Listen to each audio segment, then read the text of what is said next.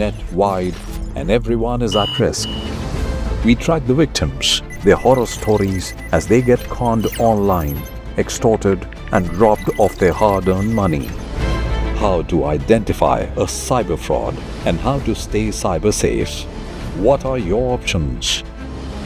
Fraud.con, NDTV initiative for cyber safety. Only on NDTV 24/7. I've been reporting on all issues big and small from Andhra Pradesh, Telangana, rest of South India, bringing you all the action, all that you need to know, all that you want to know. The energy of Maximum City is infectious. I bring in that energy in our news coverage from financial capital Mumbai. India's IT capital is always buzz. It's literally a city that never sleeps. And I keep you ahead on all the Bengaluru buzz. Covering from the southernmost part of India over the last 23 years, I bring in-depth and 360-degree coverage from the Dravidian heartland. The land of Mishti is also known for its bitter politics. I have seen much water flow under the Howrah Bridge, covering Bengal in all its vivid colors. In today's interconnected world, India's voice is more crucial than ever. When India speaks, the world listens. At NDTV World, we are that voice, bringing you intelligent and insightful news from India and beyond.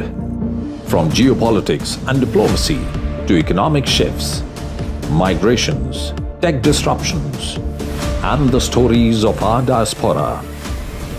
We cover the news that shapes our global future. NDTV World, your new home for global news, is here. I now request the Honorable Prime Minister to launch NDTV World and address the summit.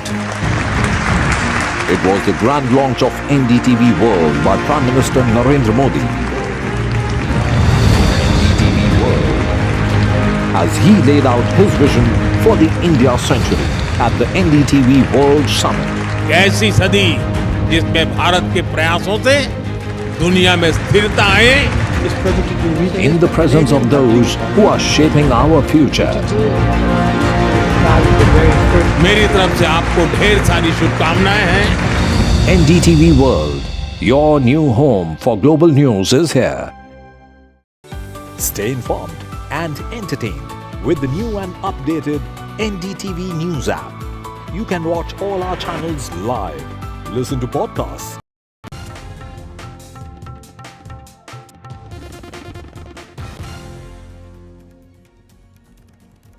Welcome back. Just hours before Maharashtra election, polling began. A controversy broke out between the Mahavikas Aghadi and the Mahayuti. In fact, remember that it is Mahayuti versus MVA battle today. 288 seats of Maharashtra are going to vote today, and what these parties said are very important. With the BJP alleging that it is the Mahavikas Aghadi's leaders, including Nana Patole and Supriya Sule, who have been alleged in a Bitcoin scam. That's a big allegation that the BJP has leveled against the MVA leaders. In fact, the BJP also brought out certain audio files yesterday. In fact, it leaked some videos and some audio files yesterday in a late night press conference by Sudhanshu Trivedi, who's the national spokesperson of the party. But this all came after an FIR was lodged against BJP leaders, including Vinod Tavde, with the opposition alleging that the BJP was distributing money to voters after the campaign ended. So this is a war, an all-out war between the BJP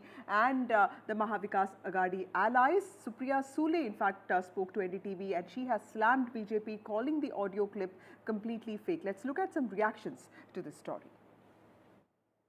सबसे पहले वो ये बताएं कि जो इस video clip में और ऑडियो क्लिप में दिखाई पड़ रहा है, क्या कांग्रेस पार्टी अथवा उनके किसी भी नेता जो यहां पर नाना पटोले जी और सुप्रिया सुले जी के बारे में दावा किया गया है, क्या वो बिटकॉइन के किसी भी ट्रांजैक्शन में इन्वॉल्व हैं या नहीं, और यदि हैं तो वो लीगल ट्रांजैक्शन है या वो इलीगल ट्रांजैक्शन में भी इन्वॉल्व है। तो हमारे साफ साफ 5 प्रश्न है उनसे कि नंबर 1, आपका बिटकॉइन ट्रांजैक्शन से कोई इन्वॉल्वमेंट है या नहीं, और है तो वो लीगल है या इलीगल है। नंबर 2, कि आपने किसी प्रकार के इस गौरव मेहता या गुप्ता नाम के व्यक्ति से कोई संबंध संपर्क रहा है या नहीं। तीसरी बात, आपका किसी भी प्रकार इस संवाद में जो चैट है वो आपका है या नहीं। चौथा, ये आवाज आपकी है या नहीं। और 5वां, ये बिग पीपल कौन है, ये 5 उंगलियों वाला पंजा इन 5 सवालों का जवाब नहीं देता है आकर, तो आप ये समझ लीजिए कि ये साफ प्रदेश और देश की जनता ये समझ सकती है कि ये पंजा किसके लिए क्या कार्य कर रहा था। The allegations which have been made by the BJP, how do you react to that? I'm amused, and they are so funny, I can't tell you. I'm amused by the level of, I can't imagine that elections have come down to this level. And Mr. Sudhanshu Trivedi has made 5 allegations. He's asked me 5 questions. I'm amused at his allegations. Obviously, they're all false. And I'm happy to sit with him, debate with him at any public forum, a place of his choice, a time of his choice, and a forum of his choice. Because it's all false, and I've already lodged a complaint. I have already spoken to the police commissioner of Pune. I've already lodged a complaint of cyber crime because it's not my voice. I have nothing to do with any transaction of any bitcoins ever in my life. So I'm amused that this is the level that the BJP is going. It shows their desperation. Okay, ma'am, because these allegations are being made on the eve of elections, Maharashtra goes to polls tomorrow. All 288 seats will be polling tomorrow, ma'am. Given the nature of allegations and the 5 questions that have been asked, what's your response to those 5 questions one by one? All 1 lies, 2 lies, 3 lies, 4 lies, 5 lies. All are fake lies, and I am already lodged a complaint. The police commissioner of Pune I have spoken to. I have lodged a complaint at the cyber crime.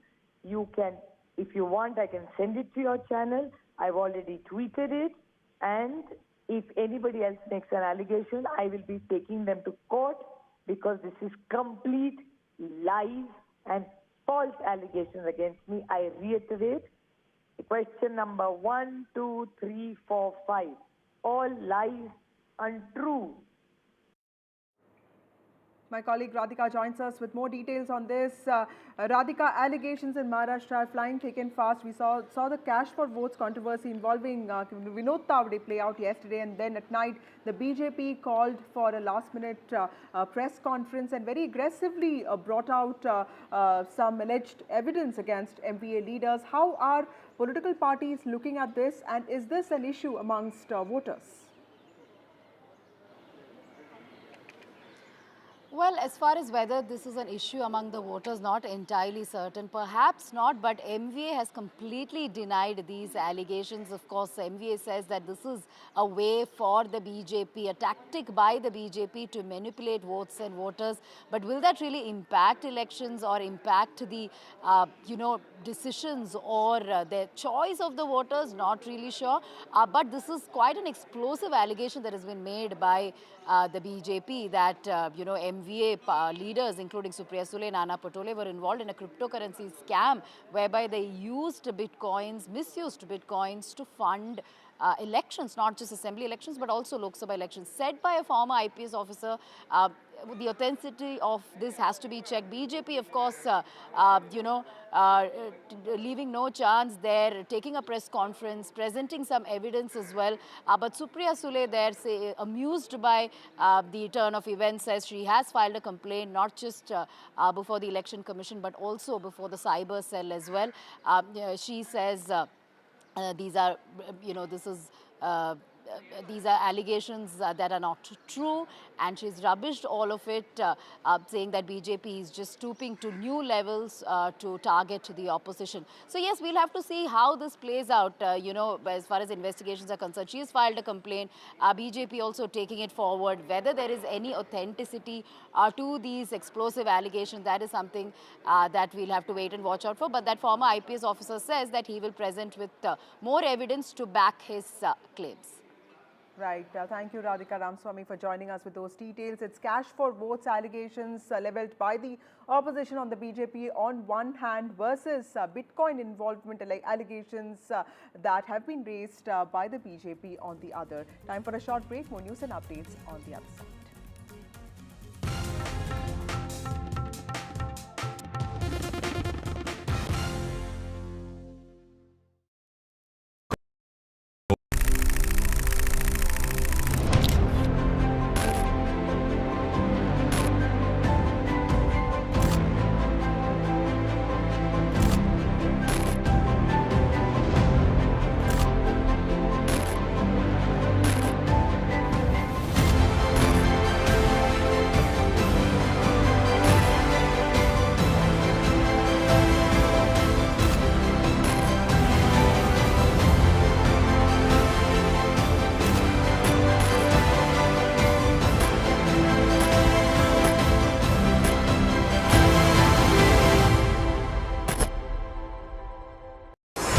NDTV proudly upholds its legacy of trust and credibility.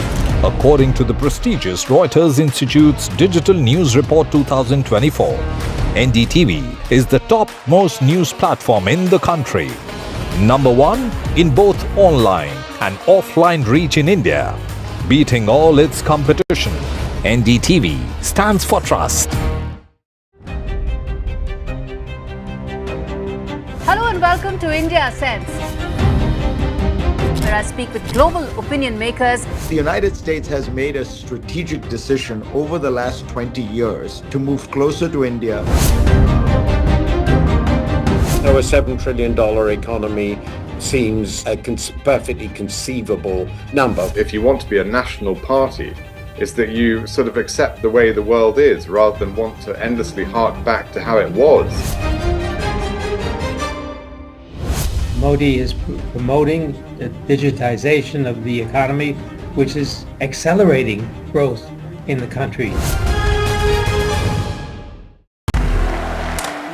I want to thank the American people for the extraordinary honor of being elected your 47th president. Donald triumphs. What does Trump's win mean for America, for the world, for the wars, and for India-US relations? Non-stop coverage on NDTV. Top analysts and voices from the ground. Extensive coverage on NDTV.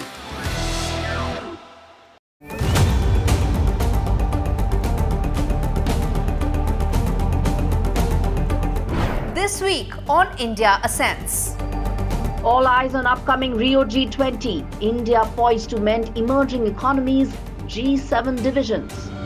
Trump 2.0. Is it time up Trudeau? Ottawa stares at fresh turmoil. Chinese security personnel in Pakistan. Is it Beijing's bid to colonize Islamabad? And in Bangladesh, why does Attorney General want secular removed from the constitution?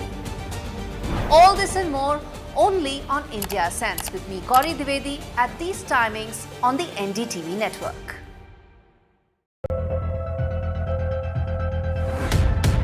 We reached an agreement on patrolling.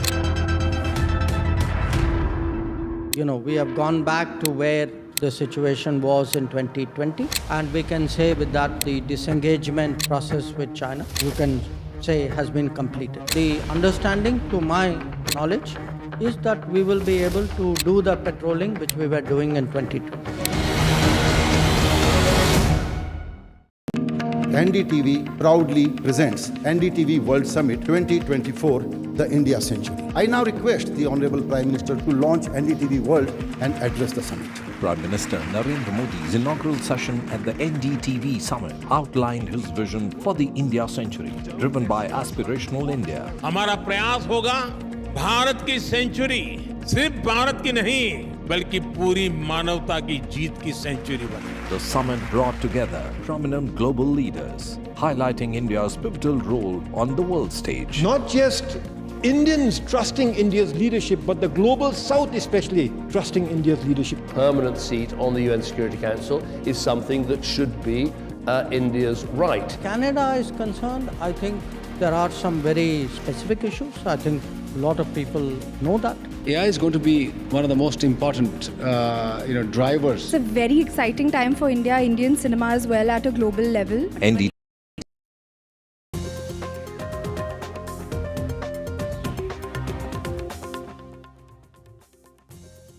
Good morning, everybody. It's an important day, polling day today.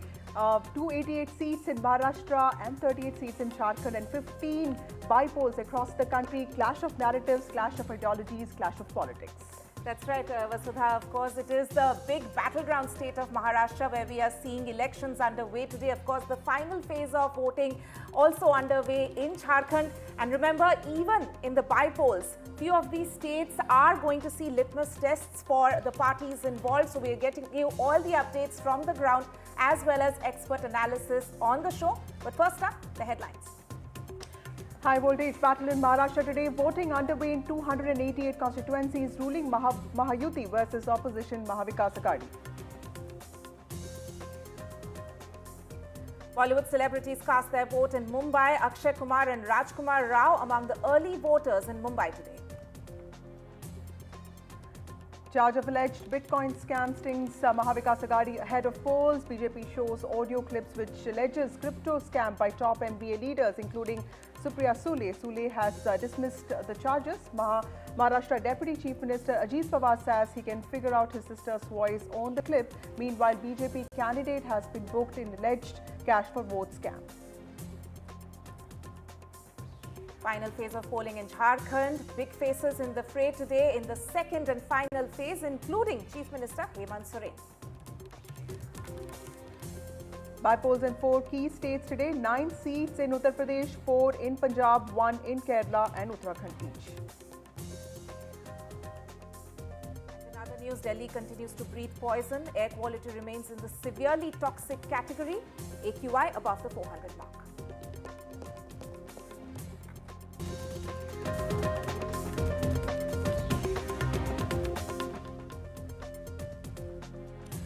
Well, after a month of high decibel campaign, stage is all set for a face-off between NDA and India bloc allies today. Mahavikas Agadi and ruling Mahayuti locking horns in the state of Maharashtra. Shaktikanta Das, RBI governor, is voting now. Let's listen into what he says. Of India and to the election officials of Mumbai. So when it comes to issues, what are Mumbaikas voting for? No, I think I'll thank you. I think that's voter percentage turnout है वो काफी कम है तो आपका no, वही मैंने कहा ना, इस बार मिडिल ऑफ द वीक है तो एक्सपेक्टेशन यही है कि इस बार वोटिंग परसेंटेज ज्यादा होगा. The election is being held today. The polling is in the middle of the week, so expectation is that the percentage should be more, especially in South Mumbai. Thank you. Thank you. Thank you, sir. Well, we have reporters from across the country joining us. As of now, we have Radhika Ramaswamy, Anuj from Maharashtra, and also Anurag joining us from Nagpur. Tanuma, Nagpur was where RSS chief Mohan Bhagwat, the Sarsang Chalak of the mothership of the BJP RSS, voted today. In fact, this is where a pitched electoral battle is happening between the BJP, between the Mahavikas Agadi and the Mahayuti. Right. In fact, let's go across to the reporters first there. I can see Radhika and Anuj joining us both from Mumbai and Anurag as well from Nagpur, as Vasudha mentioned. Radhika, coming across to you first. We believe you are standing at a polling booth where Piyush Goyal is expected to cast his vote shortly. Absolutely. I am standing in Malabar Hill constituency where, yes, Piyush Goyal will be coming to cast his vote. In fact, that will happen in just a bit. He is an MP from Mumbai North constituency, and this is where he usually votes every term. But at this point, of course, you know, this is a very important constituency as far as Mumbai is concerned, an affluent constituency, a mixed constituency of sorts where Mangal Prabhat Lodha of the BJP will be facing a UBT Sena candidate. Well, I'll just show you the pictures here. Not too many voters. You know, Mumbai is not a city that wakes up early, so you don't see as many voters. No long queues here, unfortunately. We did see a few. We did see Shaina NC coming nice and early. She's, of course, a candidate this time as well. She spoke about the issues in this constituency and what she also plans to work for as far as her constituency is concerned. But yes, more than 4,000 candidates in Fray, Tonima and Vasudha. 288 seats is what we are talking about. 36 seats in Mumbai itself. It is Sena versus Sena in close to 50 seats, and in at least about 75 seats it's BJP versus Congress across the state of Maharashtra. So yes, several issues in being spoken about. We know that there have been high-octane campaigns by Prime Minister Modi, Amit Shah, Rahul Gandhi, Priyanka Gandhi. A lot of attacks and counterattacks over issues which spanned not just caste. Caste is an important factor, maybe not in Mumbai, but other parts of Maharashtra. Development is an issue that is being spoken about. But more importantly, promises and guarantees for women in the state of Maharashtra, be it Ladki Behan scheme, Mahalakshmi scheme being, you know, launched by the parties, and also several schemes targeting farmers, youth, senior citizens. So all that being spoken about at length. Will it really find resonance with the voters? That is something we'll see on November 23rd. But at the moment, of course, voting voting beginning in the state of Maharashtra. In Mumbai, we're not seeing as many voters, no long queues, but let me just go across to one of the voters here. Yes, ma'am.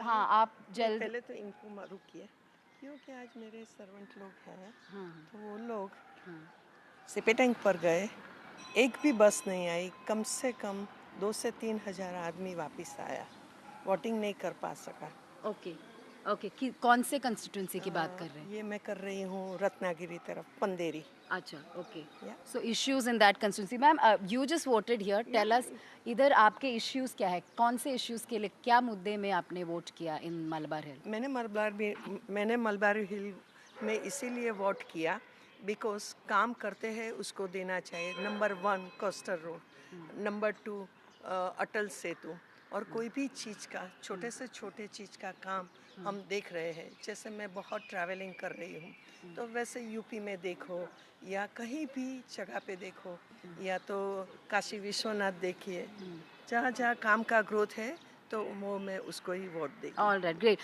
So this is something being spoken about by voters at length. Development is a strong argument as far as voters here are concerned. She's talking about Coastal Road, Atal Setu, something that is being spoken about at length by Mahayuti as well. They've been riding high on many of these development projects, which is finding resonance at least with the people of the city of Mumbai. Harika reporting from Malabar Hills, one of those prestige seats, Mangal Prabhat Lodha, the Guardian Minister of Mumbai, is contesting from in one of those unique contests, Tanima, where the BJP is pitted against UBT Sena, which is not really the case in many other constituencies. Let me also go across to Anurag, who joins us from Nagpur. Nagpur is in Vidarbh, and Vidarbh is where maximum seats are BJP versus Congress, and this is also where the Deputy Chief Minister of Maharashtra, Devendra Fadnavis, the Home Minister, is contesting from Nagpur Southwest. He's been a mayor of the city and he's always spoken in favor of Vidarbh. Tell us how critical is this battle for Devendra Fadnavis, also for the BJP, which is hoping to make a comeback in Vidarbh. Yes, as you pointed out, we are in Nagpur, the ideological hub of the Rashtriya Swayamsevak Sangh and, central to the Vidarbha region. And my camera person will show you the visuals inside this booth because just, a few minutes back, RSS Chief Mohan Bhagwat came here and he voted. And yes, Vidarbha and particularly Nagpur is witnessing intense political activity as Devendra Fadnavis vies for his 4th consecutive term and 6th overall as an MLA. And before delimitation in 2008, Fadnavis represented the Nagpur West seat for 2 terms. And, we will also try and talk to a few of the voters who are just coming out from this particular booth. But before that, because we are not allowed to go inside, Nagpur's Vidhan Sabha seat has consistently seen fierce contest between the BJP and the Congress in the last elections. Congress candidate Nana Patole.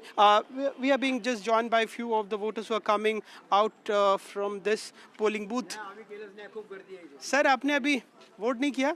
आप अच्छा आ जाए अच्छा तो अभी आप vote नहीं कर पाए वहाँ गर्दी है अच्छा गर्दी है नहीं होता ज़्यादा अच्छा मैम आइए अच्छा आ जाइए इधर आ जाइए ताकि आप लोगों को परेशानी ना हो आपका नाम सर सुभाष तांबेकर जी मैम आपका नाम नीलिमा जी तो आपने वोट डाल दिया तो आपने हमारे दर्शकों के लिए आप कम से कम वो दिखा दीजिए ये नीलिमा जी और जो लोग अभी तक नागपुर में वोट देने नहीं आए हैं वो आएँ और अपना मतदान करें तो आपका मुद्दा क्या होगा इस बार के चुनाव के लिए मुद्दा तो इस समय एक लाडली की वजह से काफ़ी फर्क पड़ने वाला लड़की की वजह से काफ़ी फर्क पड़ने वाला है और अभी ये जो खिचड़ी जो हो गई है तो उसके कारण काफ़ी फर्क पड़ेगा अभी इस समय से हम जो सरकार है उसी को कंटिन्यू करेंगे अच्छा तो आपने तो अपना मत साफ कर दिया आप कुछ कह रहे थे कि मैम को दिक्कत हो रही कुछ व्हील चेयर वगैरह नहीं है व्हील चेयर नहीं वो चल सकती उसका मतदान हो गया लेकिन मेरा मतदान यहाँ पर है अच्छा अब यहाँ बहुत बड़ी लाइन है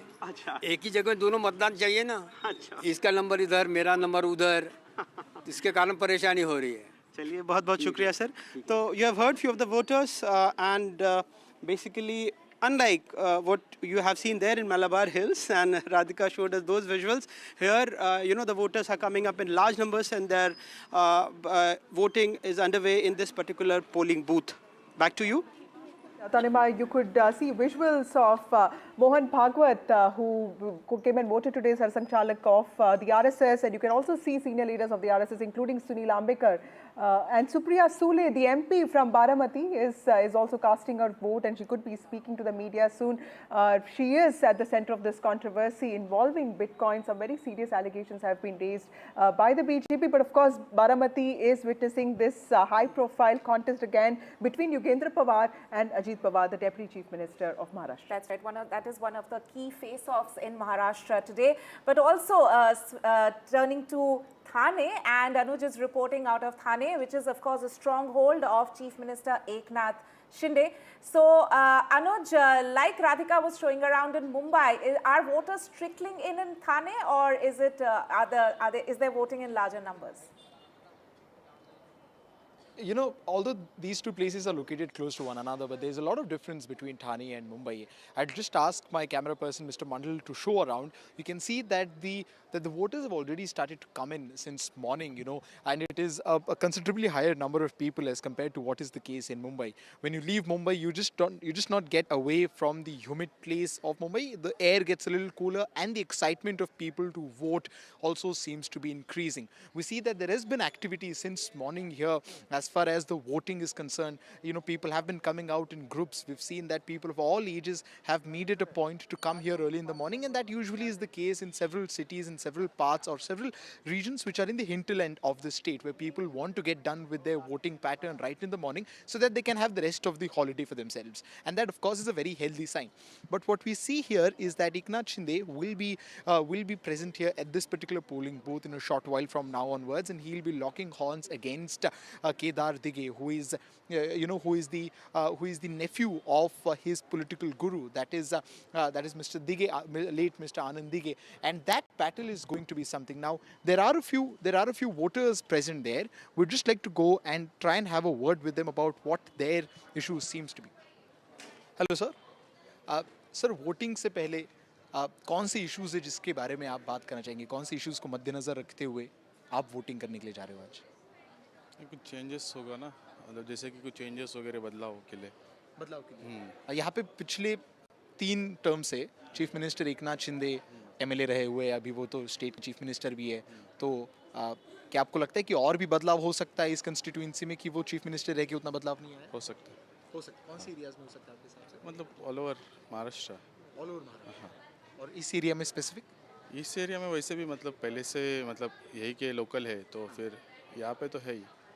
हाँ अच्छा सर, आपने वोट दे दिया? हाँ, वोट दिया। एक बार दिखा दीजिए उनको सर, वोट दे दिया आपने? So we've seen that, you know, even senior citizens are making a point to come here to vote early. Sir आप बताइए कि कौन से इश्यूज है इस पर्टिकुलर कंस्टिट्यूएंसी में, इस मतदार संघ में, जिसको देख के आपने वोटिंग दिया है? अभी उसका नाम ले सकता है, वोटिंग दिया उसको?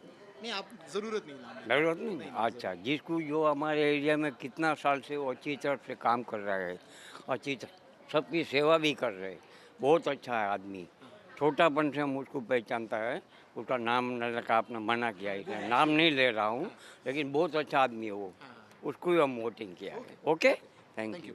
We're seeing that, you know, there's a slightly different pattern across the state. You know, while some people would be voting on the issues there, you know, when you come to such high-profile constituencies, individual becomes a little overpowering, you know, over the issues, and that is what can also determine the entire process of the procedure of the election.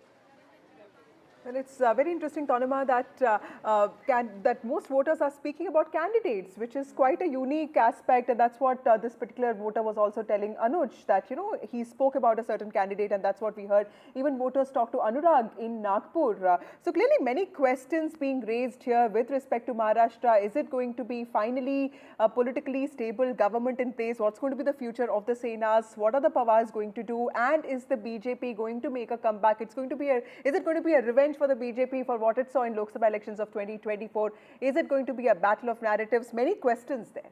Right. In fact, to discuss this further, we are also joined by Neeja Chaudhary and Nikhil Upadhyay, both senior journalists. Of course, the focus is on Maharashtra, but we also have elections in Jharkhand and key bypolls underway as well. Let me take the first question to Neeja Chaudhary. Ma'am, we've of course seen that, you know, it was the MVA which had an edge in the recently held Lok Sabha elections. Do you see that the gap that we saw between that and this, that the Mahayuti has been able to course correct in certain areas that they clearly saw a shortfall in the Lok Sabha elections?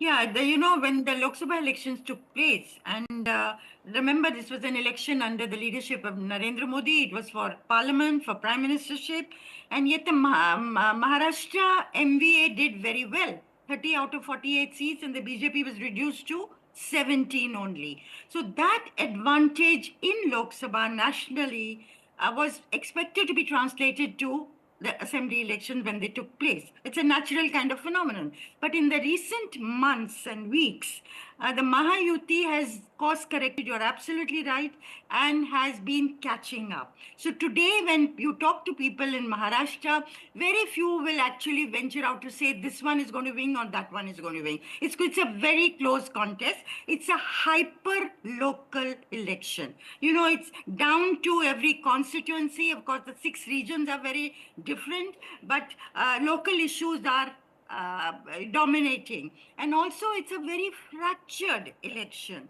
You have, 3 parties on Mahayuti side, 3 parties on MVA side, then their allies, and then other parties in the fray which are going to cut into their votes, whether it's MNS or BSP or Chandrasekhar Azad's party or MIM.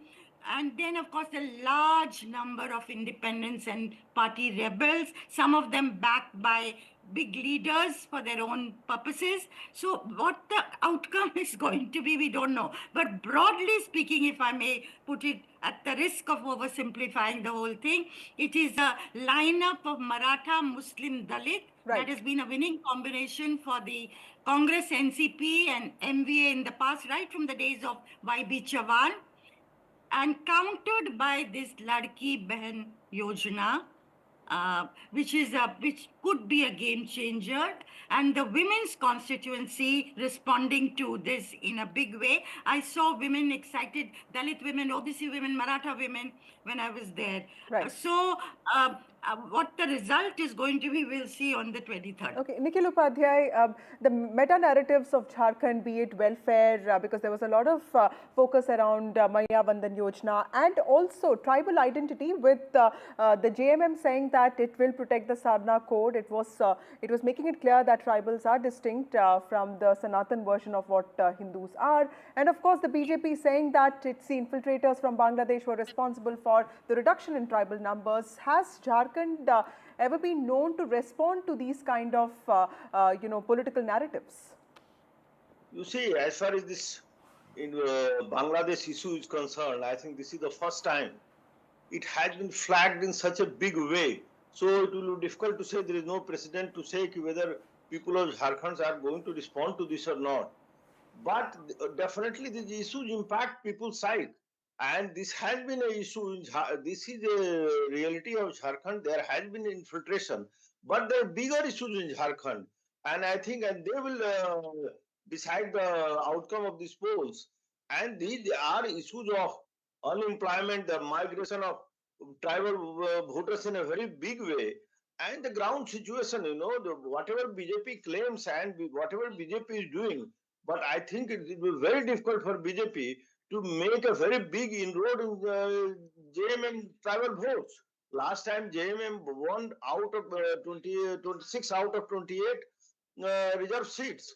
So I think on ground, BJP is trying its best to cut into the tribal votes, but I don't think it's going to make much difference.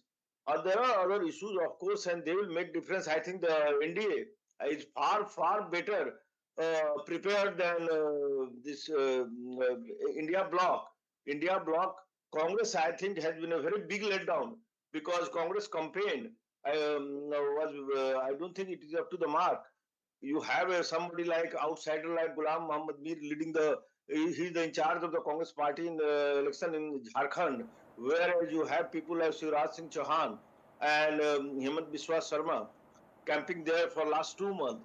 Rahul Gandhi himself has been largely absent from Jharkhand. He visited for 2-3 days But otherwise, I think the Congress campaign has been very poor, and Congress is contesting 30 seats. So I think, whether India bloc can retain. So that is being a criticism of the Congress party. Neeta ma'am, would you like to talk about that? Because there's been a lot of criticism of how the Congress party dealt with the campaign, because there were just about 7 rallies of Rahul Gandhi in Jharkhand, which is a critical state when it comes to the tribal factor. And even in Maharashtra, the party has not really been pushing that much. Of course, there was also a lot of criticism about its attitude when it came to seat sharing. How do you see the Congress party's attitude when it came to keeping the India bloc allies together, specifically in Maharashtra and Jharkhand? Look, in Maharashtra, of course, the Congress has led a very localized campaign in different constituencies where different leaders have been looking after their areas. Now, in Jharkhand, yes, there has been criticism from, as it was just being said, from the JMM, from RJD, from CPIML, which are allies of the India bloc, that the Congress has not put its best foot forward. Okay, It got a Neeta ma'am, large please hold on number to that of thought of yours. Supriya Sule, the Baramati MP, is speaking right now after casting her vote. Let's listen into what she's saying.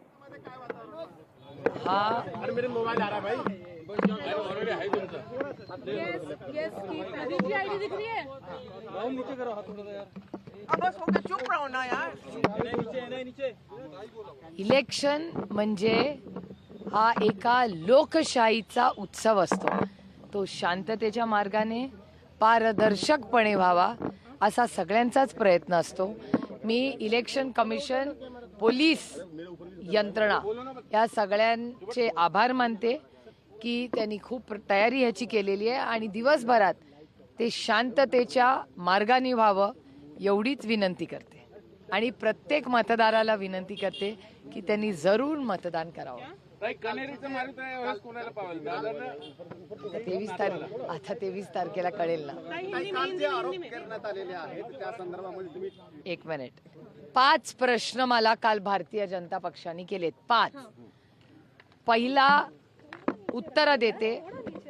पहिला प्रश्न त्याचा आरोप आहे नाही नाही नाही नाही नाही.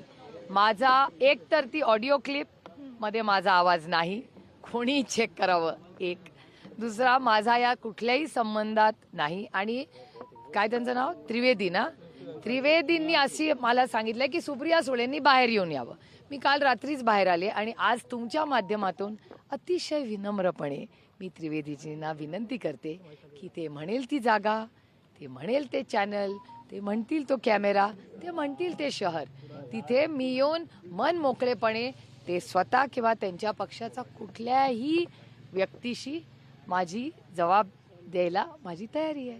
यातले जे आहेत रवींद्रनाथ पाटील त्यांनी सुद्धा तोच आरोप केला की नाना पटोले आणि एक मिनिट, रवींद्र पाटील कोण आहेत? हा, रवींद्र पाटील हे एक IPS ऑफिसर आहेत आणि तुमच्याच सगळ्यांच्या चॅनलवर असं सांगण्यात आलं की 2 वर्ष ते जेलमध्ये राहून आले. बरोबर? 2 वर्ष ते ग्रहस्थ जेलमध्ये राहून आलेले आहेत. त्यांनी काही माझ्यावर आरोप केलेले आहेत. एक खोटी ऑडिओ क्लिप माझ्या आवाजातली त्याच्यात आहे. त्याची मी सायबर क्राईमला कालच कंप्लेंट दिली आहे. तुम्हाला ती कंप्लेंटची कॉपी मिळाली आहे का? हां. तर काल संध्याकाळी माझ्याकडे जेव्हा ती क्लिप मीडियाच्या माध्यमातून आली, मी त्याचं एक कंप्लेंट ही सायबर क्राईमला केलेली आहे. पहिला मुद्दा, त्याची तुम्हाला कोणाला कॉपी हवी असेल तर मी ट्विट केलेली आहे. पहिला मुद्दा. दुसरा मुद्दा की मी ते झाल्याच अमितेश कुमार हे जे पुण्याचे कमिशनर ऑफ पोलीस आहेत त्यांना मी फोन केला, 2 वेळा फोन केला. दोन्ही वेळा आमचं बोलणं झालं. मी त्यांना काय प्रॉब्लेम हे सांगितलेलं आहे. मी त्यांना एवढीच विनंती केली की बाबा माझा आवाज कोणीतरी काढून हे करतंय, मला न्याय मिळावा. त्यामुळे त्यांनी मला शब्द दिलेला आहे की ताई ते सगळं माझ्याकडे पाठवा, मी जरूर त्याच्यातून जे खरं असेल ते बाहेर येईल. हा मुद्दा. एक मिनिट, अर्थातच AI जनरेटर माझा संबंधच नाही आहे काही. आणि तुमच्या माहितीसाठी सांगते, क्रिप्टो आणि बिटकॉइन आणि या सगळ्याच गोष्टींवर पार्लमेंटमध्ये सगळ्यात जास्त विरोधात कोण बोललं असेल तर ते मी बोललेले. हा, आधी बरं झालं. तर आता मी पटकन एक क्रोनॉलॉजी घेते म्हणजे तुम्हाला पण कन्फ्युजन नको. एक ती फेक माझ्याबद्दलची फेक बातमी आली. ती बातमी आल्या मी क्रोनॉलॉजी सांगते तुम्हाला. काल संध्याकाळी माझ्याकडे ती फेक बातमी आली. मी फेक बातमी आल्या लगेच मी पोलीस कमिशनरला फोन केला, ऑनलाईन सायबर क्राईमला. NCP Sharad Pawar faction-led MP Supriya Sule rubbishing claims that have been levelled by the BJP. Neerja ma'am, do you think something like this has resonance with voters? BJP claiming that the MBA leaders are involved in Bitcoin scam, and the opposition claiming that it's cash for votes that has been done by the BJP yesterday. Yeah, I know. Well, I don't know how much of a impact is going to have this last minute thing, but I think it does make an impact because the voter is becoming increasingly cynical. There has been so much shifting from one side to another, breakup of parties, and this is the first election that's taking place after the split in parties. So naturally, both are going to hurl charges against each other. And yesterday, what we saw was very worrying. Taude being, was there money on him? What was he about? Of course, there'll be an inquiry, but after the elections are over, will it add up to much? And so on. And overall, shared values and ideology getting a secondary place and power becoming the, dominating theme of whatever is done. So I think voters also are, and yet they make their wise choices, which they will do today. And let's see what those wise choices yield on the 23rd. Tanima, ideology taking a backseat there, because this is a state we've seen multiple defections, confused loyalties, and also multiple political formations, which is why power, like Neerja is saying, has taken center stage. We also have visuals of celebrities voting right now in Mumbai. Sachin Tendulkar has voted in Mumbai. Let's take a look. That's Sachin Tendulkar voting in Mumbai. We, of course, saw Akshay Kumar voting a short while ago. And right, some celebrities there who are clearly showing the way to Mumbaikars coming out as early voters there. We saw, as Vasudha was pointing out, Akshay Kumar, Rajkumar Rao also among few of the celebrities who were seen casting their vote early this morning. Let me go across to my colleague Abira, who's actually tracking all the big faces, the celebrity faces who are coming out to vote today in Mumbai. So Abira, where are you reporting from, and what's the update in terms of the voters coming in at that polling booth behind you? I am right now in Bandra at St. Anne's Pali Hill. So this high school is one of the voting booths for all celebrities. The list can go on and on, from Deepika Padukone, Janhvi Kapoor, Khushi Kapoor, Kriti Senon, Amir Khan's family, Ranbir Kapoor, Sharman Joshi, Prem Chopra, Sanjay Dutt, and the list goes on. We are waiting for the celebrities here. The other, Sachin Tendulkar just voted from St. Joseph, Bandra West. We are waiting for the celebrities to come in anytime soon now. Veera there reporting from Bandra. Let's also take a look at some of the celebrity faces who voted earlier today and what they had to say. सबसे बढ़िया बात है, इंतजाम बहुत अच्छा किया हुआ है, बहुत अच्छा इंतजाम किया हुआ है. मैं देख रहा था कि सीनियर सिटीजन के लिए बहुत अच्छा इंतजाम किया हुआ है, बहुत सफाई रखी हुई है. एंड बस आज यही है कि सब लोग आएं, वोट करें. That is the most important thing. बहुत ज़्यादा इम्पोर्टेंट है. बहुत इम्पोर्टेंट डे है आज वोटिंग का, और बहुत अच्छा लगा मुझे तो इतने लोग भी आए हैं. आई होप कि और ज़्यादा भारी मात्रा में आए और वोट करें. Right, all that and more.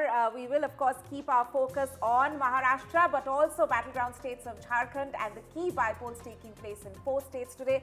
But all that coming up after this very short break.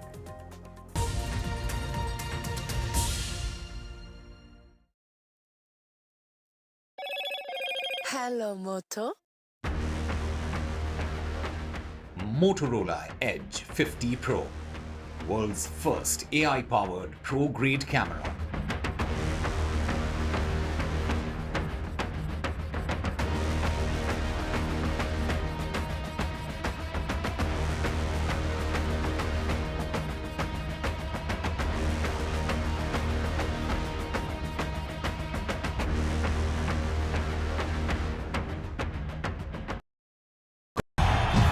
तालियों के साथ हम स्वागत करेंगे आदरणीय मोदी जी का. शिवाजी महाराज की.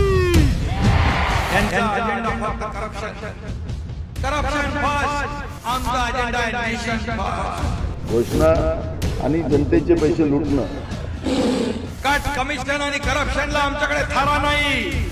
त्यांचा परिवारवाद आमचा महाराष्ट्रवाद. महाराष्ट्रामध्ये 1,75,000 जागा रिक्त आहेत. मग का भरत नाही? राज्याची जनतेच्या घमाच्या पैशाची तिजोरी लुटण्यासाठी हे सरकार आहे. पूर्वीच्या सरकारच्या काळामध्ये निधी देताना त्यांना असं वाटायचं की त्यांच्याच खिशातले पैसे चालले. शेतकऱ्यांना मोफत वीज देण्याचं काम आपल्या सरकारने सुरू केलं.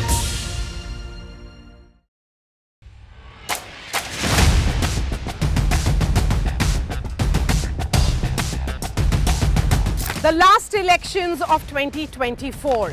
It's the battle for India's economic heart. An election that will decide Maharashtra's future. Can the big brother BJP manage the competing ambitions of Mahayuti? Can the Red Book rally the voters once again for Congress and its allies? So as Maharashtra's future trajectory takes shape, we report from the ground. Two visions, two ideology, one verdict. An election where no caste chemistry can yield a perfect formula. It's a state that is splintered with power battles. The big question, will Maharashtra poll outcome unify parties or divide them further? And who will emerge as Maharashtra's undisputed leader?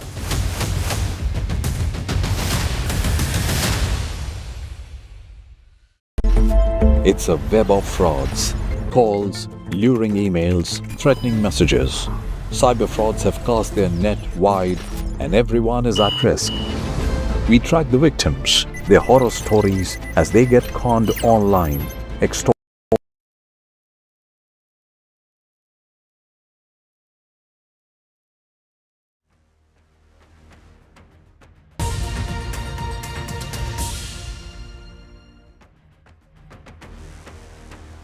Welcome back. 38 Assembly constituencies of Jharkhand are going to polls today. In fact, the voting has already begun. There are several high-profile candidates in the fray, including members of the Hemant Soren, Shibu Soren family, including the Chief Minister Hemant Soren, his wife Kalpana Soren, and also his estranged sister-in-law Sita Soren, who are candidates this time. There's of course former Chief Minister of Jharkhand Babulal Marandi, also the party chief, former Deputy Chief Minister Sudesh Mahato, who heads the ATSU ally of the BJP.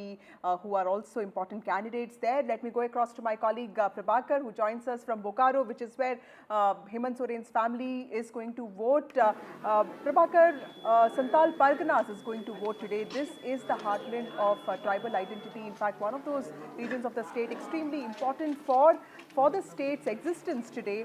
Tell us, how is Santal Parganas expected to vote today? What has been the campaign centered around? Yeah, that would be very interesting to watch actually. Santal Pargana votes today, and that is the tribal heartland of Jharkhand.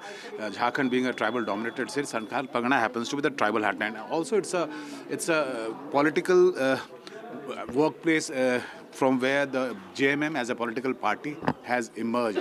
It was earlier represented by Shibu Soren, and now Hemant Soren represents from that particular area. Barhat is his constituency, so very big names in fray. But what would be interesting to watch today, whether BJP, through the narrative they have floated about the infiltrators, the illegal immigrants, whether they are able to dent into the tribal vote bank, because that was the idea actually when BJP started this campaign or narrative in Jharkhand around a month back.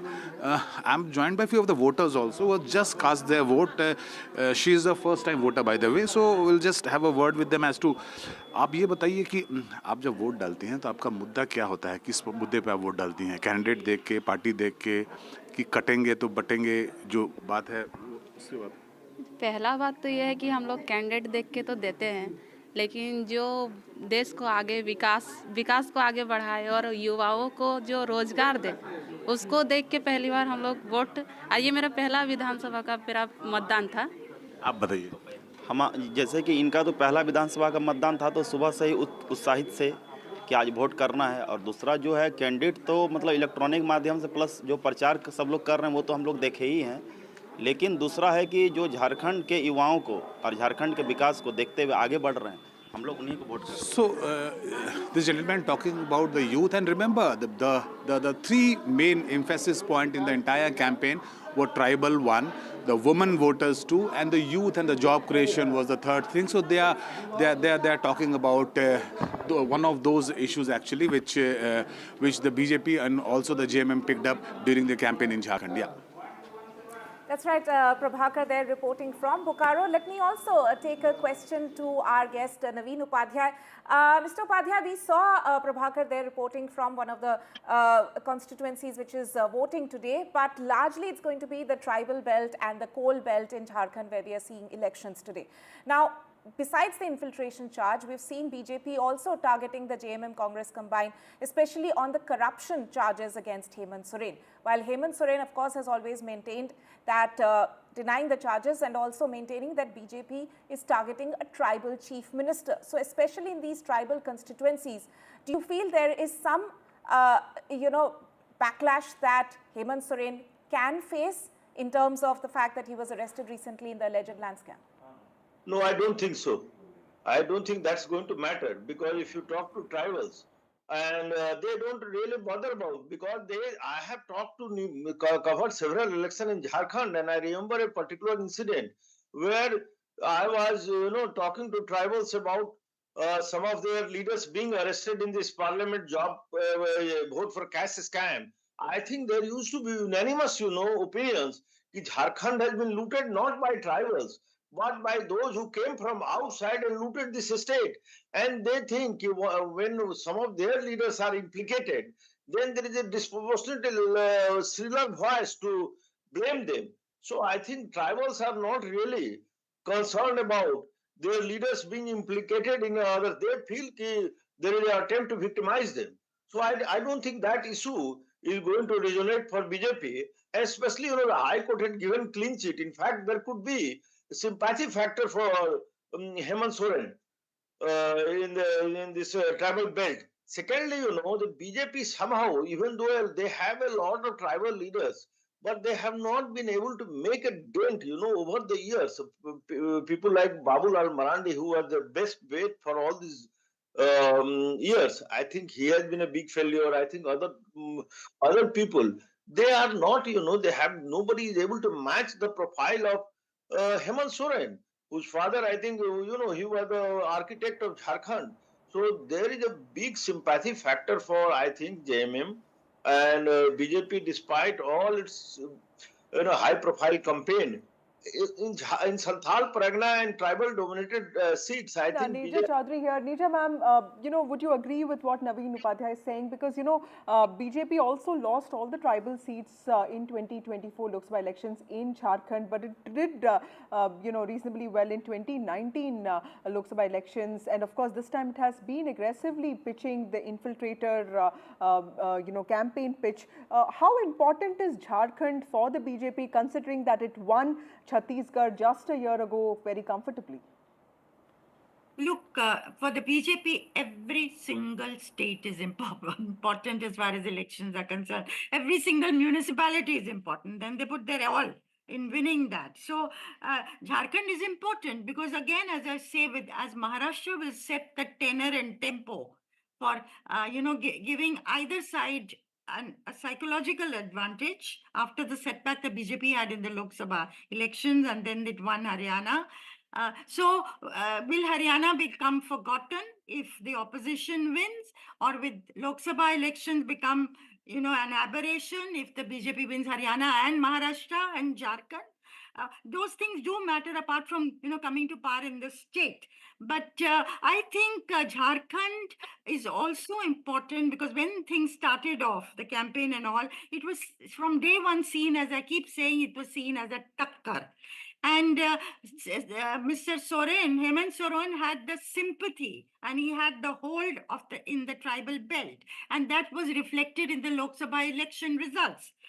But now the BJP, 5-6 weeks ago, with Hemant Biswa Sarma masterminding the strategy of the party, and of course Shivraj Chauhan also, they decided to raise this issue of the infiltrators from Bangladesh coming into the tribal areas and fueling the fear that it will change the demographic character of these areas, with Santhal, Parganas, Kolhan, all that area.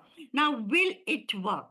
That is what we are all waiting to see on the 23rd. Does it actually dent the tribal sympathy, tribal allegiance that they've had for Hemant Soren, Shibu Soren before that? Of course, in the non-tribal areas, the BJP does have an edge, and it has been tribal versus non-tribal, but this time they want to make forays into the tribal area and offset the losses that they'd had in the Lok Sabha elections. Right. But will it Nija happen? ma'am, also taking off from what... It is a very close election, this one also, Yes. like Also Maharashtra. taking off from what Tanima asked you earlier, the corrective measures that BJP has been taking, especially after the setback that it faced in 2024 Lok Sabha elections, this emphasis on welfare, making it the template, something that we saw in Maharashtra and Chhattisgarh also in 2023, that has in some ways become the blueprint for the BJP in all state elections. Do you think something like the Maya Vandan Yojana or the Bahin Yojana, Ladki Bahin Yojana, is something that we're going to see more of in the coming elections if the BJP manages to crack Maharashtra? Are you asking me? Yes, ma'am. Yeah, this is a prescription that the BJP feels is going to work for them. Certainly in Maharashtra, Ladki Bahin Yojana has had resonance on the ground. There's no doubt about that. You can see it. And women across castes have reacted positively. Of course, the MVA has also promised that if they come to power, they'll give 3,000, not just 1,500. Of course, that 1,500 has been raised to 2,100. At least been promised. Will be raised to 2,100 for the women. Here also Maya Saman Yojana, Gogo, and the BJP to counter the Maya Saman Yojana is come up with the Gogo Didi Yojana, where they will give 2,100. And there are also other welfare schemes like, bringing down the price of gas cylinder to 500, giving 2 cylinders free, and so on. So it is social welfare schemes, women being a very important component of those schemes, reaching out to the women's constituency, and of course, coupled with Hindutva, which is a tried and tested plank of the BJP to consolidate the Hindus behind them. So I think that is also getting played out in Jharkhand. That's also getting played out in Maharashtra. Question to Naveen Upadhyay now. Naveen, we have of course seen Hemant Soren leading from the front in order to, in a way, tide away the anti-incumbency wave. But how much of a reliance is there within the alliance on Congress to do well in these elections in Jharkhand? I'll come to that question. I would like to add one thing, about when you were talking about this welfare scheme. I think there is another type of welfare measures which the parties are taking. And that is, if you look at the figures of cash and alcohol and other things seized during the poll, I think this is staggering. I think the around 800 crore rupees have been seized. And if you generally assume that this is 10% of the cash which flows in a state, so I think the total amount will come about 8,000 crore. So if you do a beat calculation, so you'll find that around 20 crore rupees have been pumped on each assembly seats. I think this is a perversion of democracy. And I think the role of election commission comes here. I think that somehow I feel that the money is going to play a very big role. And in these two polls, and the parties have gone all out of the way. I don't want to name any particular party, but I think this is a very sad thing to see, the way votes are being bought on the ground. Once you are trying to lure the voters by promising of freebies, and then secondly, now giving cash and alcohol to buy their votes. So that is, the very big issue. Coming back to our second question, how far this strategy which the BJP has been able to has implemented on the ground is going to work. I think definitely, the BJP, you have to give them credit. They have done phenomenal work on the ground. The sort of coordinated campaign they have run, I think this should be an example for the Congress. I think Hemant Biswa Sarma and Shivraj Singh Chauhan, they have done it. So the meta-narratives of both tribal welfare and also tribal identity, like Mr. Upadhyay is saying, are going I think somehow I am unable to understand why Congress leadership has been, so indifferent to this poll. There is so much at So stake. that's a repeated criticism that the Congress party faces in several states. We'll have to wait and see how election results actually pan out. Let me also tell you as to what are the other important bypolls that are that the other parts of the country are witnessing today. Bypolls in 9 constituencies in Uttar Pradesh today. Remember, this is a state where the BJP faced a setback in 2024 Lok Sabha elections. This election is pivotal for both the ruling BJP and the opposition Samajwadi Party that reduced the BJP to 33 seats in Lok Sabha elections, winning 38 seats. My colleague Tanushka joins us from Ghaziabad, which is also witnessing this high-profile bypoll. 14 candidates, Tanushka, the highest in any bypoll in UP. Clearly, a fight between the Samajwadi Party and the BJP. Akhilesh Yadav was there, and of course, Yogi Adityanath has also given this very, aggressive slogan of "Batenge to Katenge." And BSP, unlike last time, is also contesting bypolls this time. Tell us, how does the scene in Ghaziabad look like now? Right, Vasudha, in Ghaziabad, wherein 6 lakh voters are in voting in today, and what we are also learning is that it is a complete electoral battle between the BJP, which is fielded after 17 years. It has put its bet on a Brahmin face in Sanjeev Sharma, while the Samajwadi Party has fielded Singraj Jatav, who is they're focusing on the forces of the scheduled caste community, also of course depending on the caste community census in Ghaziabad as well, looking at the voters there as well. And this is also a constituency wherein this, the divide that is going on at this point. The question really remains at this point that what class of people in this urban NCR area, wherein like any other urban pocket, the issues still remain that of course, pollution, infrastructure, last mile connectivity as well. These are some of the major issues of Ghaziabad voters at this point. And we know that Akhilesh Yadav, Samajwadi Party, as well as UP Chief Minister Yogi Adityanath have held road rallies in Vijayanagar as well. And these have also happened in the last week, which has turned very crucial as these elections in Ghaziabad were also postponed. So, of course, we're looking forward to see this battle between the BJP and the Samajwadi Party. Right, Tanushka there reporting from Ghaziabad. Thank you so much. We'll, of course, keep returning to you for more. But shifting focus now to other important news coming in, and Prime Minister Narendra Modi has landed in Guyana, the energy-rich nation with strong historic and cultural links with India through a large community. Now, the President of Guyana, Dr. Mohammad Irfan Ali, received Prime Minister Modi at the airport. Those are the visuals on your screens there right now. During his visit, Prime Minister Modi will hold a bilateral with President Mohammad Irfan Ali and will also address a special sitting of the Guyana Parliament. He will also join leaders from the Caribbean partner countries for the second India-CARICOM summit. And Prime Minister Modi also said in a statement reviewing the visit that he'll pay his respects to one of the oldest Indian communities who migrated there for more than 185 years ago.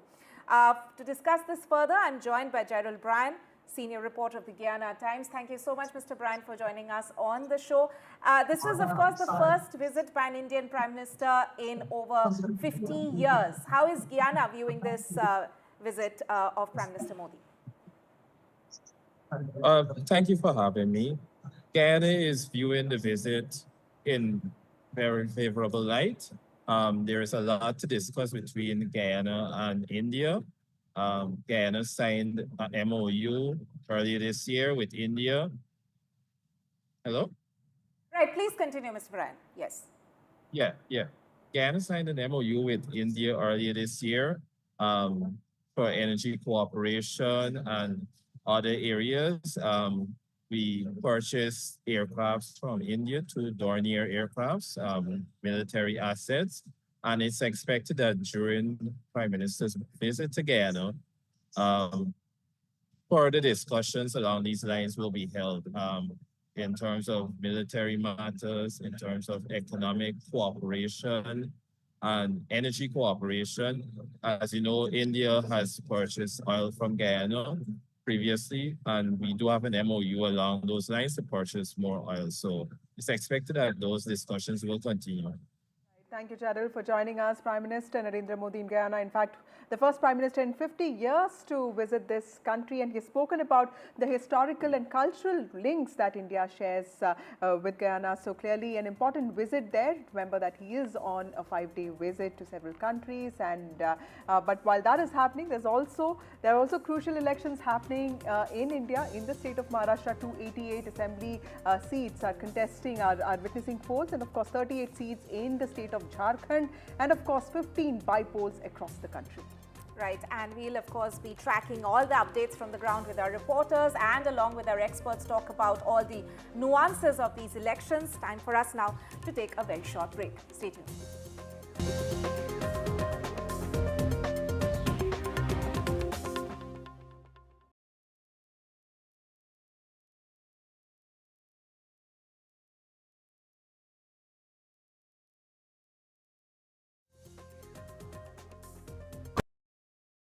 I've been reporting on all issues big and small from Andhra Pradesh, Telangana, rest of South India, bringing you all the action, all that you need to know, all that you want to know. The energy of Maximum City is infectious. I bring in that energy in our news coverage from financial capital Mumbai. India's IT capital is always buzz. It's literally a city that never sleeps. And I keep you ahead on all the Bengaluru buzz. Covering from the southernmost part of India over the last 23 years, I bring in-depth and 360-degree coverage from the Dravidian heartland. The land of Mishti is also known for its bitter politics. I have seen much water flow under the Howrah Bridge, covering Bengal in all its vivid colors.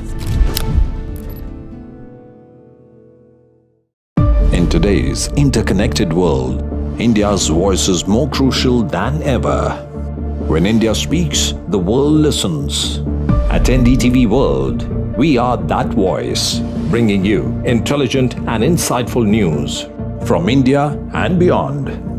From geopolitics and diplomacy to economic shifts, migrations, tech disruptions, and the stories of our diaspora.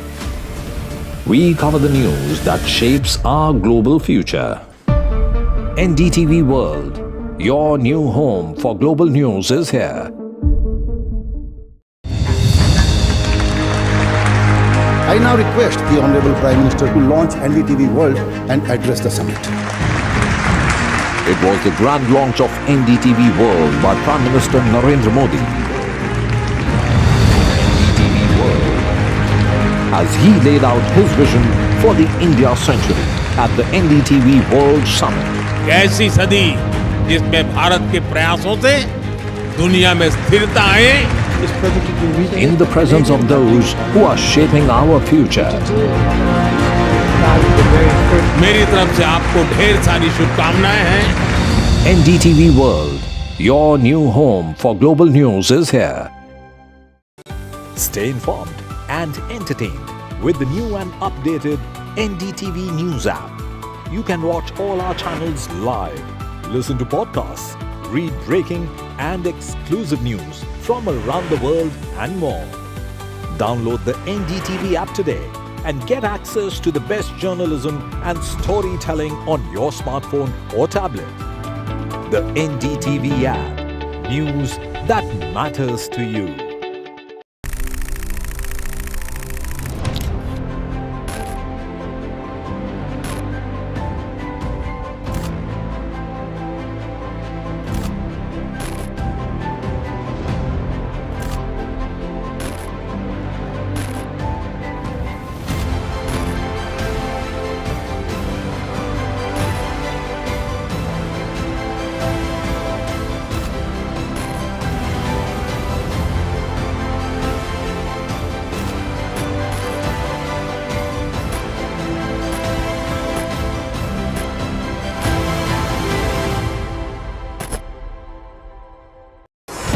NDTV proudly upholds its legacy of trust and credibility.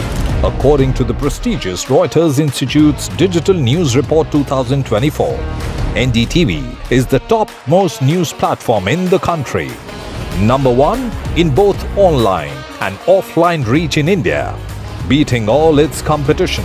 NDTV stands for trust. Hello and welcome to India Sense. where I speak with global opinion makers. The United States has made a strategic decision over the last 20 years to move closer to India. Our $7 trillion economy seems a perfectly conceivable number. If you want to be a national party, it's that you sort of accept the way the world is rather than want to endlessly hark back to how it was. Modi is promoting the digitization of the economy, which is... Hello, Moto.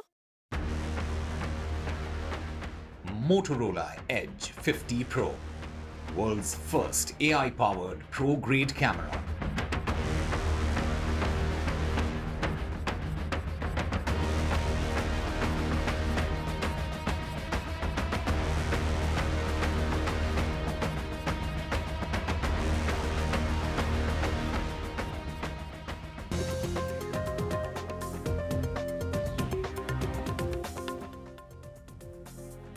Welcome back. Delhi's pollution continues to soar. Delhi has become a gas chamber. Severe AQI makes lives miserable in the capital. Overall, Delhi AQI is at 422 now, which is in the severely toxic category. Delhi NCR witnesses smoggy skies, and schools and colleges have gone completely online now.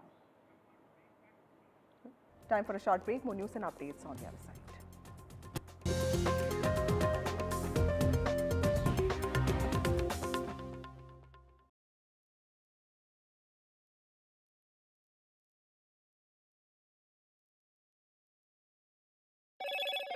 Hello, Moto. Motorola Edge 50 Pro, world's first AI-powered pro-grade camera.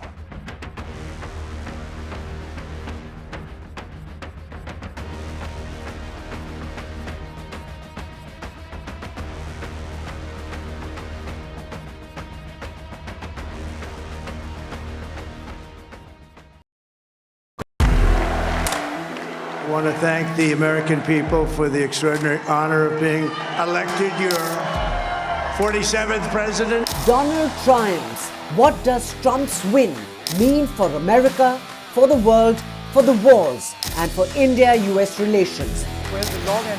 Non-stop coverage on NDTV. Top analysts and voices from the ground. Extensive coverage on NDTV.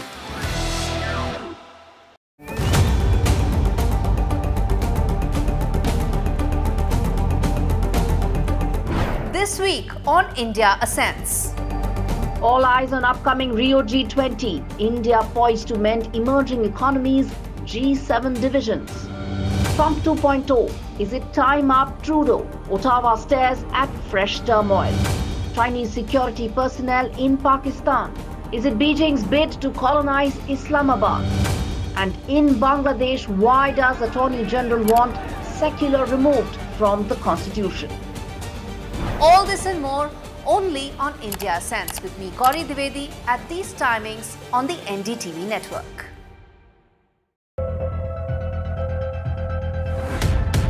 We reached an agreement on patrolling. We have gone back to where the situation was in 2020, and we can say with that the disengagement process with China, you can say, has been completed. The understanding, to my knowledge, is that we will be able to do the patrolling which we were doing in 2020.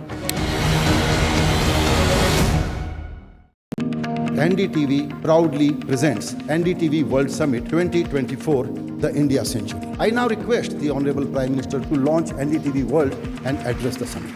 Prime Minister Narendra Modi's inaugural session at the NDTV Summit outlined his vision for the India Century, driven by aspirational India. हमारा प्रयास होगा भारत की century सिर्फ भारत की नहीं बल्कि पूरी मानवता की जीत की सेंचुरी बने. The summit brought together prominent global leaders, highlighting India's pivotal role on the world stage. Not just Indians trusting India's leadership, but the global South especially trusting India's leadership. Permanent seat on the UN Security Council is something.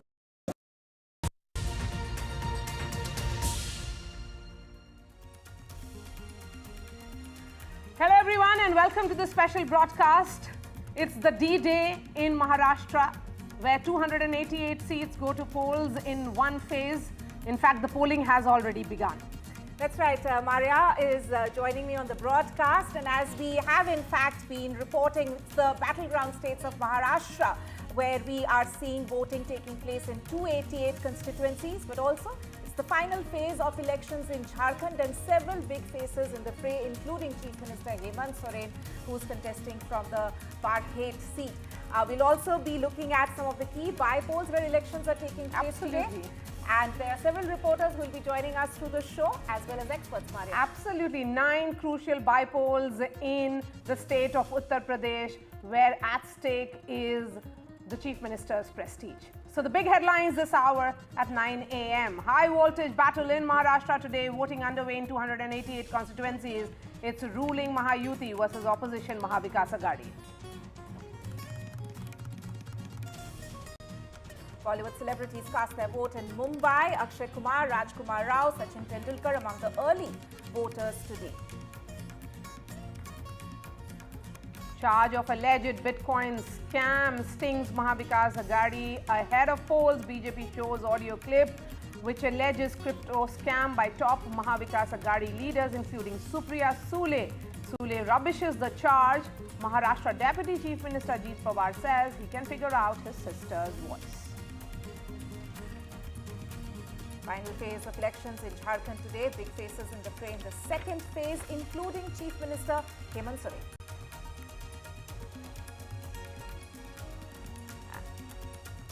And crucial bypolls in several states. 9 seats in Uttar Pradesh, 4 in Punjab, 1 each in Kerala and Uttarakhand. Prime Minister Modi has landed in Guyana as he completes his 3-nation tour. PM Modi will be the first, is in fact the first Indian Prime Minister to visit Guyana in 56 years. And in other news, Delhi continues to breathe poison. Air quality remains in the severely toxic category, above the 400 mark in the air quality index.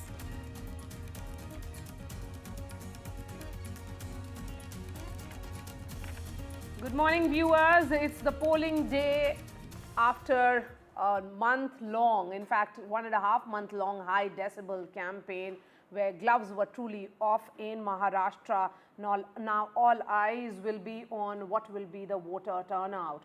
Will Maharashtra and particularly Mumbai set the trend, or will the Mumbaikars be lazy early morning? I can see our reporters up and about early morning, and Radhika is outside Walsingham School in Mumbai. We also have Anuj from Wagle State in Thane. Interesting battle playing out in Thane in particular, because it's a Sena bastion. That's where the Asli Sena debate will be settled. So starting with you, Anuj, can you see queues outside? I think you're outside a pink booth, if I'm right. Yes, this is a pink booth, and as we all know that, the number of pink booths are increasing across the country. This is the Kori Pats Pankadi constituency, booth where Chief Minister Eknath Shinde is going to come, in the next few minutes. And you can see that the arrangements have been made. If we are just, we'll go and see what the pink booth looks like from close by.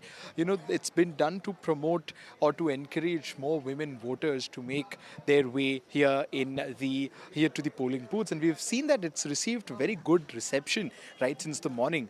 You can see that it's entirely, or if not mostly, women staff which is present inside, which gives easy accessibility to women voters here early in the morning.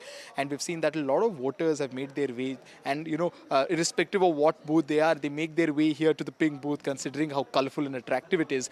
But when you talk about this constituency, when you talk about this polling booth, it's seen some really good amount of people's involvement, as far as voting is concerned. We've seen people of all ages, be it youngsters, be it senior citizens, they've all made a point to come here and vote early in the morning. We've seen that many people have also brought their children along with them, considering that's a school holiday.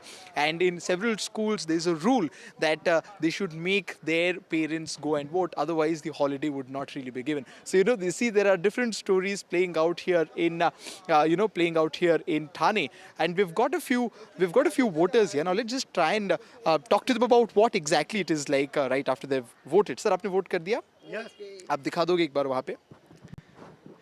बताइए कि sir chief minister Eknath Shinde इस constituency से आते हैं, तो उस हिसाब से आपको लगता है कि इस कंस्टिट्यूएंसी का फायदा हुआ है? जरूर, बहुत फायदा हुआ है। बहुत अच्छा है, बहुत फायदा हुआ है, लाडली बहन को भी दिया है, बहुत अच्छा किया है। ये जो स्कीम्स वगैरह लाई, अभी आपने लाडली बहन की, लाड़की बहन की बात की, वो लाड़की बहन हो गई या फिर किसानों की हो गई या इलेक्ट्रिसिटी बिल की हो गई, आप जो इस एरिया में रहते हैं, वोट करते हैं, आपको लगता है कि यहाँ पे पूरा मोमेंटम बदलेगा उसकी वजह से? जरूर जरूर जरूर। तो आप ऑप्टिमिस्टिक हैं, पॉजिटिव है इसके बारे में? Yeah. Okay. Yeah, these are the voters who are, and not just these, but we've been speaking to a lot of voters here who are very optimistic about, Eknath Shinde repeating his another term as at least the MLA from this particular constituency. It is considered to be a safe bet for him. But, it will really be interesting to see what kind of turnout do we see, especially in the MMR region. Because, if you exclude the exteriors of the Mumbai region, the Mumbai city as such always has a very poor voter turnout. It is considerably low, even when compared to places like Vidarbha, when places like Marathwada. These are the places which are deprived of water, deprived of proper infrastructure, and many also have security issues as well when you talk about Vidarbha. But even there we see voting turnout is in respectable numbers as opposed to places like Mumbai and close by regions where it has taken a hit. But it will be interesting to see what kind of reaction do people have, because whatever has happened in the last 2 to 3 years, especially since 2022, after the split of two parties, we've seen that the people have shown their growing disinterest in politics, because no matter whom they vote for, they would not know which party that particular individual will be a part of the next morning. So, it'll be interesting to see how has that entire dynamics come out to play here on the voting day. Right, voter disenchantment in terms of the splits that we have seen in parties in Maharashtra have been something that we have witnessed in the recent Lok Sabha elections as well. But going over to Radhika now, Radhika, has the number of voters increased at the booth that you are standing at, and also what's the voter sentiment on ground? Not really. The number of voters have not increased, but I'm going to go straight across to a couple, a senior citizen couple who are dressed very interestingly, tricolor on their attire, a tricolor hat. They call themselves patriotic, voters, and they've come nice and early to cast their vote, and they're showing the inked finger as well. Sir, आप बताइए, आप जल्दी आ गए vote करने के लिए, ज़्यादा लोग नहीं हैं, तो आप क्या कहना चाहेंगे यंग वोटर्स को? यंग वोटर्स आज जो विश्व में जो युद्ध की परिस्थिति है, इसमें अपना मतदान का पूरा all youth should observe their voting rights, और ऐसे समझे कि जो मोदी जी बोल रहे हैं दुनिया में वसुधैव कुटुंबकम होवे, तो यूथ को उतर के ये पूरी जो आज यूक्रेन में सब ठिकाने हिजबुल्लाह में जो हो रहा है उससे ये पृथ्वी को बचावे और अपन सब एक मिल के यूथ। आप बताइए क्या मुद्दे पे आपने वोट किया आज? हम मुद्दे पे यही है कि बस हिंदुस्तान पूरा हमारा रहे, हमेशा हमारा रहेगा, और इसीलिए हम वोटिंग करते हैं। झगड़ा मत करो, एक बन के रहो। मालाबार हिल कंस्टिट्यूएंसी में क्या क्या इश्यूज है, जो क्या चेंजेस आप देखना चाहेंगे? मलाबार हिल्स में तो सब अच्छा है, बाकी बहुत सी चीज़ें हैं मैं कहना चाहती हूँ पर अभी नहीं कह सकती हूँ क्योंकि कुछ प्रॉब्लम आ जाएगा, इसके लिए नहीं बोलती हूँ। लोकल इश्यूज के बारे में Radhika, just a moment, because Sharad Pawar is speaking. Let's listen in. Maharashtra में सत्यावधी उदय मारे राहिले हे एक समजले आणि म्हणून माझं आव्हान आहे महाराष्ट्राच्या जनतेला की मतदानासारखं कोणत्याही परिस्थितीत बजावा।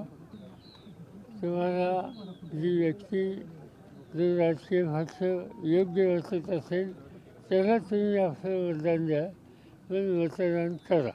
निवडणुकीच्या शेवटच्या टप्प्यामध्ये अक्षरशः म्हणजे कुठे पैसे वाटताना कुठेतरी मोठा पदाधिकारी भारतीय जनता पक्षाचा आढळून येतो, कुठेतरी गाडीवरती हल्ला होतोय, जीवघेणे हल्ले होत आहेत, हे जे रूप आलेलं आहे तर याला म्हणजे कुठली यंत्रणा कुठेतरी कमी पडते असं म्हणायचं का?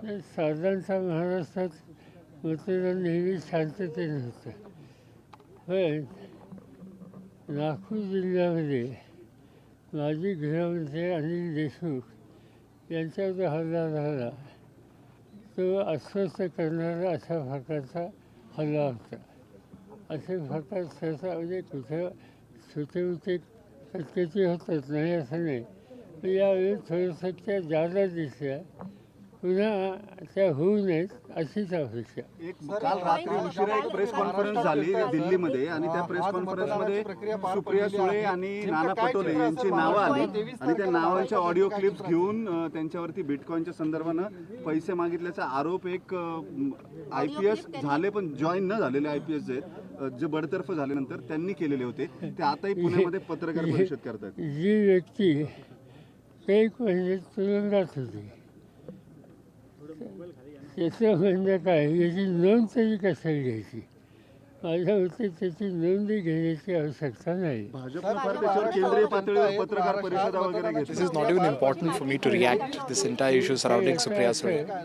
भाजप आणि त्यांच्या एकंदरीत सगळ्या कॅम्पेनकडे बघायचा दृष्टिकोन किती खालच्या पातळीचा आहे हे स्पष्ट होते. त्यापेक्षा अधिक त्याच्या मला भाष्य करायचे नाही. This shows the level of the dirtiness of especially the perspective that the BJP has while looking at while looking at political competition.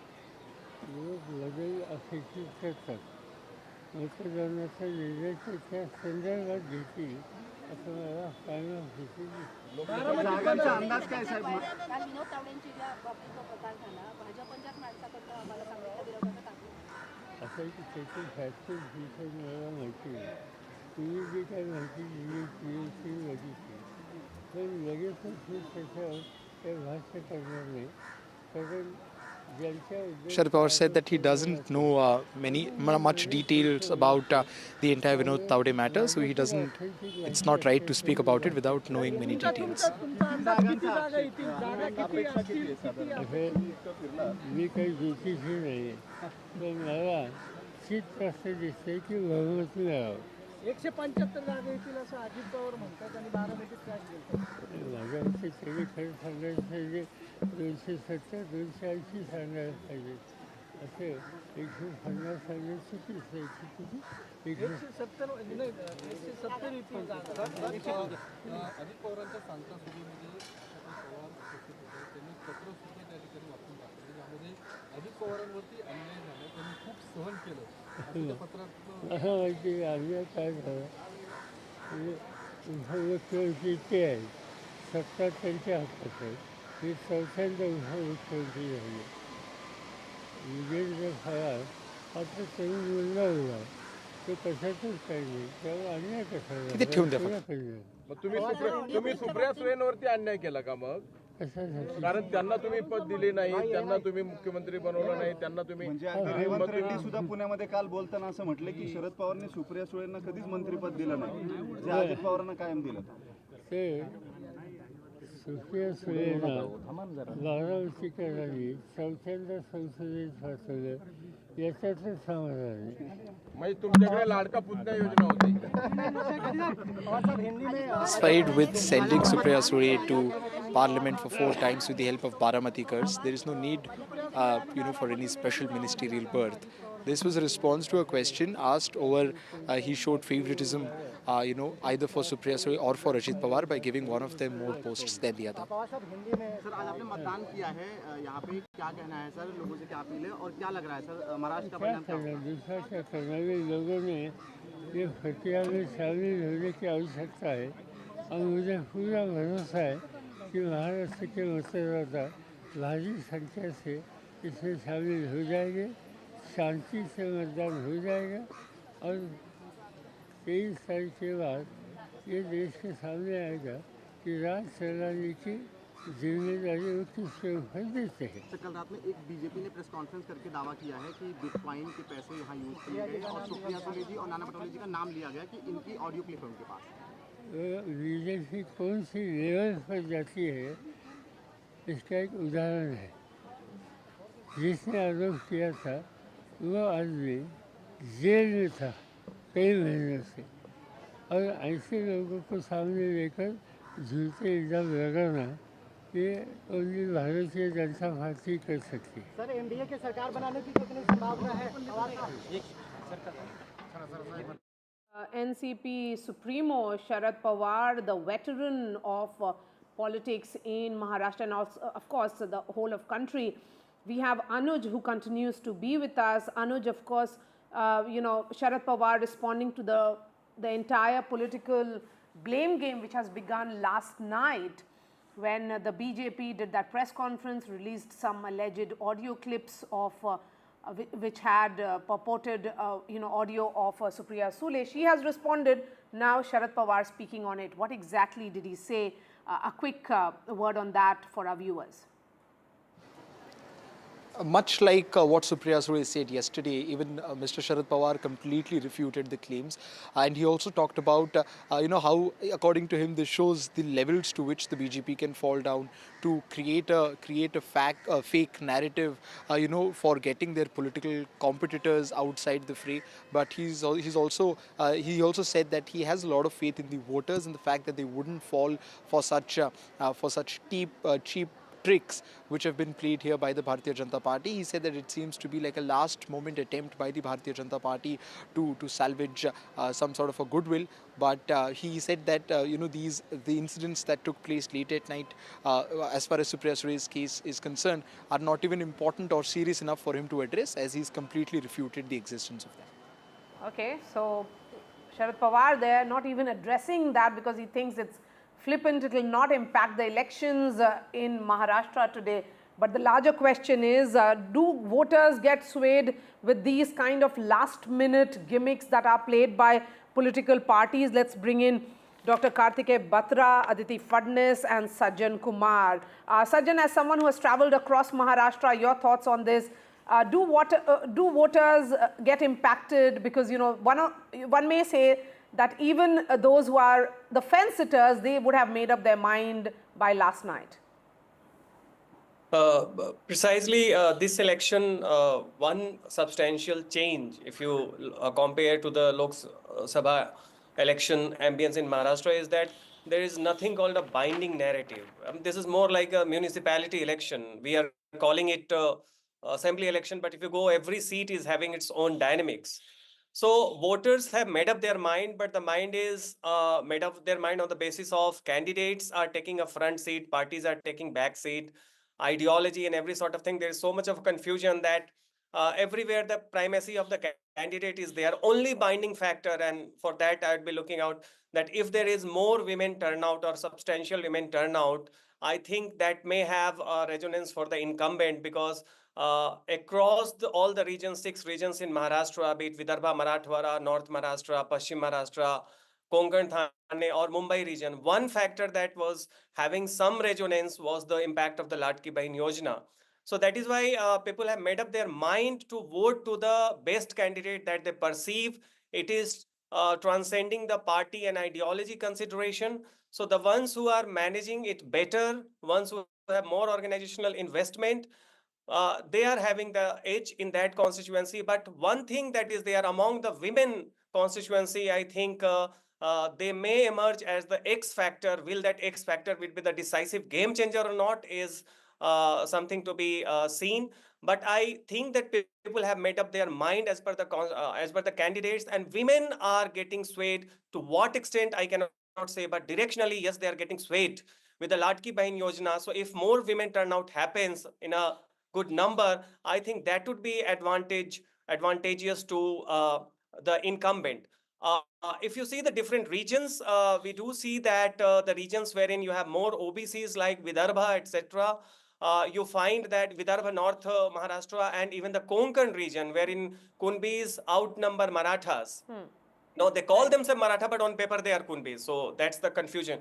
So there you find that Jarange Patil factor is not working effectively. Only region wherein I found that there is a substantial consolidation for the Mahavikas Aghadi because of the Jarange Patil factor, not the Sharad Pawar factor, was in Marathwada, accounting for just 46 seats. Okay. In rest of the region, I see it seems to be a fair fight or slight is to the Mahayuti.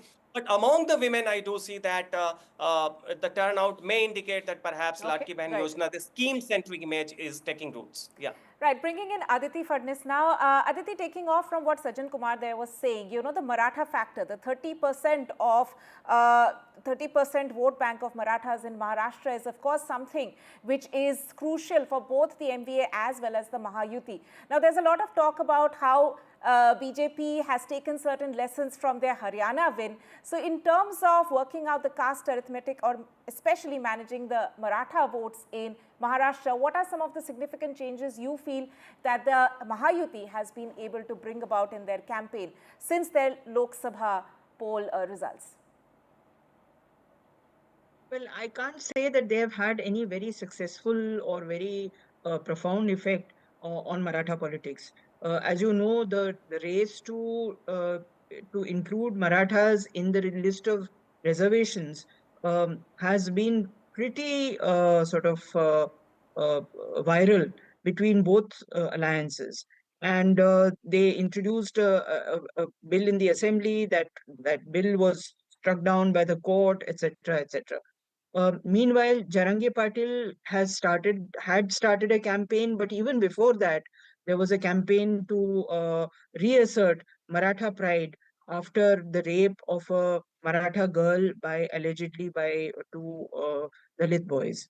So, that led to a silent Morcha campaign, and that all that has coalesced in a sense among Marathas that they are powerful, but they don't have authority. And I think this election, both sides are trying to woo the Maratha vote. Jarangi Patil was going to become an important element, but from what I hear, he decided first that he would not contest the assembly. Then he said he would pit his weight behind the MVA. Then now apparently he's kind of standing silent and making a tactical position in various places. So um, definitely the Maratha question, if you would like to call it that, has not been settled by this election. Yes, but the interesting point that was made by Sajjan was also the women voter and the entire buzz around Ladki Behan. You know, the question here is that optics-wise, there seems to be that united MVA and a united Mahayuti. Of course, it started on a very different note till the time they sorted out the ticket distribution. But the fact is that it's a hyper-localized election that's happening in Maharashtra, Aditi. Do you think whenever there is a localized election where candidates matter more than the political party, then it's an open election? Absolutely, I totally agree with you. Just about the women voters, it is very interesting that in Jharkhand, as well as in Karnataka, as well as in Maharashtra, as well as in Madhya Pradesh, women are being aggressively wooed, basically with cash, basically with an allowance, to get them to vote for either side. So clearly, both parties, both alliances, both sets of political forces feel that women's votes are a vote that is up for grabs still. I know that in Jharkhand, the turnout of women was quite high, relatively speaking, to men, mainly because of the Maya scheme, which also gives an allowance to women, and 4 months allowances was given altogether at once just before the assembly election, which means that 8,000 rupees per woman in the household, which has two or more women who are eligible for the scheme, is a lot of money in those parts. The thinking behind allowances for women is how much more free food, how much more gas, how much more free house, how much can people eat. So best to give it to a woman, make travel free for her. It enables her mobility, it pushes her into the employment stream, and it gives her the freedom to consume. And as we know, consumption is a big issue in the slowing down of the rural economy in India That's today. actually very fascinatingly put there, Aditi. And Tanima, women voters, the pink voters are the deciding voter. They very well be termed as the X factor of these elections in both the states. Maiya Samman, and here it is Ladki Behan. The Ladki Behan scheme, exactly. The women voters being aggressively wooed by all the parties and alliances in the fray today. Bringing in Kartikeya Batra also in the conversation. Another aspect which might be, was a bit of a trouble, in fact, for both the alliances in Maharashtra was the rebel factor. There are a number of rebels who are contesting as independent candidates across the state today. Who do you think will be hit most by this? Whether it will be MVA which has to pay a higher cost for this, or the Mahayuti? You're asking me to probably resolve the biggest mystery of this election 2 days before the results are out. That's really unfair. So I think that we are putting up as anybody's guess here. Yeah, because we do not know either. Tanima and I are racking our brains on that. Maria, the thing is that in Haryana, you knew that there was one side which was at the receiving end of this factor. In Maharashtra, both sides are at the receiving end of this factor. Because it's not just that independents are going to dent the MBA, like the BJP said, a very good sort of net around the Congress in Haryana, but here even the Mahayuti is facing internal dissent, and so their own candidates are hurting them. So it remains to be seen what happens. What I can say is, given the resources that the Mahayuti has, and given that the BJP seems to be better at last mile connectivity and management, probably they know their way out better. But at the end of the day, as Sajjan Bhai was saying, that it is a hyper-local election. Yes. And if it's a hyper-local election, it is anybody's guess. And so you're not looking at one large election. You're not even looking at regional elections where 5 different regions are voting on different patterns. You're probably looking at 288 different elections, right? And so the point is that how can you wager a guess based on when you know that it's that granular? Now, I must add that there are some factors that are playing across the state. So, for example, the whole defections, the breakup of the party, this Ladki Bahin Yojana is working across the state. Then there are regional factors. You go to Vidarbha and Marathwada, there is rural distress. You go to North Maharashtra, there is onion prices. In Marathwada, there is also Maratha reservation issues. The Thane Konkan, the UB sort of Shiv Sena's versus Shiv Sena factor. Western Maharashtra, Sharad Pawar versus Ajit Pawar factor. And then superimposed on these statewide and regional issues are your hyper-local issues. So it's a multi-layered sort of competition. So the people you just saw who were voting, they were clear they were voting for the party symbol. But that may not be very obvious to a lot of other people. And I think that's what makes this election very complicated. You made an interesting point, because I was in Nandgaon, which is in rural Nashik, part of that Nashik Western Maharashtra belt. And in that constituency, the battle was between Samir Bhujbal, who is the nephew of Chhagan Bhujbal, and he was seen as essentially a woodcutter because he rebelled and was contesting against a local Shiv Sena candidate who is from the Shinde Sena candidate. So I think that rebels are causing a dent on both the sides. But how much will they dent Mahavikas Aghadi or Mahayuti? That remains to be seen. But let's continue this conversation, and I'm going to bring Aditi again. Aditi, in a way, while we are looking at this very hyper-localized election, there is that sentiment also for Eknath Shinde, in Thane belt in particular, where he's seen as a sincere man who has become like a common man chief minister. You know, CM for him, as he said, means common man. Do you think this election, when people vote for sympathy or they vote for revenge, as it happened during the Lok Sabha, they vote only once. When it comes to another election, they vote on a different set of issues? Aditi. Yeah, absolutely. I think Shinde, it cuts both ways. The inaccessibility because of health and other reasons of Uddhav Thackeray is compared directly with the ease with which Shinde sort of relates to the common man, the ordinary people. At the same time, the idea of revenge is also very much present, because a lot of people feel that Uddhav Thackeray was not treated properly, was not treated fairly, and that Shinde basically stabbed him in the back. So it cuts both ways. It depends on the predilection of the voter, the immediate circumstances surrounding him, and of course, local factors. That's right.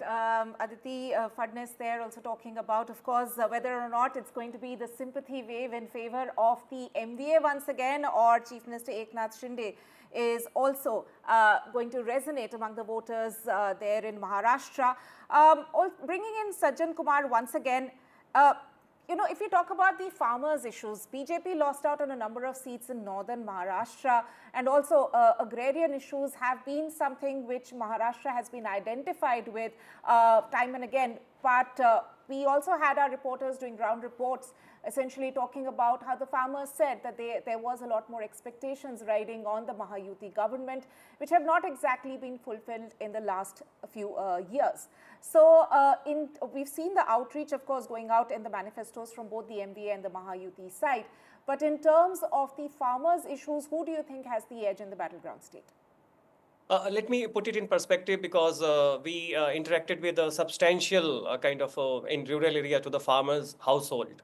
Now, yes, if you have the conversation, in that conversation, the complaints about the low output and the prices being not below the MSP, these factors are there because of the uneven rain. So particularly in Vidarbha and Marathwada region, the cotton and soybean, and if you go to north side for cotton, but for onion this time there is no complaint because the productivity and output is there. But is it translating into something what we call as the rural distress or a farmer's anger, and will it have a election centric implications or not? I think we need to see that farmers do not operate in singularity. They are not just farmers. They consider their unit as the household. So what has happened between two festivals, you know, between Raksha Bandhan and Diwali, the Eknath Shinde government has given on an average, and this is a rough estimate, 20 to 30,000, you know, cash doles to a substantial number of the rural households. So Latki Bahin Yojana, 5 installment in 7.5K. If there are 2 women, 3 women, it multiplies.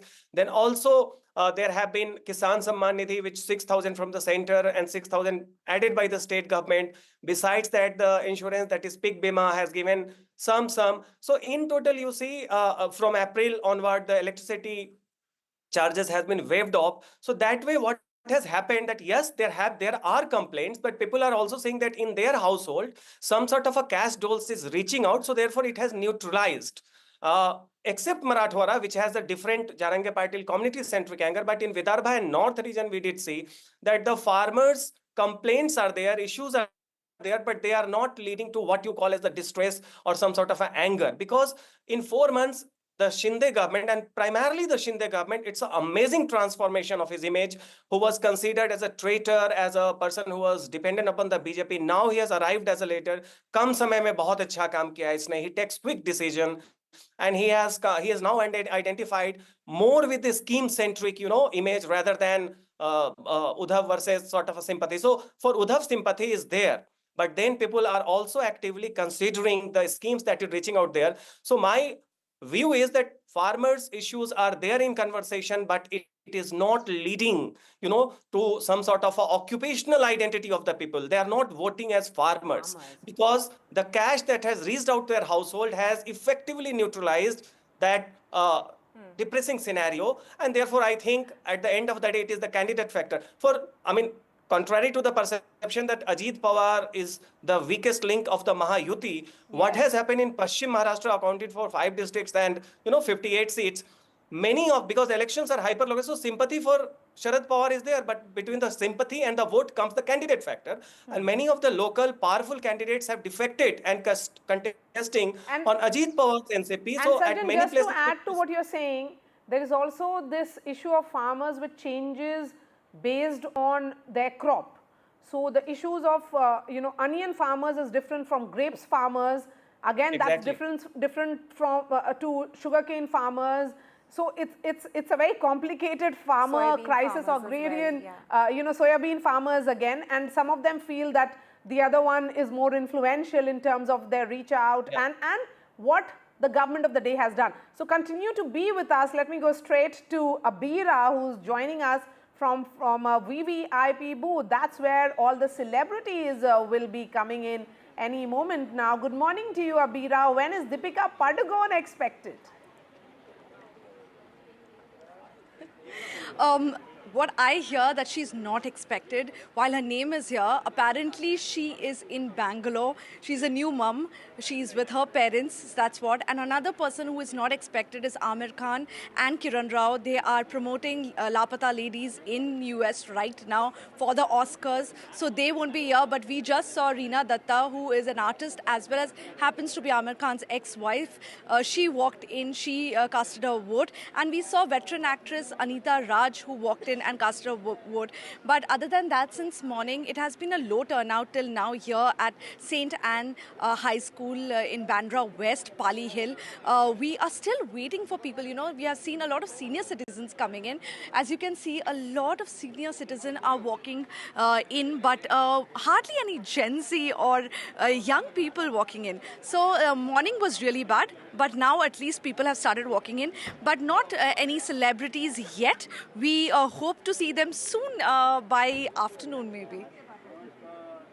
You know, I was waiting to see what is seen as the look at the airport look when they actually, you know, wait for the paps to click their pictures, to now even, you know, the voting look of several celebrities. And what about the Khans, Shah Rukh Khan and the entire family? Where are they likely to vote? Yes. They are at Mount Mary. They will be casting their vote at Mount Mary. We have Paras there, so he can update you from there.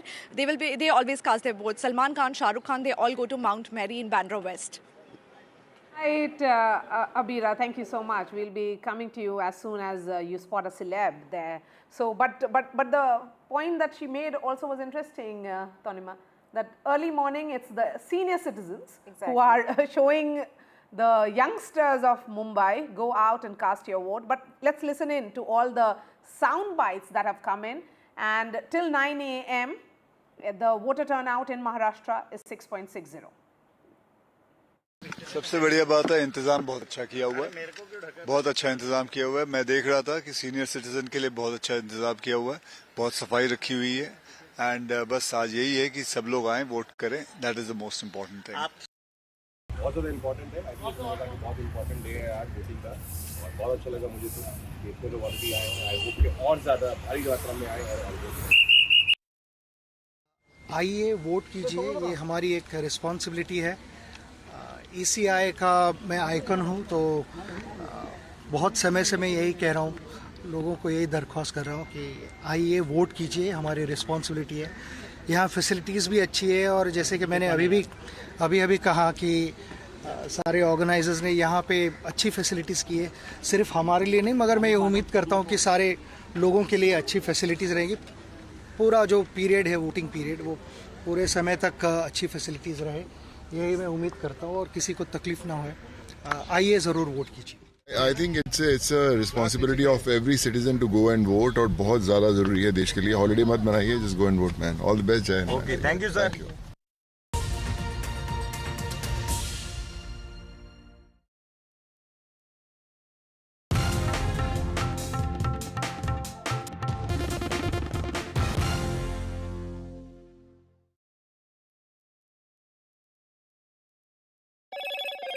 Hello, Moto.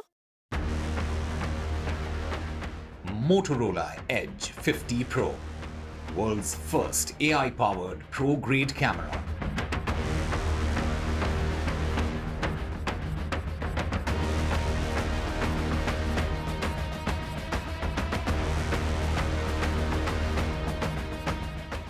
Right, and Prime Minister Narendra Modi has of course posted earlier today on the election day in Maharashtra as well as in Jharkhand, specifically talking about Maharashtra. Narendra Modi there, the Prime Minister appealing for voters to come out in large numbers, and I quote, urge all voters of the state to participate in this process with enthusiasm.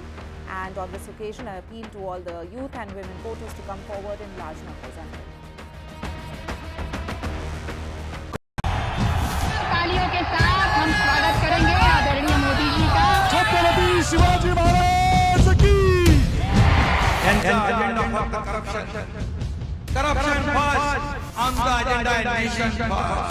घोषणा आणि जनतेचे पैसे लुटणं, cut commission आणि करप्शनला आमच्याकडे थारा नाही। त्यांचा परिवारवाद आमचा महाराष्ट्रवाद. महाराष्ट्रामध्ये 1,75,000 जागा रिक्त मग का भरत नाही? राज्याची जनतेच्या घमाच्या पैशाची तिजोरी लुटण्यासाठी हे सरकार आहे. पूर्वीच्या सरकारच्या काळामध्ये निधी देताना त्यांना असं वाटायचं की त्यांच्याच खिशातले पैसे चालले. शेतकऱ्यांना मोफत वीज देण्याचं काम आपल्या सरकारने सुरू केलं.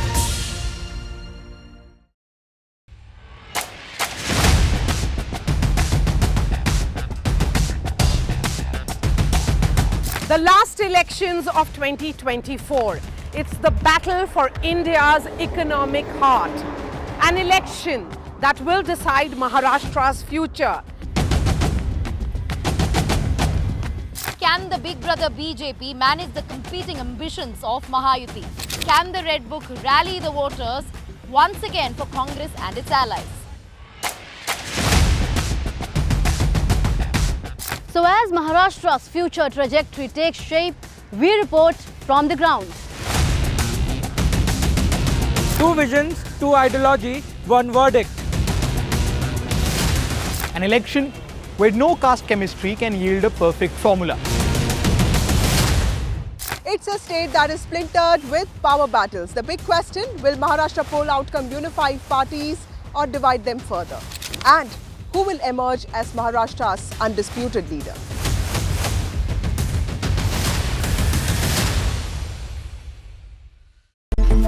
It's a web of frauds, calls, luring emails, threatening messages.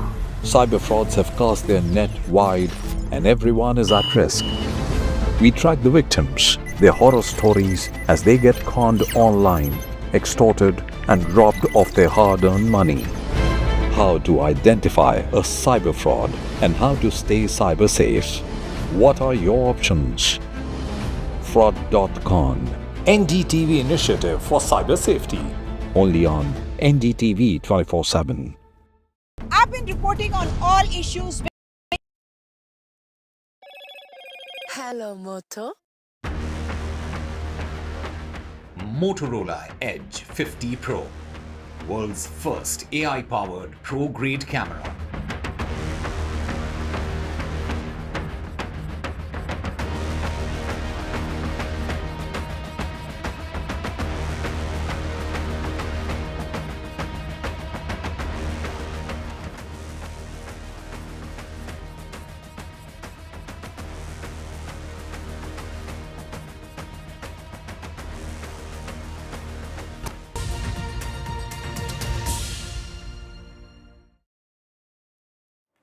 Right, welcome back. And also the other state which is seeing the final phase of elections today, Maria, is of course the battleground state of Jharkhand, in which the elections are being held in 38 assembly constituencies.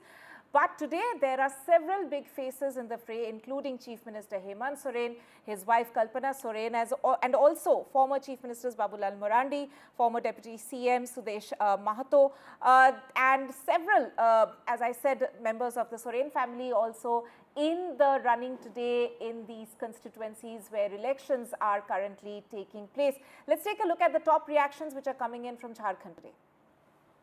मैं समस्त मतदाताओं से मैं appeal करता हूं कि लोकतंत्र का ये महापर्व है, अपना मताधिकार का प्रयोग करें। हमें 5 वर्षों में एक बार अवसर मिलता है अपने हाथों से अपने प्रदेश को संवारने का, और इसलिए समस्त मतदाता भाई और बहनों से मैं अपील करता हूं, इस अवसर को गंवाना नहीं। प्राप्त संकेत जो मिल रहा है, झारखंड की जनता अब परिवर्तन का मन बना चुकी है। हेमंत सोरेन की सरकार जा रही है और झारखंड में बीजेपी के नेतृत्व में एनडीए की सरकार आ रही है। All right, so you heard from Babulal Marandi making the predictable statements. These are the statements that politicians make ahead of polling. But yes, today is the last and the final phase of polling in Jharkhand. Let's bring in Prabhakar Kumar now, who's joining us. Prabhakar, what's the mood like among the early voters? Are you seeing some enthusiasm? Not really, Maria, because I'm standing at one of the polling stations and it's almost empty. There was a bit of crowd in the morning, early morning, but now people are just trickling in. So we are just hoping that as the day passes, the crowd will swell out here. Now, today's poll happening in Jharkhand, which is the second phase, polling happening in around 38 Vidhan Sabha constituencies, is very important politically because this is actually the tribal bastion which is going to polls today. And we have seen the BJP's narrative of talking about the illegal immigration and infiltration actually in Jharkhand. And through that, they were actually giving out a message to tribals that JMM was trying to help out infiltrators settle down here, which was eating into the resources of tribals. So today it would be tested whether that message has actually trickled down to the tribal voters, because this entire Santhal Pargana, which is going to polls today, is a bastion of JMM, and JMM has emerged as a political party from Santhal only, that is Dumka and adjoining areas, and that is going to polls today. So it would be very interesting to watch actually whether tribals have bought those narratives which BJP actually played on the ground here in Jharkhand. And the last few days have been very, very polarizing in terms of the narrative setting attempt. BJP's official handle put out a very disturbing video which was taken down by the Election Commission. Do these videos actually reach the last man, or does it remain largely in urban pockets? No, in the era of social media, it certainly reaches everywhere. So you can actually never restrict these kind of videos to be confined to urban areas. So I'm sure it reaches everywhere. But as we know, Election Commission was petitioned, and Election Commission intervened, and they had struck down that video. They asked the social media team of BJP to take that video off, and also the social media platforms where those videos were posted, they were asked to take them off. So that actually played up a few days back. But today, as I told you, Maria, there's two regions, Santhal, which is the Dumka area, and the Koilanchal. This is the industrial belt from where I am reporting right now. This is the Dhanbad, Bokaro belt. You have industries out here. So these two regions are actually primarily going to poll, and tribal belt Santhal would be very, very important politically. Exactly. Prabhakar, talking about the fact that tribal belts are seeing elections today. BJP has also, we've seen a major tribal push from the BJP in the past several months as well. And of course, Chief Minister Hemant Soren, in connection to the case against him, has said that the BJP is targeting a tribal chief minister. So in terms of this scheme of things, who has the edge in these constituencies which fall in the tribal belt in Jharkhand? Yeah, talking about JMM and Hemant Soren, they have been actually playing this victim card. And when Hemant Soren was sent behind bars, the JMM actually went down to the town saying that, look, here is a tribal chief minister who is being victimized by BJP on flimsy grounds, on charges which actually does not hold ground. So JMM actually did play this card. Whether it would have impact on the ground is something to be seen, because if you see Jharkhand's politics, it revolves around tribals. This is one of the states where tribals actually decide the fate of the political parties which would come to the power center at Ranchi. So that was the reason when both the factions, whether NDA or India Bloc, they were talking about not only women and youth but primarily tribals, and it was tribals actually which they were targeting here. Right, Prabhakar there reporting from Bokaro in Jharkhand. Thank you so much for joining us with that. Shifting focus now to important bypolls which are taking place today, Maria. Now, in Uttar Pradesh, there's polling going on in 9 constituencies of the state, and this election is seen as a pivotal election for both the ruling BJP as well as the opposition Samajwadi Party, especially after the setback that BJP faced in the recent Lok Sabha elections. That's right. It's also seen as litmus test for Akhilesh Yadav's Samajwadi Party. Remember, the Congress is not contesting these polls but is supporting Samajwadi Party as part of the India bloc. It's a test also for the Pradesh Chief Minister Yogi Adityanath, particularly in that crucial constituency of Ayodhya, where all eyes will be on whether the BJP manages to win that constituency this time around after the setback they faced in the Lok Sabha elections. Right, and shifting focus to Punjab, where there's elections being held in 4 assembly seats in Gidarbaha, in Barnala, in Dera Baba Nanak and Chabbewal constituencies. The ruling Aam Aadmi Party, of course, faces a significant challenge from the Congress and the BJP in this 3-cornered contest. My colleague Gurpreet has this ground report. Giderba is one of the hot seats, and we have seen in Punjab for in 4 constituency bipolar happening. We are at Giderba. We will talk to Dimpy Dillon, who is contesting from Aam Aadmi Party. So, sir, welcome to NDTV. So, how do you see this campaign? And today voting has already been begun. So, how do you see the election? Elections are going normal. किसी भी अपना booth से कोई मेरे को अभी तक कोई प्रॉब्लम नहीं आई. Everything is normal. 7 बजे से 1 घंटा हो गया, अब वोटिंग चल रही है. तो क्या लग रहा है इस बार? हम देख रहे हैं कि राजा वड़िंग जो कांग्रेस के चीफ हैं, उनके वाइफ हैं आपके खिलाफ, वहीं फाइनेंस मिनिस्टर है मनप्रीत बादल. तो कैसे लग रहा है, क्योंकि लगातार कैंपेन हम देखते रहे, आप लोगों से रहे, क्या लग रहा है आपको, क्या सिचुएशन है ग्राउंड में? Sir actually this is the contest Punjab Pradesh full Congress, Punjab Pradesh Congress, I mean to say, not only Raja Vड़िंग plus BJP, 2 बार के फाइनेंस मिनिस्टर वर्सेस पब्लिक. मैं तो पब्लिक का नुमाइंदा हूँ. ये इस बार है कॉन्टेस्ट. देखना ये है कि गिदड़बाहा जीता है या ये लोग जीते हैं. It is Gidderbaha versus outsiders, दोनों ही बाहर के. कह रहे कि वोट सिर्फ डिम्पी डिल्लो यहाँ कास्ट करेंगे, बाकी कोई मुक्तसर से आ रहा है, कोई बादल से आ रहा है. तो क्या लग रहा है कि ये समीकरण लोगों के मन में होंगे जब वोट डालेंगे? यही है, यही है समीकरण. यही मेन समीकरण ये है कि इस बार हमारा गिदड़बा जीतेगा, बाहर का नहीं जीतेगा. इस बार हमारी कैंपेन का मेन अपना इसी बात को हमने लेके टारगेट किया है कि गिदड़बा वर्सेस आउटसाइडर्स. सो आउटसाइडर्स को आउट करेंगे. तो डिम्पी डिल्लो पहले अकाली दल में थे, बड़े नैरो मार्जिन से रह गए पिछली बार. तो क्या लग रहा है इस बार जो बहुत कम मार्जिन था, तो इस बार क्या बिल्कुल उल्ट होने वाला है? उम्मीद तो बहुत है जी. पब्लिक तो काफ़ी अच्छा रिस्पांस कर रही है और बहुत बड़ी उम्मीद है कि इस बार मेरा साथ देगी पब्लिक. क्या लगता है कि जो वोट डालने से पहले जो दिमाग में क्या मुद्दे हैं, या पार्टी है या कैंडिडेट है? कैंडिडेट को वोट, जो अच्छा कैंडिडेट हो वो उसको वोट देंगे. क्या दिमाग में क्या है? कैंडिडेट ही है मेन तो, और की डेवलपमेंट होनी चाहिए पंजाब की. या गिदड़बाहा कुछ मसले हैं, कुछ गिदड़बाहा के जैसे सीवरेज का है, फ्लाईओवर का है. अब देखो कौन सी पार्टी करेगी आके, जो करेगी उसके वो हमेशा रहेगी. आप यंग भी हो, तो क्या अनएम्प्लॉयमेंट को लेके बहुत बड़ा मुद्दा पूरे देश में ही है, ना कि इस जगह पे? तो क्या लगता है कि कोई एम्प्लॉयमेंट जनरेशन का भी यहाँ पे कोई ऐसी चीज़ होनी चाहिए ताकि लोकल लोगों को एम्प्लॉयमेंट मिल सके? देखो फैक्ट्रीज वगैरह अगर कोई आ जाए, कोई इंडस्ट्री आ जाए यहाँ पर, तो अच्छा है यहाँ के लोगों के लिए, अच्छा रहेगा. देखो एम्प्लॉयमेंट तो फिर उसी पे डिपेंड करती है. अगर कोई फैक्ट्री लाएगा, कोई इंडस्ट्री लाएगा यहाँ पर, तभी आ पाएगी. पर इस वक्त दिमाग में सबसे बड़ा कैंडिडेट है, मतलब मुद्दे पीछे हैं, कैंडिडेट आगे है? नहीं, मुद्दे मेरे लिए तो मुद्दे आगे हैं.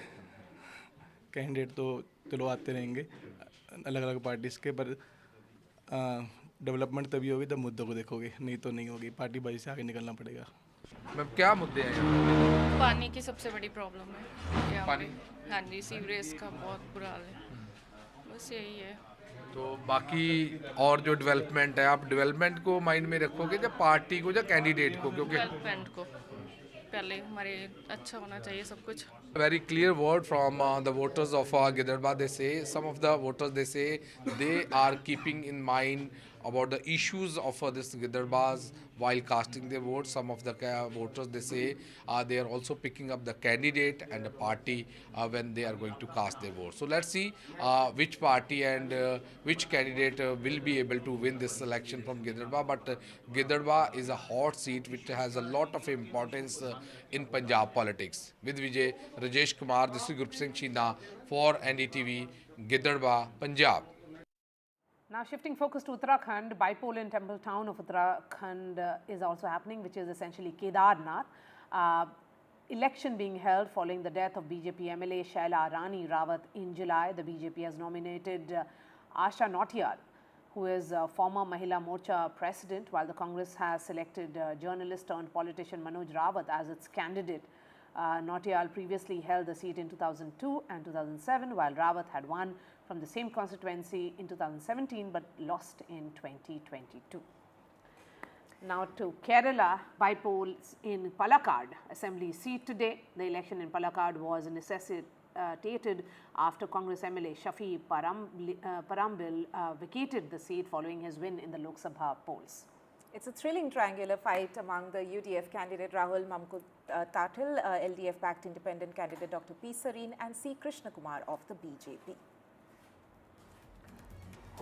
So that was, of course, some of the key bypolls which are seeing elections today as well. But we'll keep putting our focus, the spotlight on the battleground states of Maharashtra and Jharkhand, and also take updates from the bypoll states as well, Maria, as well as the expert analysis that we have coming up for you. So all that coming up after a very short break. Stay tuned to NDTV.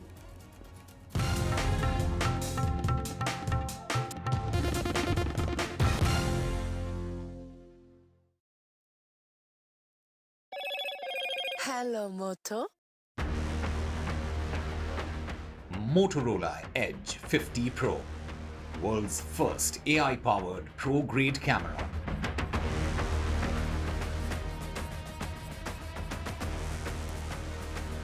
So Prime Minister Modi there in Guyana being received by the President of Guyana. Remember, PM Modi is the first Indian Prime Minister to visit Guyana in 56 years.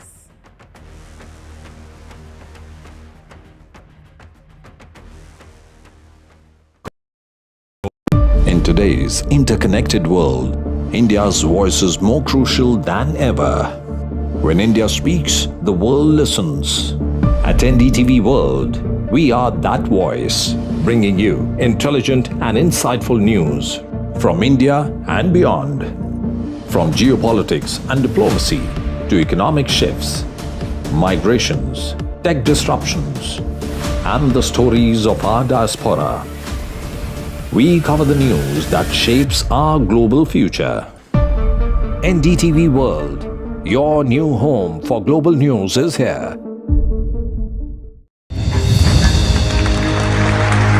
I now request the Honorable Prime Minister to launch NDTV World and address the summit. It was the grand launch of NDTV World by Prime Minister Narendra Modi. NDTV World, as he laid out his vision for the India century at the NDTV World Summit. ऐसी सदी जिसमें भारत के प्रयासों से दुनिया में स्थिरता आए. In the presence of those who are shaping our future. मेरी तरफ से आपको ढेर सारी शुभकामनाएं हैं. NDTV World, your new home for global news is here. Stay informed and entertained with the new and updated NDTV News app. You can watch all our channels live, listen to podcasts, read breaking and exclusive news from around the world and more. Download the NDTV app today and get access to the best journalism and storytelling on your smartphone or tablet. The NDTV app, news that matters to you.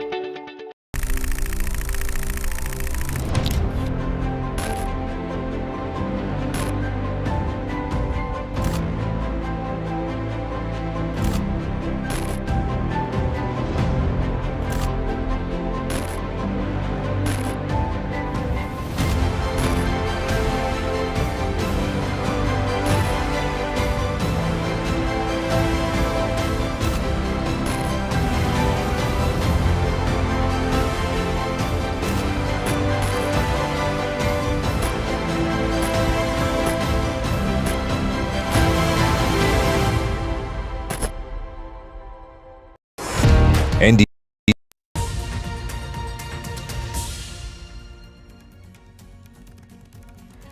Ladies and gentlemen, it's 10 a.m. So it's been over 2.5 hours since the polling began in 288 constituencies in Maharashtra. It's a decisive election for the state and also for India.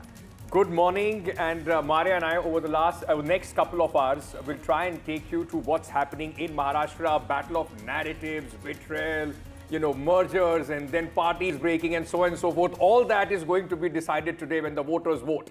Which way, which narrative are the voters convinced with? Before we do that, very quickly, the headlines. High voltage battle in Maharashtra today. Voting underway in 288 constituencies. Ruling Mahayuti versus opposition Mahavikas Aghadi. Celebs cast their vote in Mumbai. Sachin Tendulkar, Akshay Kumar, Rajkumar Rao among the early voters.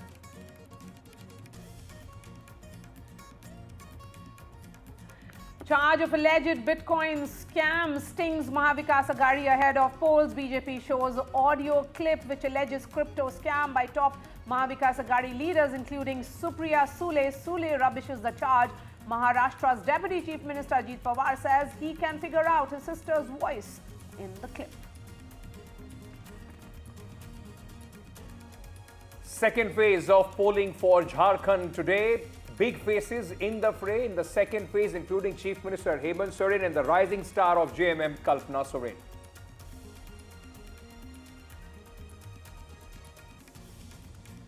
Bypolls in 4 key states, 9 seats in Uttar Pradesh, 4 seats in Punjab, 1 in Kerala and Uttarakhand up for grabs. Prime Minister Modi has landed in Ghana as he completes his 3-nation tour. Prime Minister is the first Indian Prime Minister to visit the country in 56 years. Delhi continues to breathe the poisonous air, quality still in the toxic category, above the 400 mark.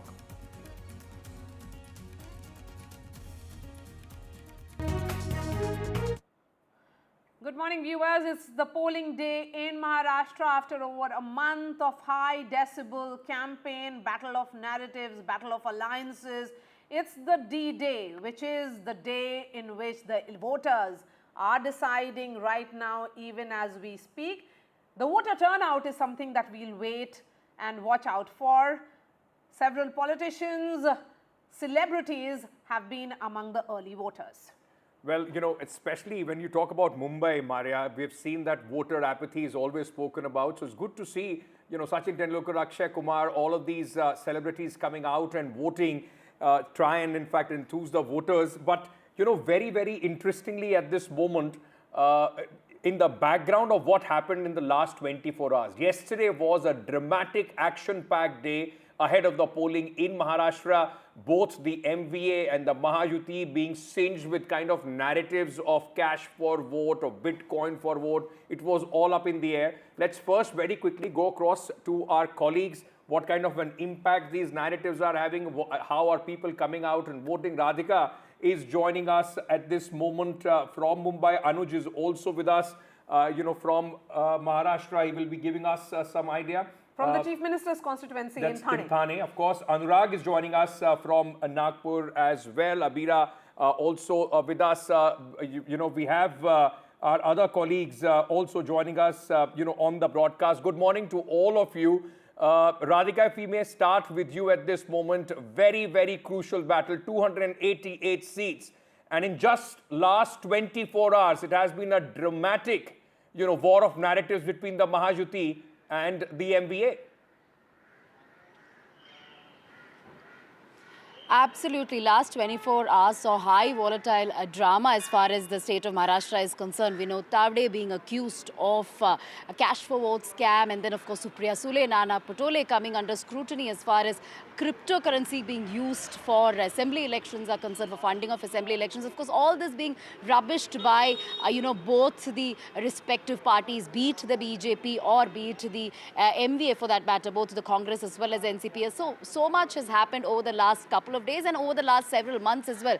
Campaign versus campaign, allegations versus counter allegations. We did see all the top leaders descending to Maharashtra across length and breadth to speak about promises, guarantees, and also to attack the other side as well. Of course, voting begins. Not a great turnout as far as Malabar Hill constituency is concerned. I have a voter with me. You just came out of the polling booth. The turnout isn't that great. This is something we see every year in the city of Mumbai. 50% was the turnout last time. Do you think it will surpass that? We expect that more, voting should become and people should have to come out for the voting. For to elect the better people and who can able to give the better. All right, service to the nation. thank you, sir. I'll just go across to Piyush Goyal here, who has come to vote. We'll try and get his reaction in just a bit. Piyush Goyal, of course, voting from this particular constituency in Malabar Hill. He's the MP from North Mumbai. Mr. Goyal, anything you'd like to say? Okay, he'll speak once he casts his vote, is what he's saying. So yes, as far as this constituency of Malabar Hill is concerned, it is a battle between the BJP and UBT Sena. The BJP candidate is Mangal Prabhat Lodha. He is. They say in Maharashtra, each and every region has its own narrative. Each and every region has its own set of issues. That's Union Minister and Mumbai North MP Piyush Goyal standing in the queue to cast his vote. That's what the beauty of, I would say, Indian politics and Indian elections is. It's such a leveler. All politicians, all celebrities have to queue up to exercise there, right? We'll go to Radhika in just a bit. And Radhika, if you can hear me. Okay, we'll try and connect with Radhika. But Anuj, come in on this now. I can hear you. As you said, yes, Piyush. Go ahead, Radhika.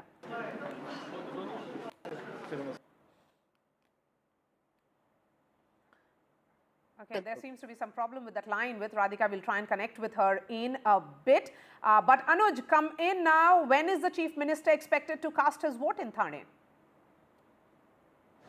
The Chief Minister was supposed to be here at around 9 or 10, but one can expect a little bit of delay considering that Chief Minister has been up and giving interviews in the last few days, and he's considered to be a person who's very active during night time and he starts his day a little late. So considering all of those things, one can expect Chief Minister to be here at best before 11 o'clock here today morning. But, talking about this entire constituency or the region, Shiv Sena UBT tried to play a very interesting card by betting, making Kedar Dige, the nephew of Anand Dige, who is considered to be the political guru of Eknath Shinde in this region, against him. And that seems to be the case. When you look at the Lok Sabha elections, the whole point was which of the two Shiv Senas are stronger. While the Shiv Sena UBT faction increased the number of MPs than what they were left with, it was Shinde Sena who had a slightly better voter turnout. At the same time, we also had the likes of, the Bharatiya Janata Party and the Shinde Shiv Sena faction who were of the opinion that it is the Congress vote bank and it is the minority votes that has transferred from the Congress and the NCP to Shiv Sena, and the Marathi Manus vote, in which the Shiv Sena has taken so much of pride in last 40 to 50 years, is actually with Shinde Sena. So while that result was divided as far as seats and vote share is concerned, this result is going to be very crucial. But before that, I would just like to show the visuals here. You can see, we've seen this since morning. The fact that people of all ages, people of different kinds are making sure that they make their way here to the polling booth. And this really is an encouraging sign. As you were talking about the beauty of Indian democracy, this is not the first person who's come here on the wheelchair. We've been here for last 2 to 3 hours, and since then a lot of people have come here either on wheelchairs or with the support of some other accessory of individual, just to make sure that they vote.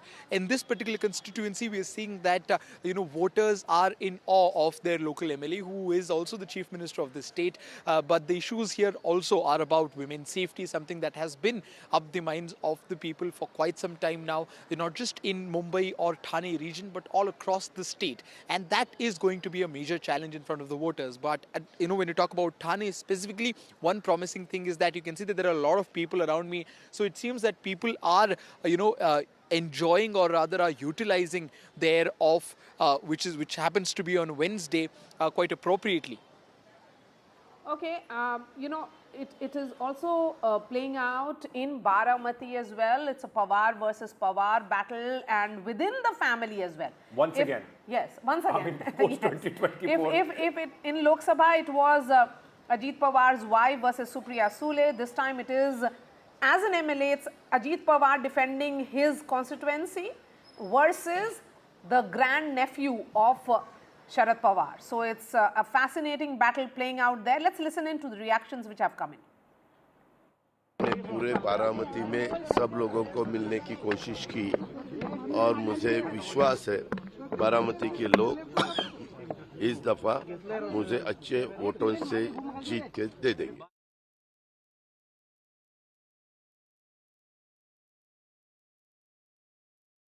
उनके सामने कुल 23 उम्मीदवार हैं इस constituency में, लेकिन सबसे कड़े उम्मीदवार जो है वो हमें लगता है कि अजीत पवार जी, जो कि 7 बार यहाँ से विधायक चुने जा चुके हैं।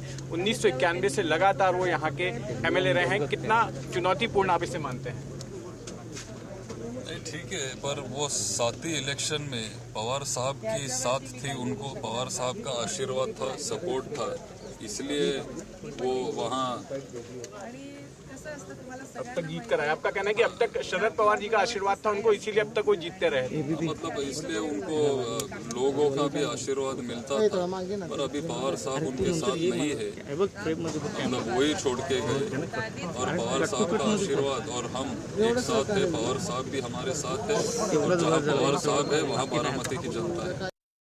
The other important face in the scheme of things, and especially for the Congress party, is the man there who is casting his vote at this moment, Nana Patole, the Congress chief of Maharashtra. A lot rides, Maria, on the performance of the Congress party in Maharashtra, because in 2024 Lok Sabha election, the Congress surprised everybody with their performance, and then, you know, at least within the alliance, there were talks that it is on the back of the sympathy for Sharad Pawar, for Uddhav Thackeray, that Congress has been able to perform so well, especially in constituencies where it's a direct head-on fight with the BJP. Yes. Can the Congress repeat what they did in 2024 Lok Sabha election is the big question of this election as well. Yes, and Nana Patole is contesting from Sakoli in Maharashtra Assembly elections, and which is seen as an important battle in Vidarbha. Remember, of the 103 seats that the Congress party is contesting in these elections,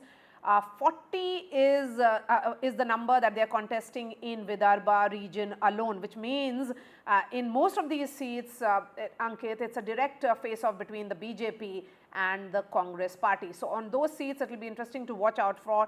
Nana Patole, Congress chief from Maharashtra, is contesting from Sakoli constituency in Vidarbha.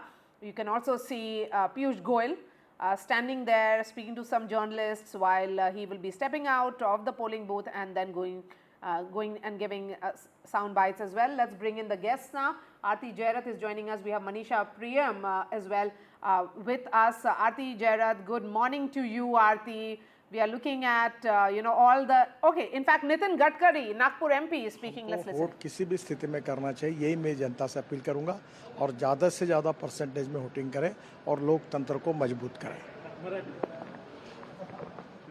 By there by Nitin Gadkari, and then you can see Sharad Pawar also casting his vote in Baramati, which is the bastion of Pawar's. Well, Sharad Pawar, the old war horse of Maharashtra, in fact, still fighting a fight of his life every time. I mean, we've been saying the same thing, but it always becomes a fight for his life. Sharad Pawar, still active, still, in fact, very much there, ruling the roost in politics of Maharashtra. But let's, I think Mr. Piyush Goyal is about to speak. He has already casted his vote, newly minted for the first time member of parliament 2024. He became the member of parliament for Lok Sabha, and now in fact he's just cast his vote along with his family, and what we'll try and do, we'll see if Mr. Goyal is speaking and get you a reaction. In the meanwhile, we are seeing all across that high profile leaders are coming out and voting there.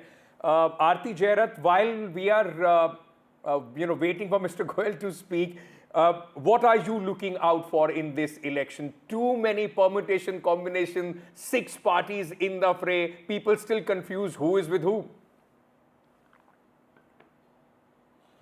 Absolutely. In fact, although it's a little early to talk about voter turnout, but if you compare the voter turnout in Maharashtra so far with the voter turnout in Jharkhand it's double of what it is in Maharashtra. And if you remember the Lok Sabha elections also, Maharashtra recorded very low voter turnouts, as compared to many other states. And I think that's largely because of the confusion in the minds of voters, because of the jor-tor politics that has taken place over the last 5 years, I would say, because it started immediately after the assembly poll results in 2019, when, although the mandate seemed to be for the Shiv Sena BJP, but actually the Shiv Sena and NCP and Congress formed the government. Yes. There seems to be some problem with that line of Aditi, but we'll try and connect with her. Yes, Aditi, we will try and fix that line with you. We'll be also joined by Manisha in just a bit. But the larger question is that which way will Maharashtra go? Because it's a very, very fascinating battle playing out across Maharashtra. Multiple issues of farmers, depending on their crops, is different, from the sugarcane farmers to onion farmers to grapes farmers, and everything, all boiling down to this day. Which party reached out to them most, which party, addressed their concerns in their manifestos, all that being put to test. And it's now the Janta which is out there to cast their vote. Voter apathy is something which is of major concerns in all the urban pockets. But yes, Aarti, you were trying to make that point even as we look at voters. Now, it's over to the voters, as they say. Janta Janardhan. Janta is mighty. Absolutely. Yes. And let's hope that, this kind of confused politics that we've seen in Maharashtra for the last 5 years, let's hope that this election helps to sort out some of that confusion and we see some clarity.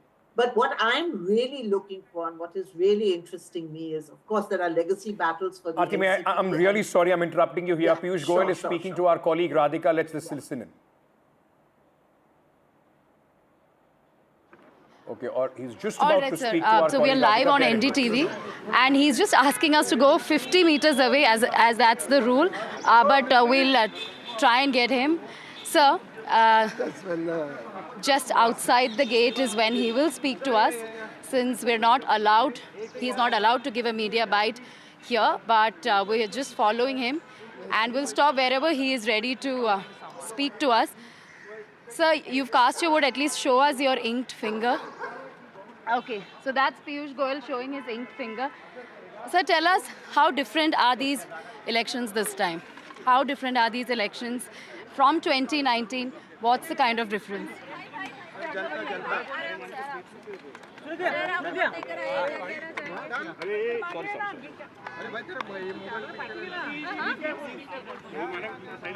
Yeah.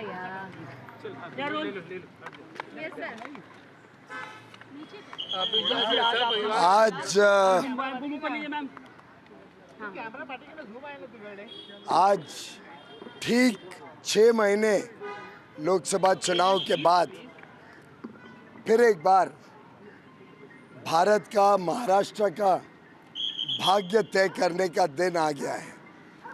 आज सुबह से ही मैं उत्तर मुंबई की 6 की 6 सीटों पर किस प्रकार से लोग बाहर उतर रहे हैं, कैसा रिस्पांस है, देख रहा था। और मुझे खुशी है कि भारी संख्या में लोग बाहर आए हैं, अपना वोट डालने के लिए उत्सुक हैं, अपना अधिकार, अपनी जिम्मेदारी का पालन कर रहे हैं। और मुझे पूरा विश्वास है कि इलेक्शन कमीशन ने जिस प्रकार से इस बार बहुत बढ़िया व्यवस्थाएं की हैं, इतना स्मूथली पूरे प्रदेश में वोटिंग हो रहा है, किसी को परेशानी नहीं, लाइनें लंबी हैं उत्तर मुंबई में खास तौर पे, लेकिन किसी को असुविधा नहीं है। ये देखते हुए मैं उम्मीद करता हूं कि इस बार 60% से अधिक वोटिंग होगी। मेरी अपील है सभी से कि सब लोग उतरें। ये वोट मात्र एक वोट नहीं है, हमारे आगे वाले 5 वर्ष तक महाराष्ट्र और मुंबई का भविष्य आप उसके शिल्पकार बनने वाले हैं। मुंबई को अच्छी सुविधाएं मिले, मुंबई का भविष्य उज्जवल हो, हर मुंबईकर को आगे चलकर एक अच्छा जीवन देने का काम आपका एक वोट कर सकता है। मैं सभी को अपील करता हूं कि आप अवश्य वोट डालने जाएं।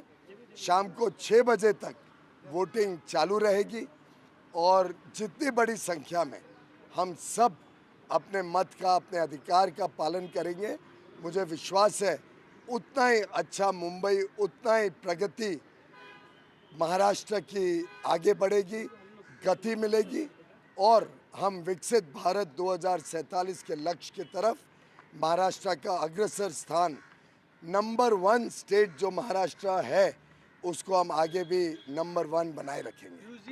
मालवार हिल को लेकर एक दिक्कत ये थी कि पिछली बार इलेक्शन कमीशन ने ये कहा कि यहाँ पर वोटिंग % काफी ज्यादा कम हो गया है और उसको कम से कम सुधारने की बहुत जरूरत है। मैं बधाई दूंगा chief election commissioner Shri Rajiv Kumar ji और उनके सभी सहयोगियों को, इलेक्शन कमिश्नर्स को, महाराष्ट्र मुंबई के सभी पोलिंग अधिकारियों को, भूषण गगरानी जी हो मुंबई के इंचार्ज या हमारे खास तौर पे उत्तर मुंबई के जो पोलिंग अधिकारी हैं, यहाँ भी जो अधिकारियों ने व्यवस्थाएं की हैं दक्षिण मुंबई में, मैं समझता हूँ लोकसभा के समय जो कम वोटिंग हुई उसके जो कारण थे, गर्मी का मौसम था, सोमवार का दिन था, लंबी 3-4 दिन की छुट्टी मिल गई लोगों को, साथ ही साथ समर वेकेशन में कई लोग कोंकण या राजस्थान, गुजरात, उड़ीसा, यूपी गए हुए थे और व्यवस्थाओं में भी उस समय काफ़ी कमियां देखने को मिली थी। जो विश्वास इलेक्शन कमीशन ने हमें दिया था जिस दिन महाराष्ट्र के चुनाव घोषित किए, वो आज वास्तव में धरातल पे देखने को मिल रहा है। बढ़िया व्यवस्थाएं हैं, मौसम बहुत बढ़िया, आप देखिए इस समय कितना अच्छा मौसम है, कोई छुट्टियों का सीज़न नहीं है, बुधवार होने के कारण लंबा वीकेंड नहीं है और साथ ही साथ मुंबई में छुट्टी देने के कारण, महाराष्ट्र में छुट्टी होने के कारण मेरा विश्वास है कि इस बार जो सामान्य तौर पर विधानसभा में कम वोटिंग देखी जाती है, इस बार उसका ठीक अलग दिखने को मिलेगा और 60% से अधिक नक्की वोटिंग होगी। उत्तर मुंबई का आज मैं सुबह से जो मॉनिटर कर रहा हूँ, लगभग रिकॉर्ड वोटिंग हो रही है। इतने सुबह सुबह हमने कभी इतनी वोटिंग महाराष्ट्र में जिसको किसको वोट मारना है वो उनका अधिकार है, लेकिन उनके अधिकार का हनन करने वाले बीजेपी आज पैसे बांटकर और दारू बांटकर चुनाव जीतना चाहते हैं। तो ये क्या नोट जिहाद है या दारू जिहाद है?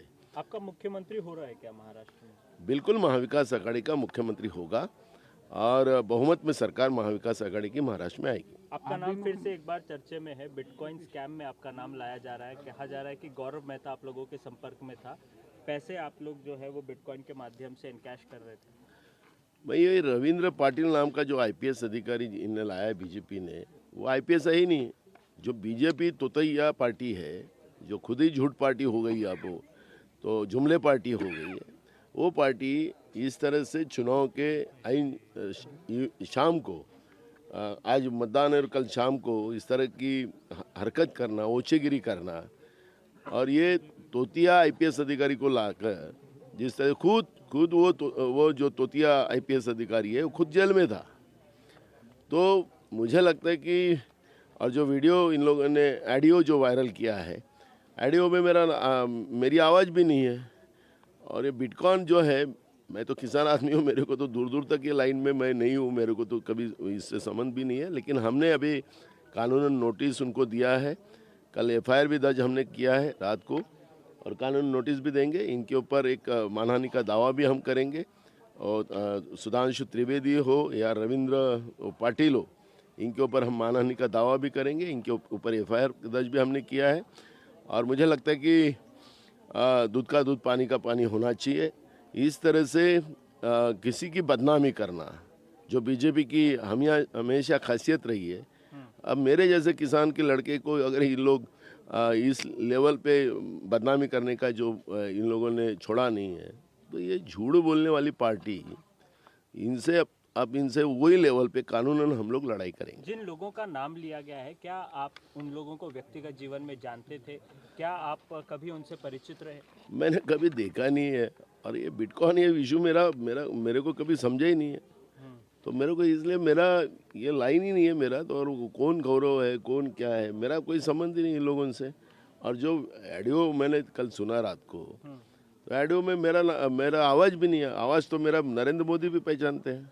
राजनीतिक षड्यंत्र कह रहे हैं आप, कौन कौन लोग हैं इसके पीछे, आपको क्या लगता है? हम इसलिए कहा कि हम इसमें हम दावा करेंगे, इसमें एक मानहानि का दावा करेंगे, एफआईआर भी दर्ज किया है और महाराष्ट्र में हमारी सरकार भी आ रही है। इसकी जांच हम उस लेवल पे करेंगे कि जब दोबारा किसी के बाटे ना जाए, गलत इस तरह की अफवाहें उड़ाकर पॉलिटिकल फ़ायदा लेने की कोशिश कोई ना करे, ऐसा इलाज हम लोग करेंगे। Thank you. एक छोटा सा बाइट सर मैं कर लेता हूं। The chief of the Congress party in Maharashtra, in fact, also speaking about the recent controversy that hit the Congress party and the MVA late in the evening yesterday when the allegations of Bitcoin for vote being used, in fact, was leveled against Supriya Sule and Nana Patole. He's denying those allegations. Let's go across at this moment to our colleague Anurag, who is joining us from Nagpur, the bastion of the RSS, their headquarters there, the ideological fountainhead of the Bharatiya Janata Party. Anurag, prestige battle there as well for both Nitin Gadkari and Devendra Fadnavis. The Congress party, MBA, also trying to make some inroads, particularly in some pockets of Nagpur. How has been the voter turnout? What are people telling you? I can show you those visuals because Nitin Gadkari has just arrived at this booth 221 in Nagpur Central. And yes, as you pointed out, Nagpur is the ideological hub of the RSS and central to the Vidarbha region in Maharashtra, witnessing an intense political battle, for Devendra Fadnavis, who vies for his 4th consecutive term and 6th overall as an MLA. Before delimitation in 2008, Fadnavis represented the Nagpur West seat for 2 terms. I just wanted to show you some exciting visuals also. This young lady with a poster, Maje Pahle Matdan, Sorakshana Sati. Ma'am? Ma'am, तुझा नाम क्या है? मनस्वी आदमने। मनस्वी, क्या मुद्दे हैं आपके लिए, क्या सोच कर आप? सिक्योरिटी गर्ल्स के लिए सब अभी जो आ रहे हैं नए सिक्योरिटीज आ रहे हैं, हमें होप है कि गडकरी साहब सब सिक्योरिटीज देंगे हमें। अच्छा, आप फर्स्ट टाइम वोटर हैं? आपने वोट डाल दिया? हाँ। तो अपनी उंगली दिखा दीजिए ताकि लोग जो घर से नहीं निकले हैं मनस्वी, तो वो ये भी अपील कर रहे हैं कि आएँ और मतदान करें। तो महिलाओं की सेफ्टी के अलावा और भी कुछ इश्यूज़ हैं, रोज़गार, एम्प्लॉयमेंट? हाँ, एम्प्लॉयमेंट्स वगैरह जो है और जो अभी नागपुर में जो डेवलपमेंट्स भी हो रहे हैं, अच्छा, वो बहुत अच्छे से हो रहे हैं। अच्छे से हो रहे हैं। हम चाहते हैं कि नागपुर में जो भी गडकरी साहब जितने भी एम्प्लॉयमेंट्स, जितनी भी कंपनीज नागपुर में ला रहे हैं उसको जल्दी से जल्दी करिए, और जितने भी नागपुर में रोजगार और एम्प्लॉयमेंट के लिए, अनएम्प्लॉयमेंट के लिए जितने भी इश्यूज हो रहे हैं वो सारे नागपुर में ही होना चाहिए, ऐसे हम चाहते हैं। आपका शुभ नाम? मानसी। मानसी, बहुत बहुत शुक्रिया आप दोनों का। तो you can see those visuals, and Nitin Gadkari is expected anytime soon at this booth 221. On one side of this particular constituency, you have RSS headquarter, and another side, Mominpura, which is dominated by Muslims. And we spoke to a few of the voters. They are asking for better roads, for water supply, because they say the water supply is not proper in this particular area. But everybody right now is waiting for Mr. Nitin Gadkari. My camera person can also show you those visuals, because Gadkari is expected in few minutes at, he will come out and then he will talk to the media. And Vidarbha comprises of 62 assembly seats, which where historically the BJP and the Congress have locked horns. While BJP secured 44 seats in 2014, the number dropped to 29 in 2019. And, a battle between all the senior leaders like Devendra Fadnavis, Chandrasekhar Bawankule, Sudhir Mangantiwar, Nana Patole. So this particular region is very important in Maharashtra politics, and particularly very important for the BJP and the Congress. Yes, that's right. Yes. Let's bring in Manisha Priyam now and Aarti Jairath again on the broadcast. So thank you for your patience. Manisha, let me begin with you. The Congress is contesting on the least number of seats it has ever done in Maharashtra. It's 103 battles that it's fighting, and of that 40 seats in Vidarbha alone. And in Vidarbha we are seeing the BJP make that push as well. The entire focus of the Congress party was also in this region, because it's here that there is a direct face-off between the BJP and the Congress. How do you look at the battle of narratives in Vidarbha? So look at this, that we are talking about a Maharashtra state election, and the first question you ask me is about the battle of narratives in Vidarbha. So the most important thing is that we have to see the numbers as highly localized on both sides, and both sides have a highly localized seat-by-seat strategy in terms of how they are going to go ahead with it. It's not just a battle of what the narratives are. Remember, citizens are somewhat at the margins of this election. I think the most important thing is how parties with smaller yet very strong local influences are going to turn around a highly localized verdict and aggregate it all together to create the state which is in India called the Maha or the big Rashtra. So remember, this is a Maha battle. I don't think it's as much about regional narratives as it is about very strong regional footholds and footprints. Vidarbha, as we've known, has been a very important stronghold of the Congress party, but also increasingly of the BJP. It's a straight off between the two. The headquarters of the RSS located in Nagpur, Nitin Gadkari, an important leader there. Also, Pawan Kule, the head of the BJP political party, comes from that region. So for both political parties, the Congress and the BJP, it's a battle of prestige in Vidarbha. Traditionally, one has seen that in straight battles with the BJP, the Congress has not been able to hold its grounds. Whether Vidarbha bucks that trend or conforms by the trend, that's what is to be seen.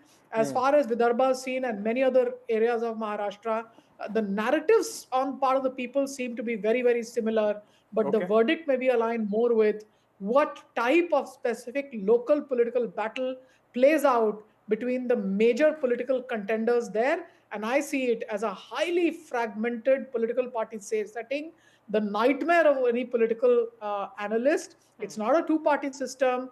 It's a fragmented political party Six system. parties which are directly in fray there. Right. In Maharashtra. Kuch udhar gira. And there are smaller parties as well. And interestingly, Ankit, this time around 28% more independents in fray. That's right. That makes it even more fascinating. So Maharashtra has been, we've seen how Maharashtra, along with these political parties, there are, regional strong players, very strong independents, and that is why it becomes very, very difficult as, to predict. In any case, the pollsters these days are going through a nightmare, whether it's America or India, and this state will give them chills if they want to, in fact, put their neck out at this moment. But Aarti Jairath, let me ask you this. I mean, somewhere this election of Maharashtra is also going to be whatever the result is for a larger narrative. Ma'am, I'm really sorry. Every time I try and come to you, there is a big leader who starts speaking. Nitin Gadkari is speaking at this moment. Listen.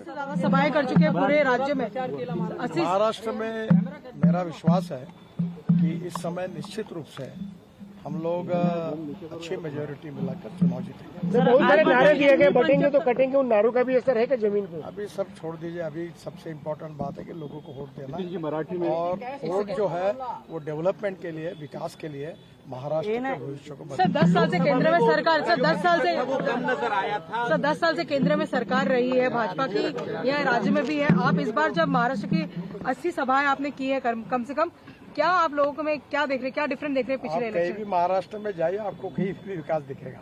Sir चाहे महाराष्ट्र के सिंचाई प्रकल्प होंगे जो टेम्बू मैसाळ जैसे, वो 12,000 करोड़ में जब वाटर रिसोर्स मंत्री था तब महाराष्ट्र को दिए।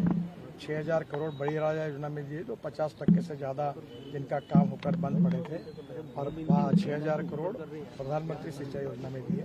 रोड तो आप हर जिले में जाके देखिए, और पूरे महाराष्ट्र की तस्वीर हमारी सरकार ने बदलाई है, और मोदी जी के नेतृत्व में महाराष्ट्र को एक नई दिशा दी है, और महाराष्ट्र की सरकार और हम मिलकर डबल इंजन की सरकार आएगी, और महाराष्ट्र प्रगतिशील, समृद्ध, संपन्न होकर महाराष्ट्र की जनता की पूरी अपेक्षा। 23 तारीख को सर ज्यादा अभी तक इसलिए मैं सबको आह्वान करता हूं कि लोकतंत्र का ये उत्सव में आपका अधिकार है वोट करने का। आप बाहर आइए और वोट करिए, ज्यादा से ज्यादा वोटिंग प्रोसेस। हाँ, आपण खूप मोठ्या प्रमाणात प्रचार केला, 75 पेक्षा जास्त सभा घेतल्या, काय पाहताय महाराष्ट्रात? महाराष्ट्रामध्ये यावेळी जवळपास सगळ्या जिल्ह्यात वोटांची मला संधी मिळाली, आणि मला विश्वास आहे की महाराष्ट्राची जनता महाराष्ट्राचं भविष्य बदलवण्याकरता निश्चितपणे महायुतीच्या मागे ताकदीने। कैंडिडेट सर, जहाँ कैंडिडेट की बात होती है, नितिन गडकरी का नाम सामने आता है। कैंडिडेट क्या कब तक नितिन गडकरी की जैसे पहचान बना है? एक बड़ा सवाल है। After casting his vote, and on the other side at this moment that you see is the Fadnavis family. Devendra Fadnavis, a key, important, in fact, player as far as politics of Maharashtra is concerned, Deputy Chief Minister. coming out and after casting his vote with his mother and his wife at this moment, and Devendra Fadnavis, showing his inked finger. But Aarti, before Mr. Fadnavis starts speaking, very quickly, let me ask you this. For Mr. Devendra Fadnavis also, it's a prestige battle, isn't it? From a man who was the chief minister, demoted to a deputy chief minister, BJP would be hoping that, Devendra Fadnavis especially would be hoping that at least this time he goes back to that promotion of the chief minister if BJP wins big.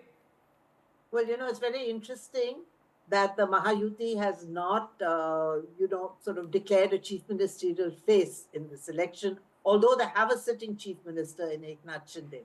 So clearly the post is up for grabs afterwards. And I think everything depends on the numbers each party gets. The BJP is obviously hoping to be a major player. It's contesting the largest number of seats. And, with that, they're hoping, I guess, for a very big strike rate, because a lot of this battle in Maharashtra is between the BJP and the Congress. And they seem to be hoping for a repeat of Haryana, where everybody thought the Congress was ahead, but the BJP pipped them to the post very handsomely. So I think they're hoping for a similar kind of, situation in Maharashtra, which will put the BJP in the driver's seat, possibly as the single largest party. And I think that is really what they're hoping for. And that must be what Fadnavis is hoping for too. And then, of course, the inner politics of the BJP will start kicking in, whether Fadnavis actually makes it or whether they choose somebody else. I mean, I'm not going to speculate on that right now. But, I wanted to say earlier that for me, the really interesting thing in the elections, both in Maharashtra and Jharkhand, is the battle between the Congress and the BJP. Yes. Because I think the outcome of the battle in both the states will really determine the shape of the next government in both the states. And, whether it will be a repeat of Haryana or whether this time the Congress has managed to get its act together, I don't know. We'll know on result day. Like you said, BJP, of course, would be hoping for, to become the single largest party, because post-poll scenario on 23rd, when the results start trickling in, that becomes very, very important. One thing that is certain in Maharashtra is that the Congress and the BJP are not coming together. Beyond that, everything is possible in Maharashtra. So the single largest party will have an edge when it comes to the invitation from the governor to form the government. So that will be a very, very important milestone as far as the BJP is concerned. And Maria, before we move on, let me ask you very quickly. You travel extensively throughout Maharashtra. I just want to understand specifically when it comes to Vidarbha and Marathwada region. People were talking a lot about the anger that people had, voters had in 2024 general election against the BJP. Yes. Has that dissipated? Because it's not been a very long time. Has the Ladki Behan Yojana and other schemes, have they helped in dissipating that anger, or is the situation still the same? Yes. So I was traveling this entire Nashik belt and Baramati around the Lok Sabha. And I took the same journey, more or less, perhaps more this time around in the assembly elections. And Ankit, yes, that anger has dissipated. My understanding is that whenever voters cast their vote, when it is about revenge or sympathy, they do it only once. So when it was about sympathy for Uddhav Thackeray, they have already cast their vote during Lok Sabha. This time it's a different set of issues completely. In fact, Devendra Fadnavis is speaking. Let's cut across to it. आपण सरकारकडनं अपेक्षा ठेवतो, त्या अपेक्षा ठेवत असताना जो मतदान करतो त्याला जास्त अपेक्षा ठेवण्याचा अधिकार आहे. त्यामुळे आपल्या सरकारकडनं आपल्या अपेक्षा पूर्ण करण्याकरता सर्वांनी भरभरून मतदान करावं अशी माझी सगळ्यांना विनंती. मतदारांमध्ये एक वेगळा उत्साह पाहायला मिळतो. पुढे जसं बोललं तर टक्का वाढेल, कशा प्रकारे बघता तुम्ही? मला निश्चितपणे वाटतं याचं कारण एकतर लोकसभेमध्ये याद्यांमध्ये मोठ्या प्रमाणात घोळ होता, काही प्रमाणात तो कमी झालेला आहे. दुसरं लोकसभेच्या वेळी वोटिंगची Yes, so Ladki Behan it did find a lot of resonance, Ankit, across Maharashtra, I would say. But the issues of farmers change from one region to another. So the issues of onion farmers is different from issues of sugarcane farmers to grapes farmers to soybean farmers, and all these farmers find different kind of issues. When it comes to voting. So that anger is gone completely, I would say. is there sympathy for Uddhav Thackeray? Maybe in some pockets, not largely in Thane where I was, where it's the actual Sena battle. Yeah. Is there, anger for BJP, particularly to do with the Jod Tod Rajniti that we heard a lot 4 months ago? It's no longer there. So people are not talking about Jod Tod anymore. They have come to terms with the fact that there are 6 political parties in fray directly.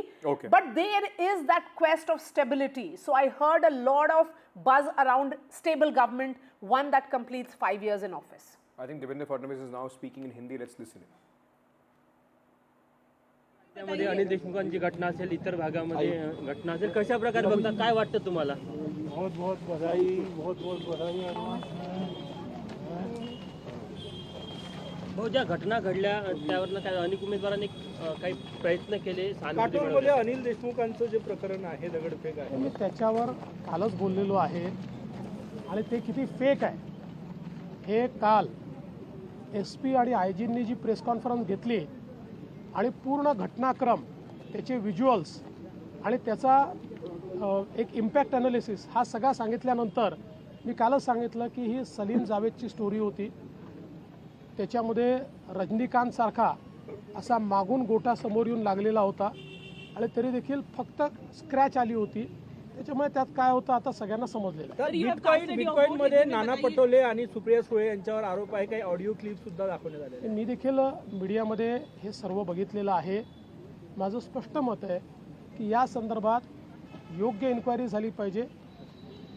काय यात खरं आहे हे सर्वांसमोर आलं पाहिजे, कारण आरोप गंभीर आहेत. अशा गंभीर आरोपांची सखोल चौकशी होऊन त्यातलं सत्य बाहेर येणं हा जनतेचा अधिकार आहे.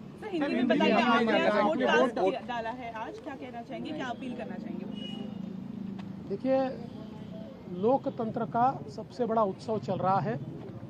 महाराष्ट्र में हमने हमारे परिवार के साथ अभी अभी वोट दिया है और मैं सभी महाराष्ट्र के बहनों भाइयों को और विशेष रूप से हमारी लाडली बहनों को ये अपील करना चाहता हूं कि बहुत बड़े पैमाने पर वो वोट करें, क्योंकि मतदान ये केवल हमारा अधिकार नहीं है, ये हमारा कर्तव्य भी है.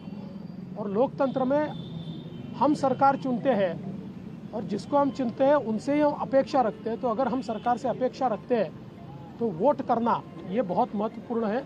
इसलिए बढ़ चढ़कर सब लोग वोट करें, ऐसी मेरी सबको प्रार्थना है. Serious allegations were raised against Vinod Tawde yesterday. Then later, timing has been very interesting. Supriya Sure and Nana Patole, their audios were circulated by BJP itself.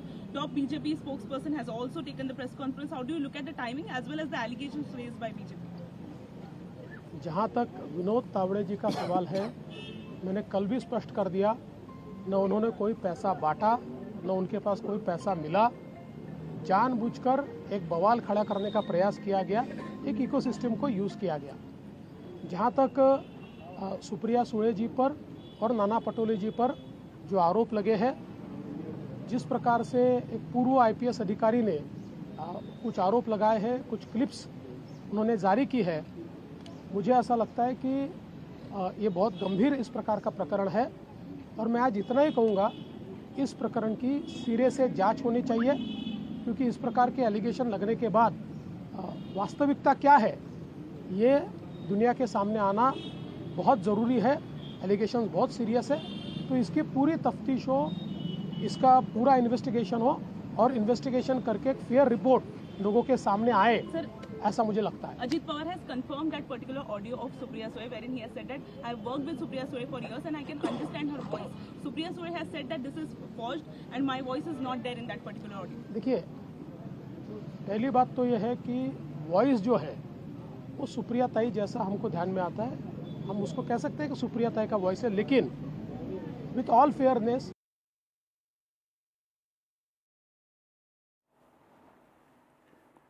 Devendra Fadnavis there speaking on the last evening controversy, which had the BJP do a press conference at 10 p.m. and then Supriya Sule speaking to NDTV and saying that the audio is fake and that she has already registered a complaint with the cyber cell of Maharashtra because this is actually a larger defamation attempt at her character. Shifting focus now to Jharkhand, the other state which is going to polls. Remember, this is the second in the final phase in a tribal-dominated Jharkhand, where most of the seats today are in the tribal belt. In fray is also the Chief Minister, Hemant Soren. One of the battles being fought is also of the former Chief Minister and BJP Supremo in the state, that is Babulal Marandi. His wife, the rising star of JMM, Yes. Hemant Soren, his wife is also in the fray in this election. Kalpana Soren held the party together when Chief Minister was, behind bars as soon as he came out. We knew that what happened at that point of time. But very, very interesting what is taking place in Jharkhand as well. And Aarti, if I may bring you in at this moment very quickly, for Jharkhand, 38 seats in this phase of polling. This will also establish whether Hemant Soren is the biggest tribal leader possibly across the country. And number two, I think the who forms the government hinges on the performance of the Congress party, which got 30 seats from the JMM in this alliance. Really in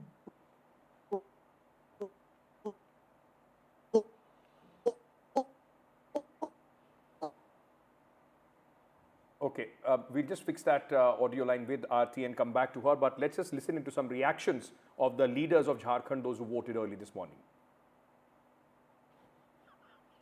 appeal करता हूं कि लोकतंत्र का ये महापर्व है, अपना मताधिकार का प्रयोग करें। हमें 5 वर्षों में एक बार अवसर मिलता है अपने हाथों से अपने प्रदेश को संवारने का, और इसलिए समस्त मतदाता भाई और बहनों से मैं अपील करता हूं, इस अवसर को गंवाना नहीं। प्राप्त संकेत जो मिल रहा है, झारखंड की जनता अब परिवर्तन का मन बना चुकी है। हेमंत सोरेन की सरकार जा रही है और झारखंड में बीजेपी के नेतृत्व में एनडीए की सरकार आ रही है। Prabhakar Kumar is joining us live from Bokaro, known for being a steel city once upon a time, and among the districts or urban towns or centers of Jharkhand, Bokaro does have better infrastructure. Prabhakar, has it become a little better now because it's almost going to be 11 a.m.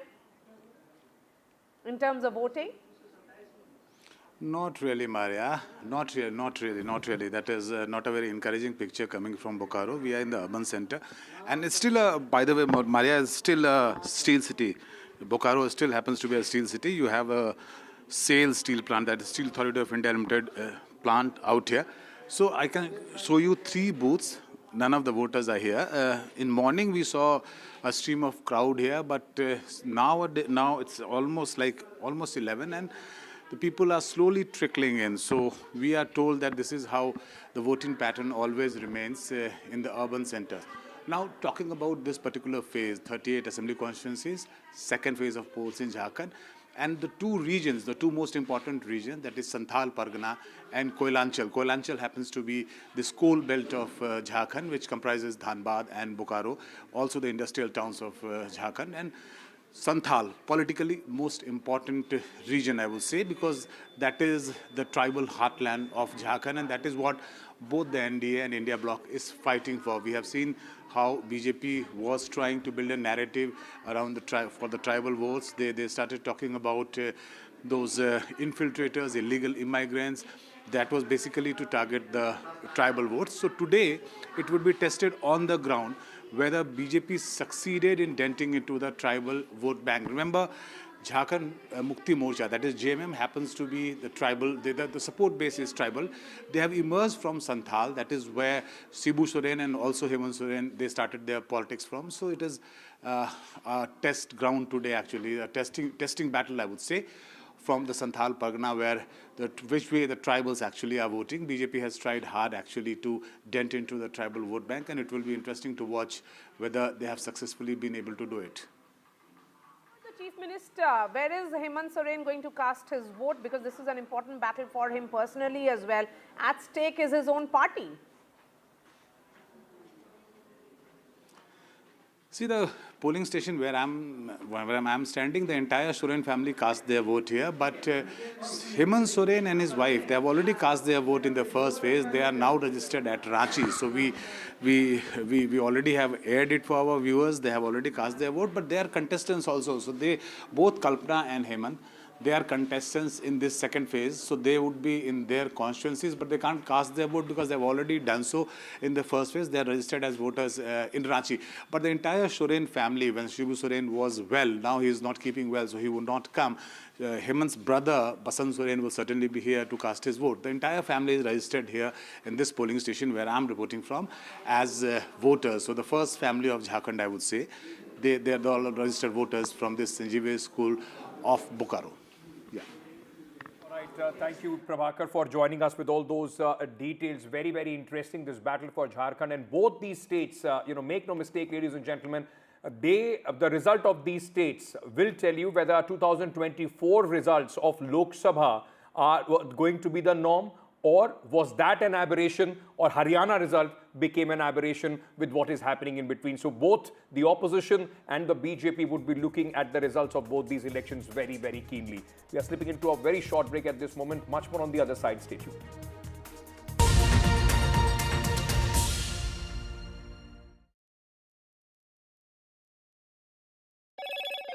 Hello, Moto. Motorola Edge 50 Pro, world's first AI-powered pro-grade camera.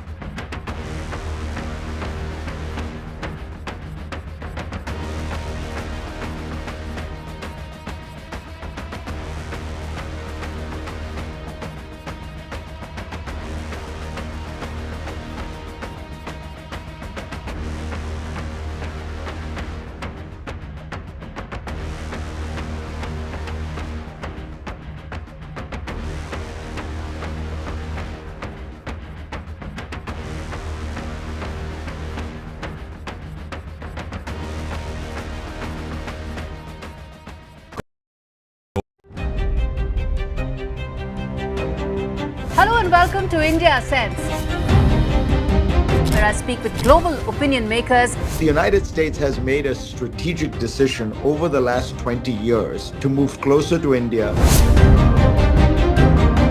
Our $7 trillion economy seems a perfectly conceivable number. If you want to be a national party, it's that you sort of accept the way the world is rather than want to endlessly hark back to how it was. Modi is promoting the digitization of the economy, which is accelerating growth in the country. I want to thank the American people for the extraordinary honor of being elected your 47th president. Donald triumphs. What does Trump's win mean for America, for the world, for the wars, and for India-US relations? Non-stop coverage on NDTV. Top analysts and voices from the ground. Extensive coverage on NDTV.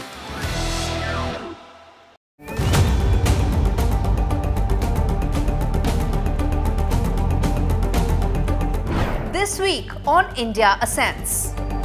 All eyes on upcoming Rio G20. India poised to mend emerging economies, G7 divisions. Trump 2.0. Is it time up Trudeau? Ottawa stares at fresh turmoil. Chinese security personnel in Pakistan. Is it Beijing's bid to colonize Islamabad? And in Bangladesh, why does Attorney General want secular removed from the constitution? All this and more only on India Sense with me, Gauri Dwivedi, at these timings on the NDTV network.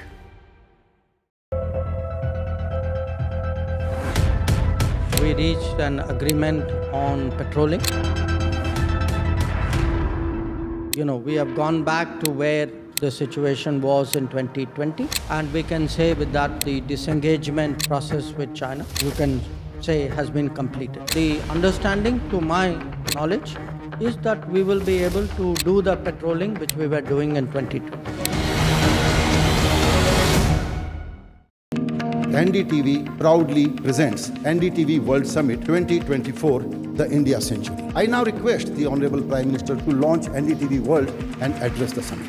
Prime Minister Narendra Modi's inaugural session at the NDTV Summit outlined his vision for the India Century, driven by aspirational India. हमारा प्रयास होगा भारत की century सिर्फ भारत की नहीं बल्कि पूरी मानवता की जीत की सेंचुरी बने. The summit brought together prominent global leaders, highlighting India's pivotal role on the world stage. Not just Indians trusting India's leadership, but the global South especially trusting India's leadership. Permanent seat on the UN Security Council is something that should be India's right. Canada is concerned, I think there are some very specific issues. I think a lot of people know that. AI is going to be one of the most important, drivers. It's a very exciting time for India, Indian cinema as well at a global level. NDTV World Summit was more than just a conversation.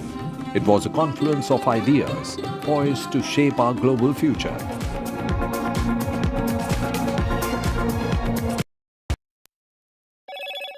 Hello, Moto.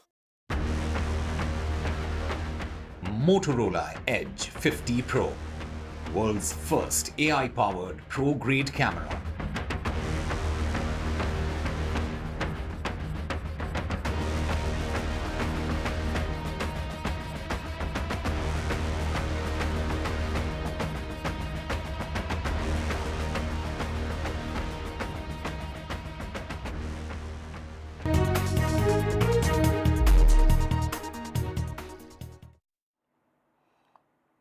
Welcome back. The US Immigration and Customs Enforcement has detained Anmol Bishnoi, the brother of gangster Lawrence Bishnoi. Anmol is currently being held in a jail in the state of Iowa.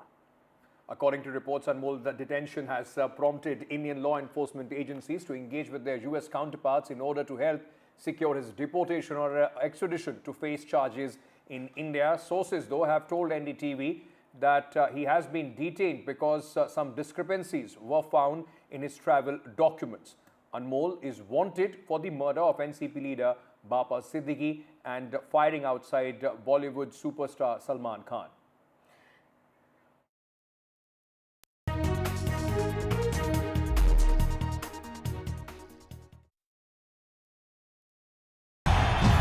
तालियों के साथ हम स्वागत करेंगे आदरणीय मोदी जी का. छत्रपति शिवाजी महाराज की.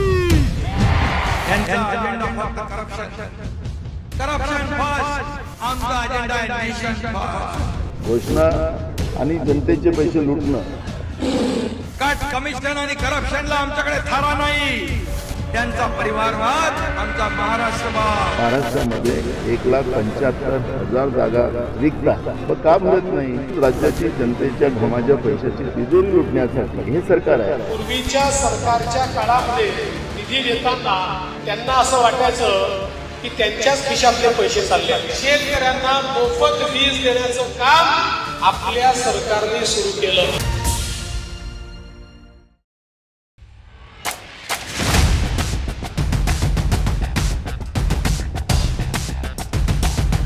The last elections of 2024.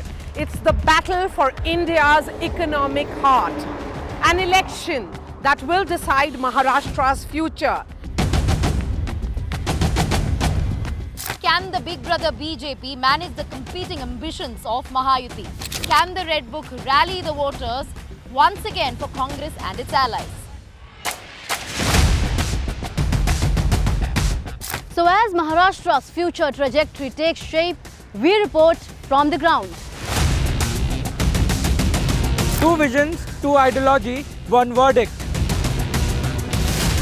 An election where no caste chemistry can yield a perfect formula. It's a state that is splintered with power battles. The big question, will Maharashtra poll outcome unify parties or divide them further? And who will emerge as Maharashtra's undisputed leader?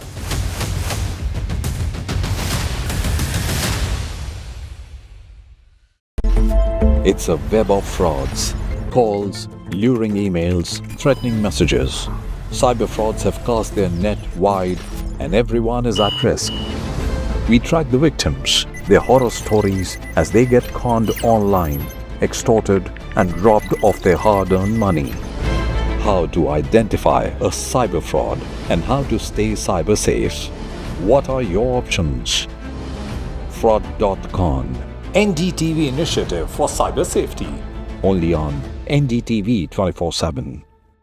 I've been reporting on all issues, big and small, from Andhra Pradesh, Telangana, rest of South India, bringing you all the action, all that you need to know, all that you want to know. The energy of Maximum City is infectious. I bring in that energy in our news coverage from financial capital Mumbai. India's IT capital is always buzz. It's literally a city that never sleeps. And I keep you ahead on all the Bengaluru buzz. Covering from the southernmost part of India over the last 20.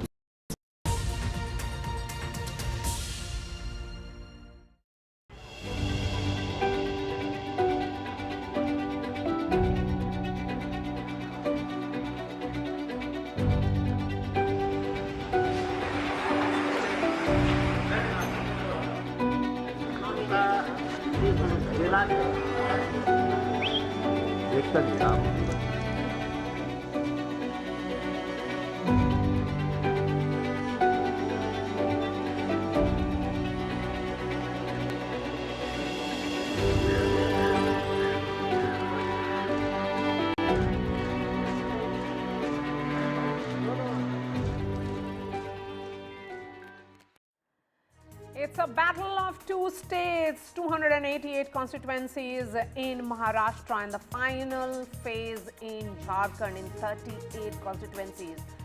You can see those visuals. It's promising early morning. There are long queues being seen. But the larger question is, will Mumbai, which is infamously known for its voter apathy, actually beat that trend? Or will Mumbaikars say thumbs up to going out and casting their votes? Very good morning from Maria and I, and at this moment, ladies and gentlemen, these two states are voting, and for the larger electoral narrative in the country, a lot of eyes, lot at stake, both in Maharashtra and Jharkhand. We'll get you all the details. Let's start with the headlines. Mumbai votes in a trickle, less than 7% voting in India's financial capital till 9 a.m.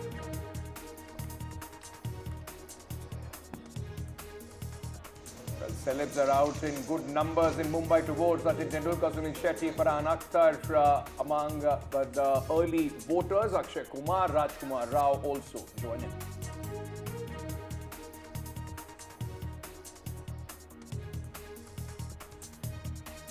Mahajuti versus Mahavikas Aghadi, the battle in Maharashtra. So far, 6.6% overall turnout in Maharashtra till 9 a.m. Final phase of voting in Jharkhand polls amidst infiltration political war between the BJP and India bloc. Thick smog engulfs national capital. Air emergency continues. 50% government employees to work from home.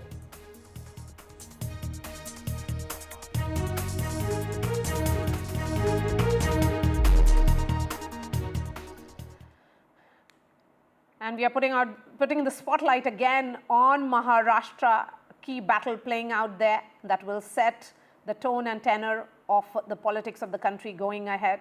One that will decide whether the elections, the Lok Sabha elections which happened a few months ago, was an aberration for the India bloc, or did the India bloc actually perform and actually dent as much as it was seen that time around.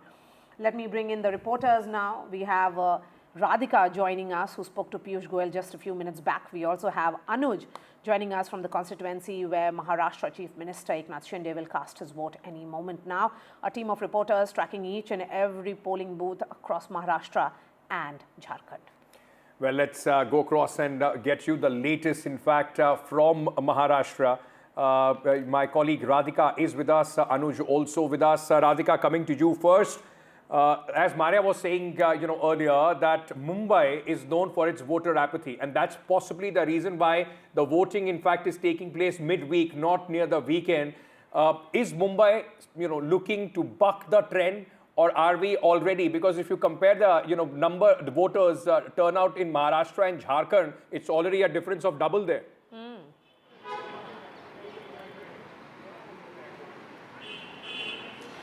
Absolutely. Voter apathy is something that Mumbai is notorious for. Hopefully, it will change this time. Of course, strategically, it has been placed for Wednesday. So there are more people that we're seeing, outside polling booths. Not as encouraging as one would say, but we are seeing people in large numbers, especially in the last half an hour. Of course, morning voting trends are not great, be it any metropolitan cities. But here we're seeing some amount of queue outside this particular activity high school in Pedder Road. This is where Milind Deora, in fact, cast his vote just some time back. Of course, this is an important South Mumbai constituency. If you were to talk about South Mumbai, we were at Malabar Hill.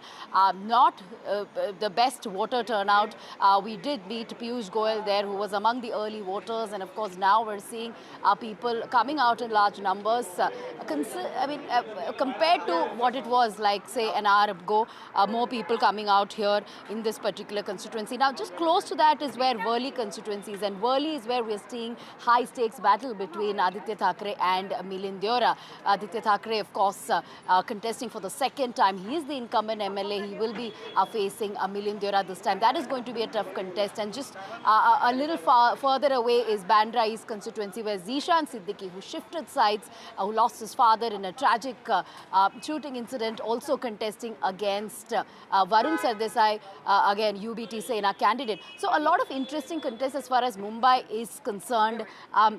Let me try and go across to a few voters, sir. Excuse me. Hi, you've come nice and early. आप vote करने जा रहे हो. आप क्या मुद्दे हैं ये आपके constituency में जिसके बारे में आप बात कर सकते हैं? Okay, we don't.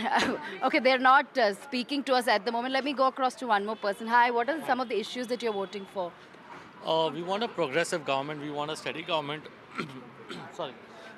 We don't want any kind of, involvement of politics, which ensures, less of development. We want people to progress, and we want to ensure that there's no corruption. So we are hoping that the continuous development that's been happening in Mumbai. We are seeing coastal roads being developed. We are seeing the sea link being bridged up till Borivali. There's a plan, so I feel it's going to be much more, progress that's going to happen. A lot of political churns have happened. As a voter, has that affected you? I guess voters have themselves now self-aware of what's happening, what's wrong. They have corrected their paths and gone to a party where they feel the progress is happening. Okay. And now we see that the current government that is there right now, they are doing well bit. So I think, this is the right path. All right. Thank you. Thank you. All right, so there you heard it from the voter here. A lot of push as far as infrastructure and development is concerned. That is what we saw during campaigns as well. Something that is resonating with many people in Mumbai. Coastal Road is being spoken about. Metro is being spoken about. So yes, that is something that, people in large numbers are coming out. At least in metro cities, that's the trend we are seeing. But how much of it will translate into votes, be it Mahayuti, MV, all that remains to be seen. But sometime back, I spoke to Piyush Goyal. Let's listen to what he had to say. Cast his vote. Let me just go across to him. Sir, a couple of questions. How different is 2024 election from 2019? Well, I think the people of Maharashtra are coming out in much larger numbers. They are angry that despite having voted for a certain alliance in the past, there was a very, very, very unfortunate turn of events, due to which the vote which was given for a certain alliance was not truly able, we were not able to get a good government in Maharashtra. So I'm very, very confident that this time they will give a reply to all those who betrayed the trust and vote which people had given in 2019 to a particular alliance, to a particular leader. All those who betrayed that vote of the people in 2019 are coming out in large numbers. And what are the issues you'd like to focus on, and generally people are focusing on this time? Our focus is only on development. We believe that Maharashtra should develop. The people of Maharashtra, the people of Mumbai should get a bright future. On behalf of all of you, I would urge every voter in Mumbai and in Maharashtra to kindly go out and cast their vote. Vote for leaders, parties, alliances that have worked for you and will work for you. in the future. I'm confident voter turnout in Mumbai will increase. Even in the Lok Sabha, early trends were not encouraging. They will be better. And several celebrities have also cast their votes early morning. In fact, among the early voters was Akshay Kumar. We also saw, the big... Kartik Aaryan, Sachin Tendulkar. At least good to see, Yes. actors, cricketers coming out and voting. Hopefully this will inspire their fans to come out and vote as well. Our colleague Abira is with us at this moment. Abira, at least Bollywood, putting out its best foot forward when it comes to voting. Yes, absolutely. But you know what? In Juhu, Andheri, where we see Akshay Kumar is an early riser. He's always the first one to go and vote. We have seen Rajkumar Rao, Kartik Aaryan. We have seen Sachin Tendulkar, of course. We have also, right now, it was Sunil Shetty who came in. We saw Priya Dutt who came in. Sunil Shetty spoke about how, he is looking at issues like infrastructure and roads to be solved. But also he made a very important point that everything we can't be dependent on the government. There are things that we need to do ourselves. And also he spoke about Gen Zs coming out. He's saying that, it's too early for Gen Zs. Maybe they have not woken up yet. But hopefully we'll see them in the later half of the day. And where I'm standing right now is Bandra West, St. Anne's Church. And here it's in Pali Hill. Most of the celebrities stay here. So a lot of them are expected, while we know that Deepika Padukone was expected here. But she's not here. She's in Bangalore. And also we have Amir Khan, who is in US right now. He won't be seen here. But yes, we are hopeful. We are waiting for more celebrities to come in, because that's, like you said, it encourages fans. They see it and they would want to go and vote. The problem issues is even we have to be as responsible. बहुत सारे issue हमारे खुद के भी है. Civic sense हो, discipline हो. हम खुद मानते नहीं, हम मांगते सब कुछ है और deliver खुद कुछ नहीं करते.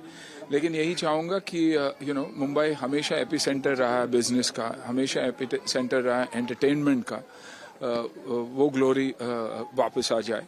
और इंफ्रास्ट्रक्चर का काम हो ही रहा है. ऑफ कोर्स यू सी बहुत ही अच्छा इंफ्रास्ट्रक्चर का काम हो रहा है. वो सही वक्त पे हो, सही तरीके से हो, क्योंकि क्या है, रोड्स स्ट्रक्चर्स आएंगे ही आएंगे, लेकिन साथ साथ ग्रीन कवर हो, पार्क्स हो लोगों के लिए, वो बेसिक्स होनी ही चाहिए. सबसे बढ़िया बात है, इंतजाम बहुत अच्छा किया हुआ है. बहुत अच्छा इंतजाम किया हुआ है. मैं देख रहा था कि सीनियर सिटीजन के लिए बहुत अच्छा इंतजाम किया हुआ है. बहुत सफाई रखी हुई है. एंड बस आज यही है कि सब लोग आएं, वोट करें. That is the most important thing. आइए वोट कीजिए, ये हमारी एक रिस्पॉन्सिबिलिटी है. ECI का मैं आइकन हूँ, तो बहुत समय से मैं यही कह रहा हूँ, लोगों को यही दरख्वास्त कर रहा हूँ कि आइए वोट कीजिए, हमारी रिस्पॉन्सिबिलिटी है. यहाँ फैसिलिटीज़ भी अच्छी है, और जैसे कि मैंने अभी कहा कि सारे ऑर्गेनाइजर्स ने यहाँ पे अच्छी फैसिलिटीज़ की है. सिर्फ हमारे लिए नहीं, मगर मैं ये उम्मीद करता हूँ कि सारे लोगों के लिए अच्छी फैसिलिटीज़ रहेंगी. पूरा जो पीरियड है, वोटिंग पीरियड, वो पूरे समय तक अच्छी फैसिलिटीज़ रहे, यही मैं उम्मीद करता हूँ, और किसी को तकलीफ ना हो. आइए ज़रूर वोट कीजिए. बहुत ज़्यादा इम्पोर्टेंट है. बहुत इम्पोर्टेंट डे है आज वोटिंग का. और बहुत अच्छा लगा मुझे तो इतने लोग ऑलरेडी आए हैं. आई होप कि और ज़्यादा भारी मात्रा में आए और vote. I think it's a responsibility of every citizen to go and vote, और बहुत ज़्यादा ज़रूरी है देश के लिए. हॉलीडे मत बनाइए, just go and vote, man. All the best, Jai. Okay, thank you, sir. Thank you. Right, so celebs coming out and fulfilling their duty. We are being joined at this moment by Manisha Priyam, political analyst. Neerja Chaudhary, senior journalist, is also with us, and Badri Narayan, academic, and also somebody who closely watches the politics of this country, is with us at this moment. And we are also being joined by Sajjan Kumar. Sajjan Kumar is also with us at this moment. Thank you so much to all of you. Very good morning. Let me start by asking you, Mr. Kumar, before we go to the ladies, this voter apathy, how much, people keep talking about if the numbers go up, if the voter turnout is high, it impacts, the ruling alliance. Somebody would say it helps the opposition. Yeah, so there is no science to that. But how crucial in Maharashtra is the voter turnout? Yeah, I mean, voter turnout is crucial for two reasons. First, there is nothing called an emotive issue this time, which was very much there during the Lok Sabha election this way or that way, but it was kind of giving a self-motivation for the loyalties that people had to ideology and parties. So that was a kind of catalyst. This time, since it's a hyper-localized election, so therefore it would be very much up to the candidate in localities and the organizational factor of the parties to fetch their core votes out.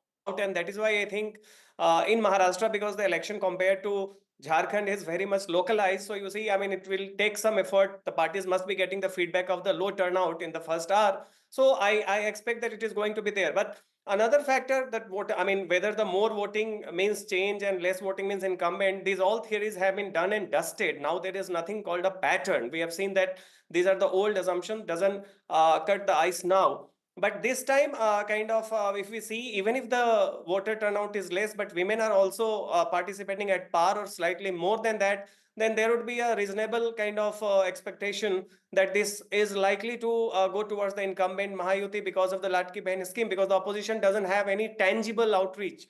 So this is one factor. Another thing that we have seen, that metropolitan votes less than the rural India, the poorer vote more than the rich people.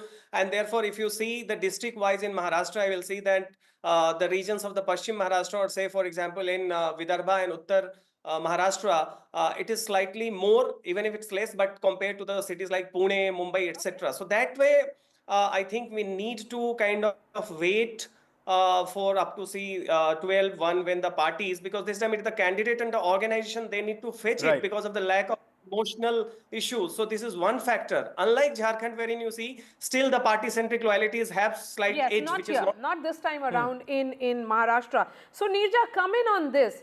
By the end of this day, what will you be watching out for? In fact, now we can see Chief Minister Eknath Shinde and the entire family there in Thane present to cast his vote. He's likely to speak to the media only after exercising his voting right.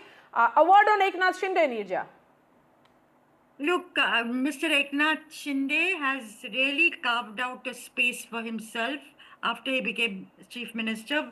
When he became Chief Minister, very few people had heard of him or his name. Today, if you travel through Maharashtra, you certainly have women rooting for him. Our brother Eknath Shinde, who's given us 7,500 rupees under the Ladki Behin Yojana, they refer to him. They don't talk about Mahayuti or any other party doing it. And of course, even as a Maratha leader, Jharangi Patil, who has been an activist for Maratha reservation, is hard on the BJP and has been telling people to vote against the BJP, but soft on Eknath Shinde.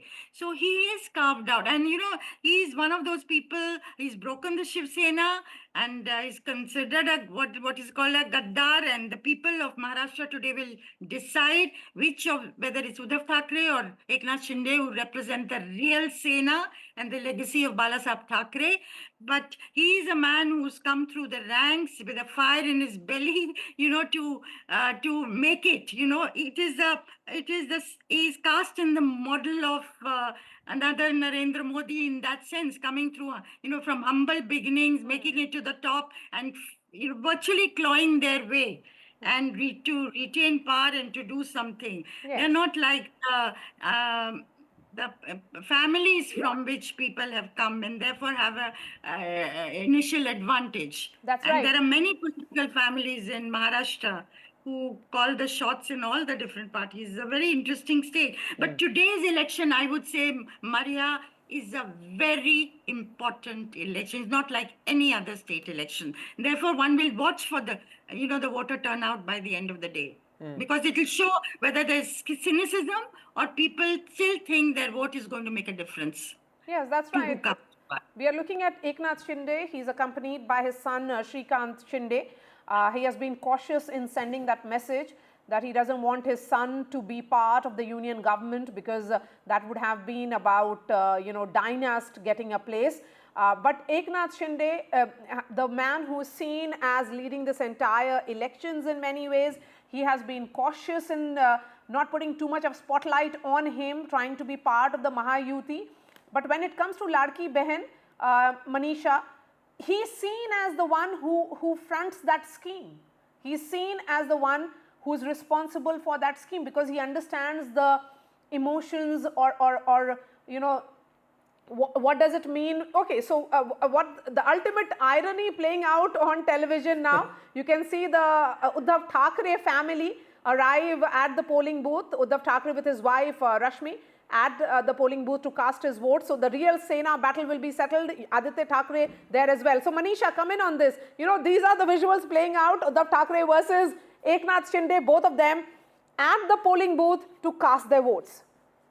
So as you rightly said, look, you have had to change tune from talking about development politics, from talking about women in development and how women identify with a leader, and you quickly change to a visual which has got Uddhav Thackeray and his wife Rashmi Thackeray by his side.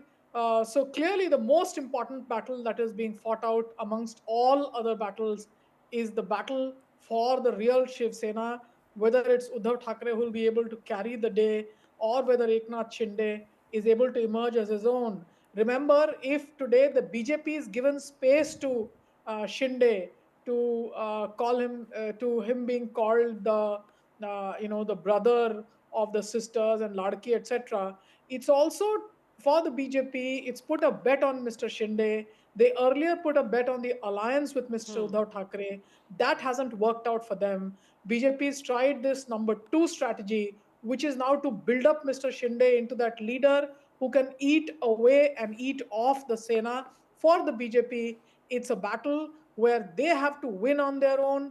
They have to defeat the Congress, particularly in strongholds like the Vidarbha, where there's a one-off battle, and they have to simultaneously ensure that the Shiv Sena up until Balasaheb Thackeray is really neatly and squarely split into 2. So it pays for the BJP to have a strong Mr. Shinde. By himself, I don't think it's Mr. Shinde's field work or hard work or his genuine love for the underdeveloped women, which is at play, but very clear and thought out electioneering by the BJP. And this, as you see, many subplots to this mega election. It's the Maha election, as I would call it. Okay. But the most important one of them is what is playing out now on your screens. And let's see now, the voters will seal. You had a discussion on the voter turnouts. May I add one last line on the voter turnouts? This time around, if I see it correctly, I would say that the urban upper class will not vote as much because they must be really scared of showing their alignment with this side or that side. Because remember, all of these political parties have a very strong foothold. Ma'am, I'm sorry, but Uddhav Thackeray is speaking at this moment. मला वाटतं आज जास्त मी बोलणं आता योग्य नाही कारण मतदान सुरू आहे. मी सर्व मतदारांना आवाहन करेन की आपण जरूर उतरा, मतदान करा आणि Okay, there are visuals also coming in now of the Chief Minister who has just cast his vote along with his entire family, son Shrikant Shinde, his wife and Chief Minister's wife. He's seen as the man of the soil, the Aam Aadmi Neta in Maharashtra. I mean, the kind of popularity he enjoys. You know, interestingly, is Maria, really, really fascinating. And interestingly, like we are, pulling out both these visuals of Eknath Shinde on one side, Uddhav Thackeray on the other, speaking at this moment. Not only does it, in fact, decide which is the real Sena, it's also Uddhav Thackeray was the chief minister for almost 2.5 years, and then Eknath Shinde, both of them also fighting it out to, in fact, Be the chief minister. Who is the better chief minister, Yes. whose work was better, their report card also on the line as administrators, as the head of their parties as well. So a lot riding on both these gentlemen also when, on 23rd, the elections result do come out. But interesting what is happening, at this moment with the Eknath Shinde and Uddhav Thackeray on one side. There is another factor. The real NCP possibly is also going to be decided. Remember, it is Ajit Pawar who is able to, at this moment, use the symbol of the NCP, but with a disclaimer, as the Supreme Court had told him. So it's not as easy for Ajit Pawar as it has been for Mr. Eknath Shinde, who is able to use the symbol of the Shiv Sena without any restrictions. Neerja, if I may very quickly come to you on the battle in the Pawars. It's not only the battle for Baramati, for NCP, for the Pawars. Possibly this election is going to cast it in a die who is the real, Maratha strongman. and for Sharad Pawar, whether he can still win this round as well against his nephew. Yes, well, that of course is the second thing that this election is, important for. Who represents the NCP? As far as Sharad Pawar's standing goes, I don't think there is any doubt in the minds of the followers of NCP that Pawar is way ahead of his nephew. But as far as the organization goes, post-Pawar era, what is going to happen? And much will depend on what actually plays out in Baramati.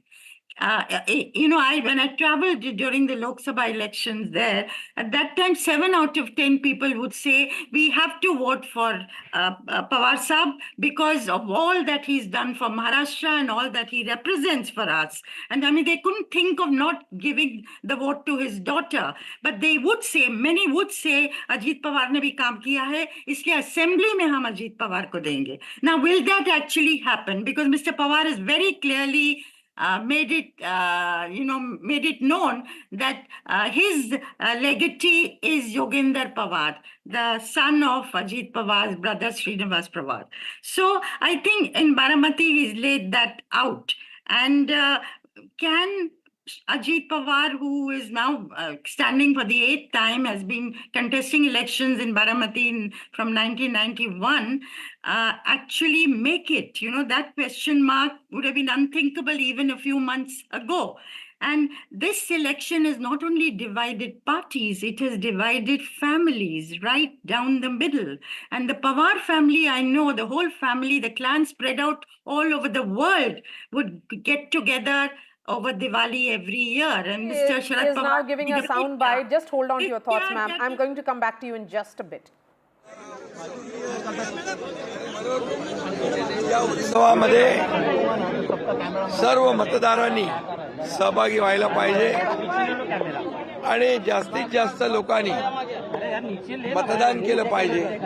कारण मतदान हे आपलं पवित्र कर्तव्य आहे, ही आपली जबाबदारी आहे आणि म्हणून ती प्रत्येक नागरिकांनी पार पाडली पाहिजे आणि या लोकशाहीच्या उत्सवामध्ये सामील झालं पाहिजे असं माझी सगळ्यांना नम्र विनंती आहे. या राज्यातला मतदानाचा टक्का जास्तीत जास्त वाढवण्यासाठी प्रत्येकाने मतदान करावं आणि लोकशाही समृद्ध आणि प्रगल्भ करावी अशा प्रकारची विनंती मी करतो.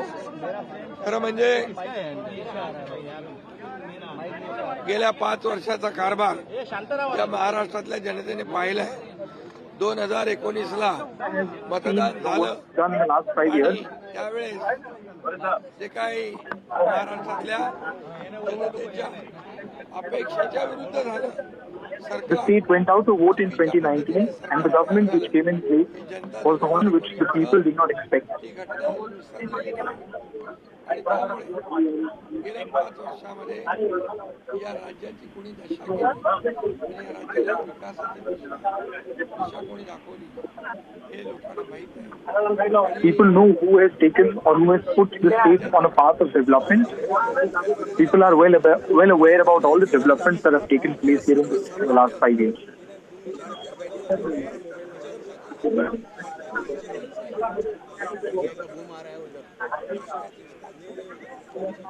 आणि नक्कीच आम्हाला समाधान गेल्या 5 वर्षांमध्ये या राज्याला पुढे नेण्यासाठी, या राज्याला विकासाकडे नेण्यासाठी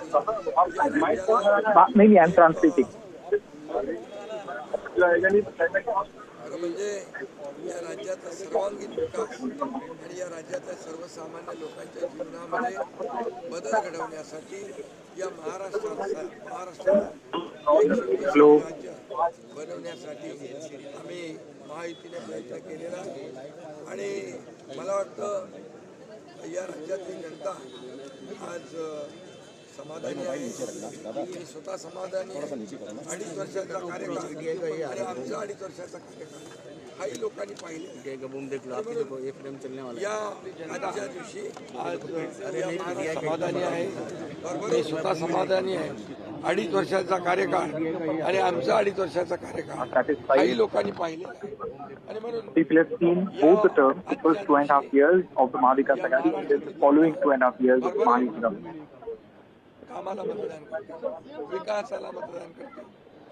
I'm sure that people will come out in large numbers and vote for us.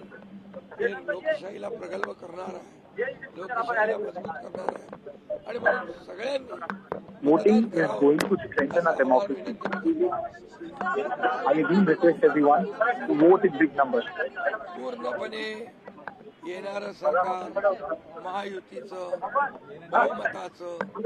The next government will be a Mahayuti government with a pure majority.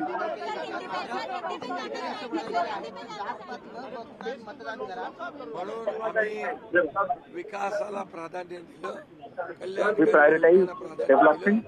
In the last 2.5 years, the people of Maharashtra have seen how we have prioritized development. आज बहुत ही लोकशाही का एक पवित्र दिन है, ये उत्सव है, ये लोकशाही को समृद्ध और मजबूत करने वाला उत्सव है। इसमें सभी ने मिलकर इस उत्सव में सहभागी होना चाहिए, सभी ने वोट करना चाहिए, क्योंकि ये महाराष्ट्र को शक्तिशाली बनाएगा, देश की अर्थव्यवस्था को मजबूत बनाएगा। इसलिए आज का दिन बहुत ही महत्वपूर्ण है। ये मतदान सभी लोग करें और हमारी लोकशाही समृद्ध करें, प्रगल्भ करें, मजबूत करें। और पिछले 5 साल का कारोबार लोगों ने देखा है। 2019 में क्या हुआ था, लोग आज भूले नहीं है। लोगों का मैंडेट क्या था, और लोगों का मैंडेट था महायुति, जनता का मैंडेट था महायुति, लेकिन सरकार महायुति की नहीं बनी। इसलिए वो लोगों के ध्यान में है पूरी तरह। और 2.5 साल का कार्यकाल भी देखा है उन्होंने, और हमारे 2.5 साल का भी देखा है। और इसलिए हमारे 2.5 साल में एक तरफ विकास, जो विकास को रोका था हमने उसको शुरू किया। जो कल्याणकारी योजना है, जैसे लाडली बहन, लाडला भाई, लाडला किसान, कई योजनाएं, मैं अभी सब में खुलकर बताना नहीं चाहता, लेकिन विकास और कल्याणकारी योजनाएं जो शुरू की है, इसका प्रतिबिंब जो है इस चुनाव में दिखेगा। महिलाओं को बड़े पैमाने पे लाडली बहनों का और लाडले भाइयों का मतदान होगा। और मैं सभी से गुजारिश करता हूँ, लोकशाही में वोटिंग होना चाहिए, ये हमारा अधिकार है, हमारी जिम्मेदारी है, वो हमने बखूबी निभानी चाहिए। और इसलिए सभी वोट करें। और मुझे विश्वास है 2.5 साल में जो महायुति ने काम किया है, जो कल्याणकारी योजनाएं, जो विकास, उसके बलबूते पे आने वाली सरकार जो है मजबूत थम्पिंग मेजोरिटी की, ये महायुति की होगी।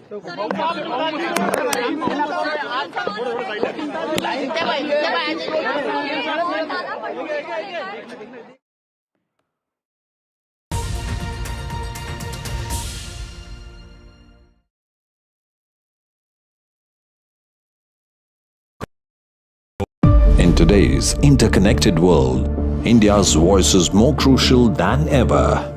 When India speaks, the world listens.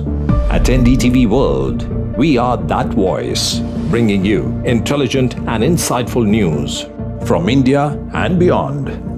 From geopolitics and diplomacy to economic shifts, migrations, tech disruptions, and the stories of our diaspora. We cover the news that shapes our global future. NDTV World, your new home for global news, is here. I now request the Honorable Prime Minister to launch NDTV World and address the summit. It was the grand launch of NDTV World by Prime Minister Narendra Modi. As he laid out his vision for the India century at the NDTV World Summit. ऐसी सदी जिसमें भारत के प्रयासों से दुनिया में स्थिरता आए, in the presence of those who are shaping our future. मेरी तरफ से आपको ढेर सारी शुभकामनाएं हैं। NDTV World, your new home for global news, is here. Stay informed and entertained with the new and updated NDTV News app. You can watch all our channels live, listen to podcasts, read breaking and exclusive news from around the world and more. Download the NDTV app today and get access to the best journalism and storytelling on your smartphone or tablet. The NDTV app. News that matters to you.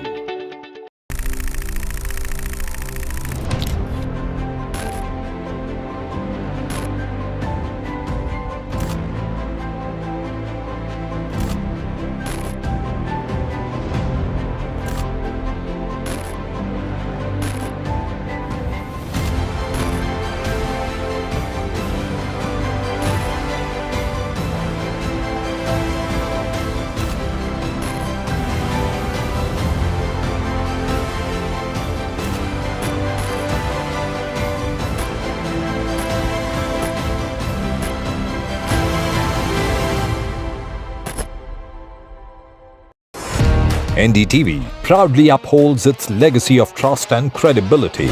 According to the prestigious Reuters Institute's Digital News Report 2024, NDTV is the top-most news platform in the country. Number 1 in both online and offline reach in India.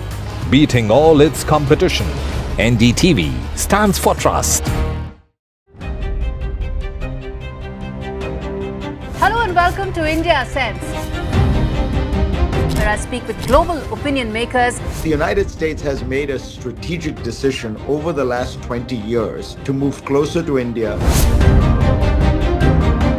A $7 trillion economy seems a perfectly conceivable number. If you want to be a national party, it's that you sort of accept the way the world is rather than want to endlessly hark back to how it was. Modi is promoting the digitization of the economy, which is accelerating growth in the country. I want to thank the American people for the extraordinary honor of being elected your 47th president. Donald triumphs. What does Trump's win mean for America, for the world, for the wars, and for India-US relations? Non-stop coverage on NDTV. Top analysts and voices from the ground. Extensive coverage on NDTV.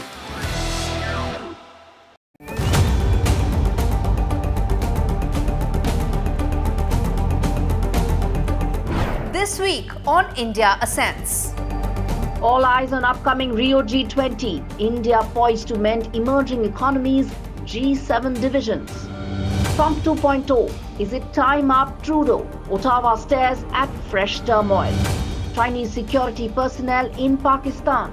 Is it Beijing's bid to colonize Islamabad? And in Bangladesh, why does Attorney General want secular removed from the constitution? All this and more only on India Sense with me, Gauri Dwivedi, at these timings on the NDTV network.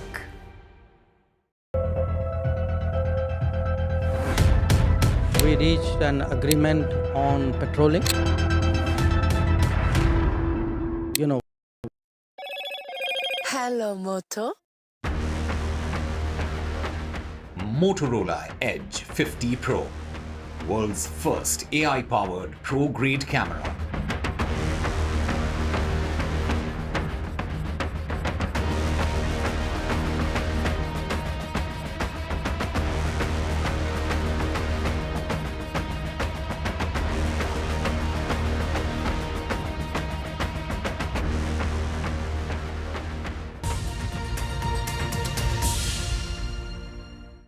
It's been 4 hours since the polling began, and the latest voter turnout till 11 a.m. has been put out by the Election Commission.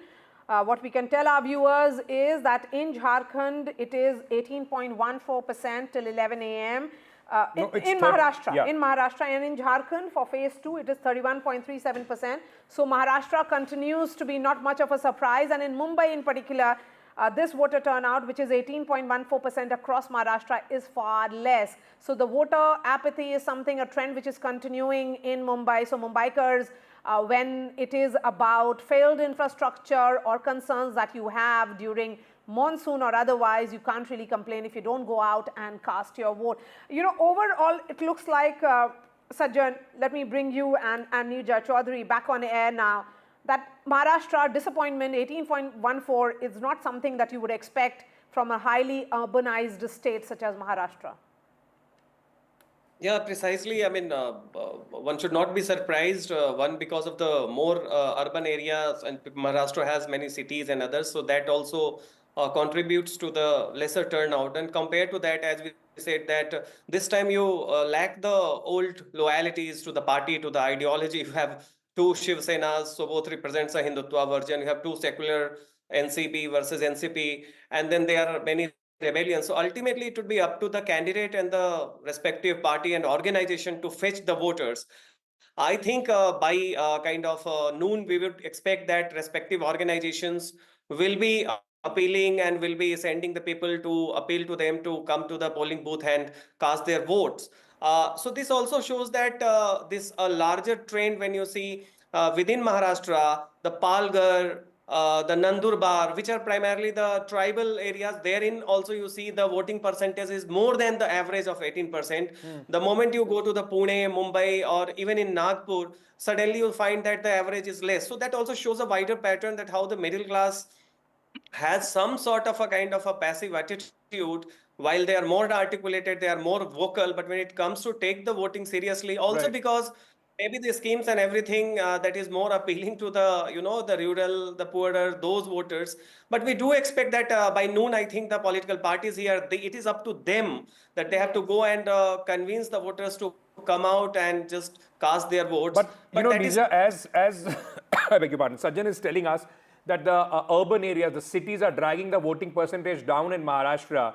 Does this somewhere also tell you that that possibly the kind of anger that people had in 2024 Lok Sabha election, A, that has come down, and B, it also is a statement about the ability of various political parties to bring their voters out actually to the booths and ensure that they come out and vote? It's a very interesting phenomenon, particularly in the cities, if you look at it. Maharashtra is the largest tax revenues come from there. Yes. The contribution to the national economy, the GDP, even though it's come down, but still it is very large still.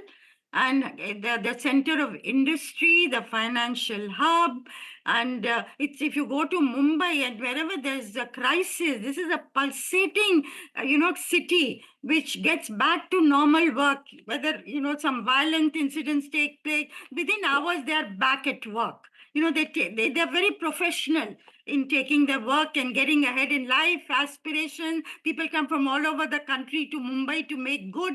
And for a city like that to disregard the importance of voting your leaders into power, does it show a very deep level of skepticism that whatever, this is not going to affect my life? And I think somewhere this has to be, of course, it has to do with organizations, EC, political parties activating themselves, getting people out to vote, and icons like cricketers and Bollywood stars coming out so the fans will follow. But I think it needs to be addressed at a deeper level. Why is it that we are not giving importance to voting, which is going to make such a difference? And for Mumbai now, the issues that are being flagged off, social welfare schemes, which are going to be, how financially viable are they going to be for the next government? And will they affect the ongoing development projects like the coastal road? I mean, there are many things at stake for the people of Mumbai today, for them to come out and actually vote. Either come out and vote or lose your right to complain in your drawing room. Yes, absolutely. I mean, we have seen too much of complaining that happens whenever there is some kind of, when we have seen those hoardings dropping in, some time back. And Manisha, that is the problem with most urban centers, and Mumbai is not surprising us. It's continuing with the same attitude towards their voting right. No, I think the issues are more nuanced in Mumbai.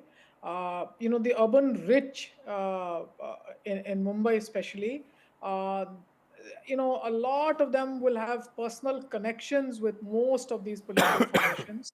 It's very difficult for them to be seen as partisan. Remember, this fight has gone down to a level that we could not have imagined the chosen nephews turned up against the uncle. The party Satrap was revolted against the son of Balasab himself. So families are bitter in their relationships. People in urban areas tend to have long-term relationships with such political formations. To be seen with Ajit and to not be seen with Supriya Tai, ask people of social relationships. And it's not just that. The fact that,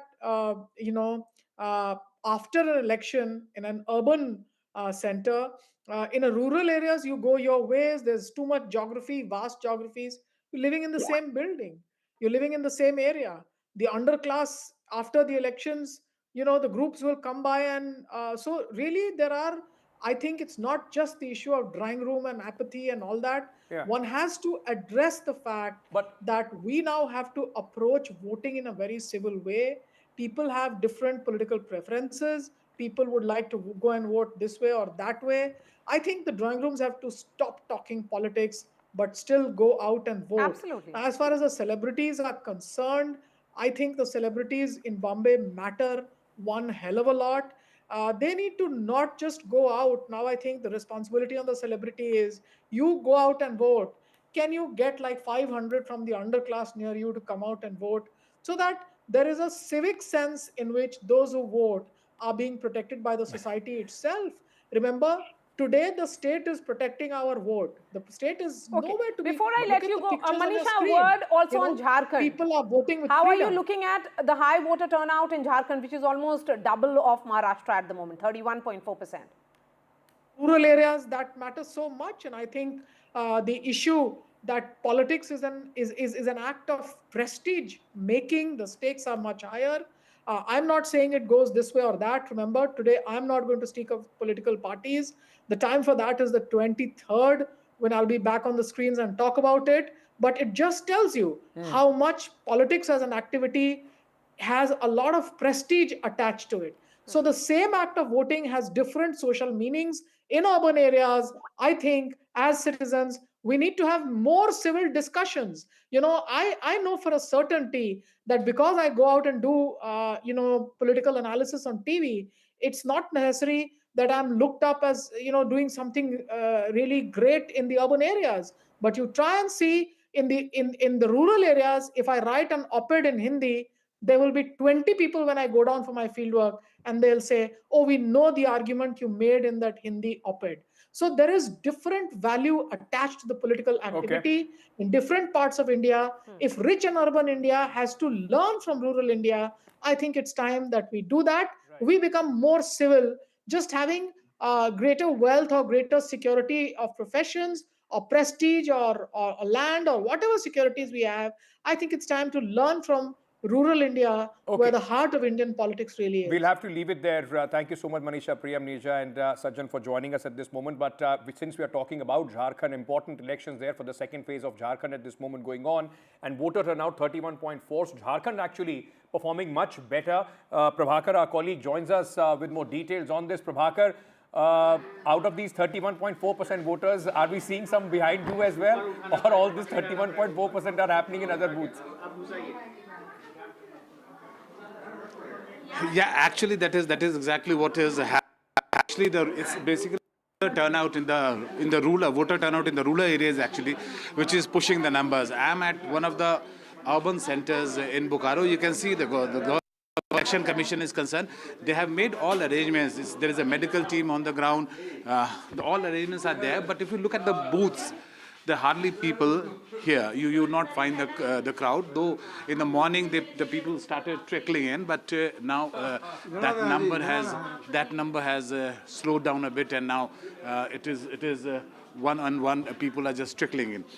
Talking about the political importance of it, certainly it is a very important phase happening. 38 constituencies, especially in the Santhal Pargana area, which is the Adivasi, the tribal hotbed of Jharkhand, and that is the stronghold of JMM as well. So it will be a very interesting testing ground for JMM actually, whether they are able to hold that tribal heartland to themselves.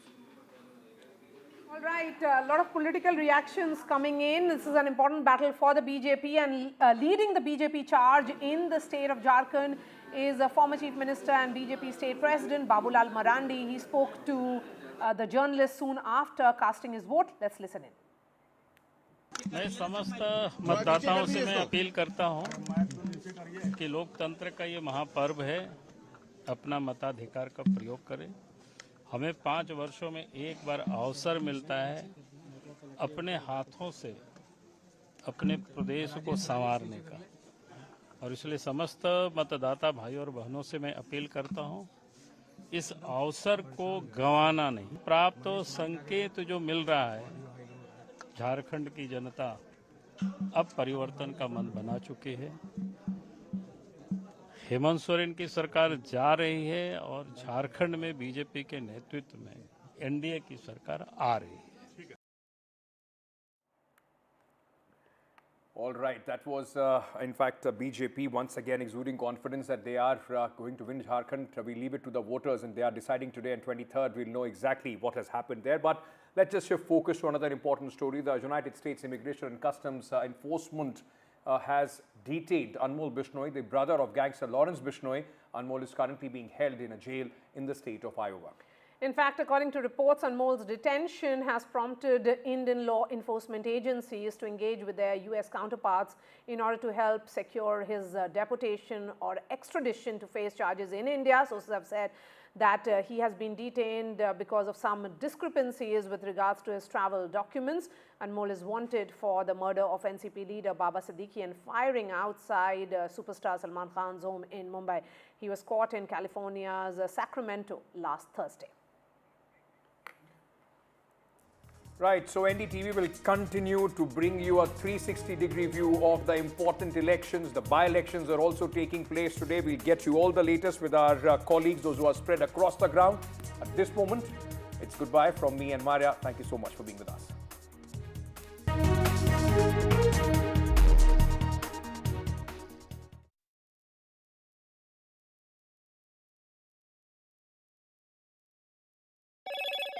Hello, Moto. Motorola Edge 50 Pro, world's first AI-powered pro-grade camera.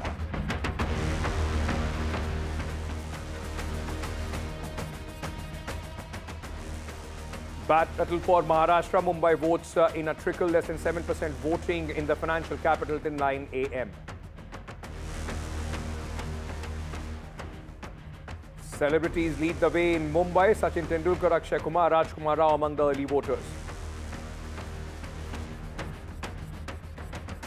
It's a pitched battle between Mahajuti and the Mahavikas Aghadi in Maharashtra. Final phase of voting in Jharkhand, poll amidst the infiltration political war.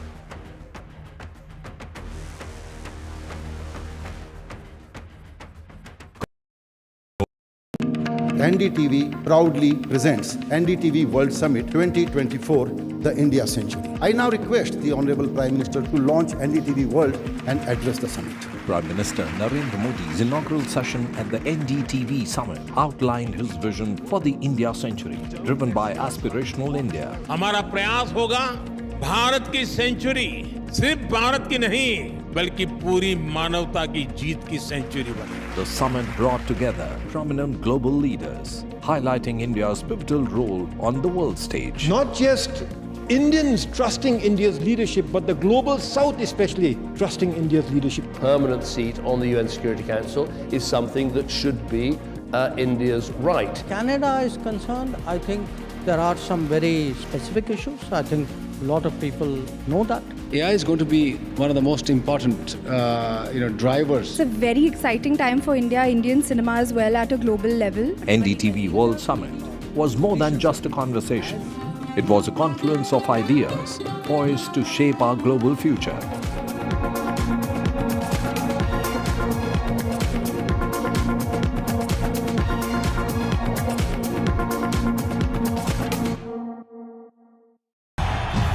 तालियों के साथ हम स्वागत करेंगे आदरणीय मोदी जी का. छत्रपति शिवाजी महाराज की.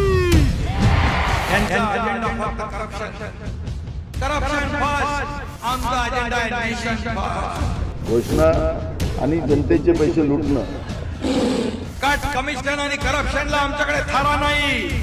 त्यांचा परिवारवाद आमचा महाराष्ट्रवाद. महाराष्ट्रामध्ये 1,75,000 जागा रिक्त आहेत. का भरत नाही? राज्याची जनतेच्या घमाच्या पैशाची तिजोरी लुटण्यासाठी हे सरकार आहे. पूर्वीच्या सरकारच्या काळामध्ये निधी देताना त्यांना असं वाटायचं की त्यांच्याच खिशातले पैसे चालले. शेतकऱ्यांना मोफत वीज देण्याचं काम आपल्या सरकारने सुरू केलं.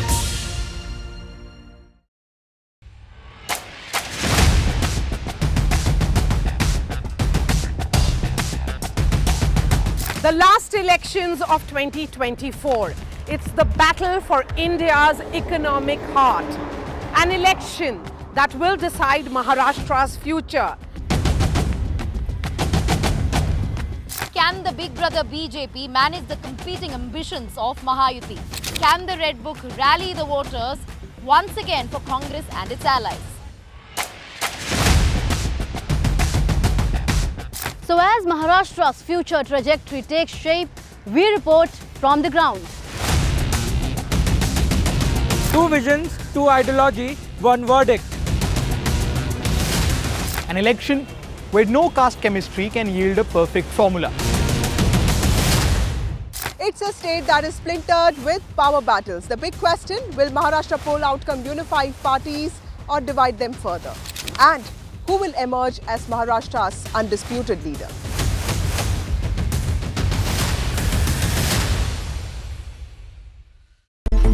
It's a web of frauds, calls, luring emails, threatening messages. Cyber frauds have cast their net wide and everyone is at risk. We track the victims, their horror stories as they get conned online, extorted and robbed of their hard-earned money. How to identify a cyber fraud and how to stay cyber safe. What are your options? Fraud.con, NDTV initiative for cyber safety. Only on NDTV 24/7.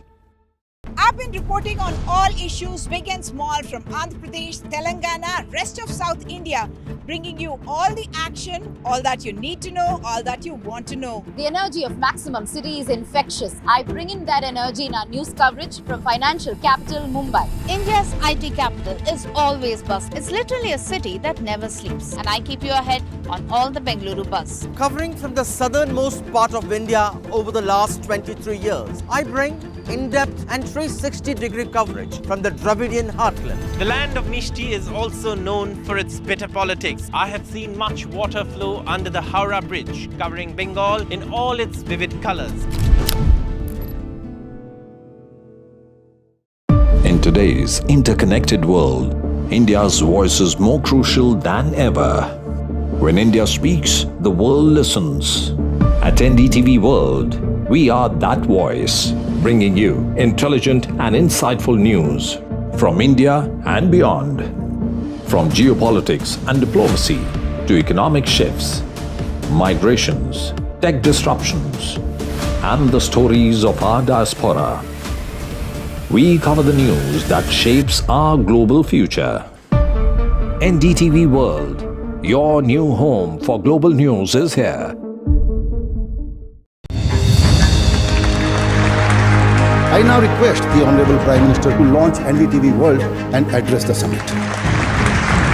It was the grand launch of NDTV World by Prime Minister Narendra Modi. NDTV World, as he laid out his vision for the India century at the NDTV World Summit.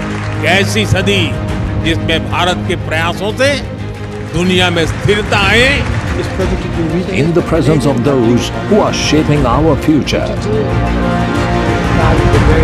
मेरी तरफ से आपको ढेर सारी शुभकामनाएं हैं. NDTV World, your new home for global news is here. Stay informed and entertained with the new and updated NDTV News app. You can watch all our channels live, listen to podcasts, read breaking and exclusive news from around the world and more. Download the NDTV app today and get access to the best journalism and storytelling on your smartphone or tablet. The NDTV app. News that matters to you.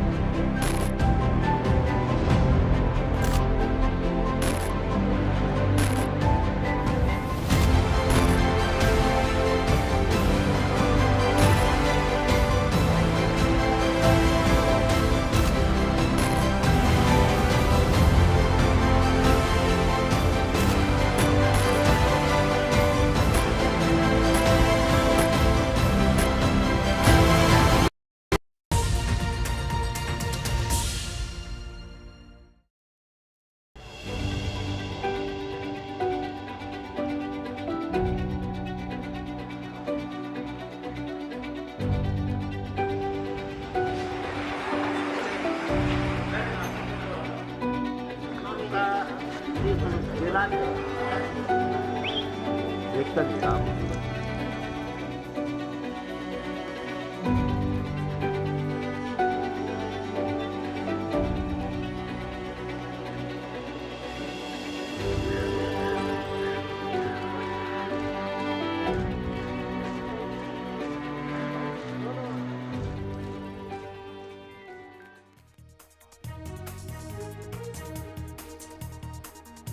State elections of national importance voting in Maharashtra and Jharkhand. Voting for also bypolls in Kerala, Uttarakhand, Punjab. High stakes election battle across states.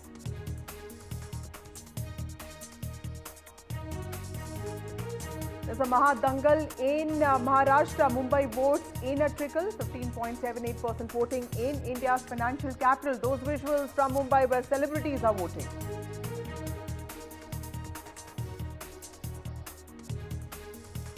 Big battle for Maharashtra. It's Mahayuti versus Mahavikas Agadi. Maharashtra records 18.1% voter turnout till 11 a.m.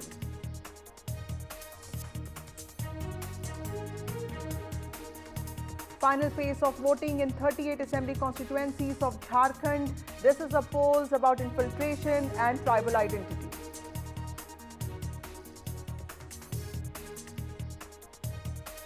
In other news, thick smog engulfs national capital as pollution continues to soar. Delhi government employees to work from home now.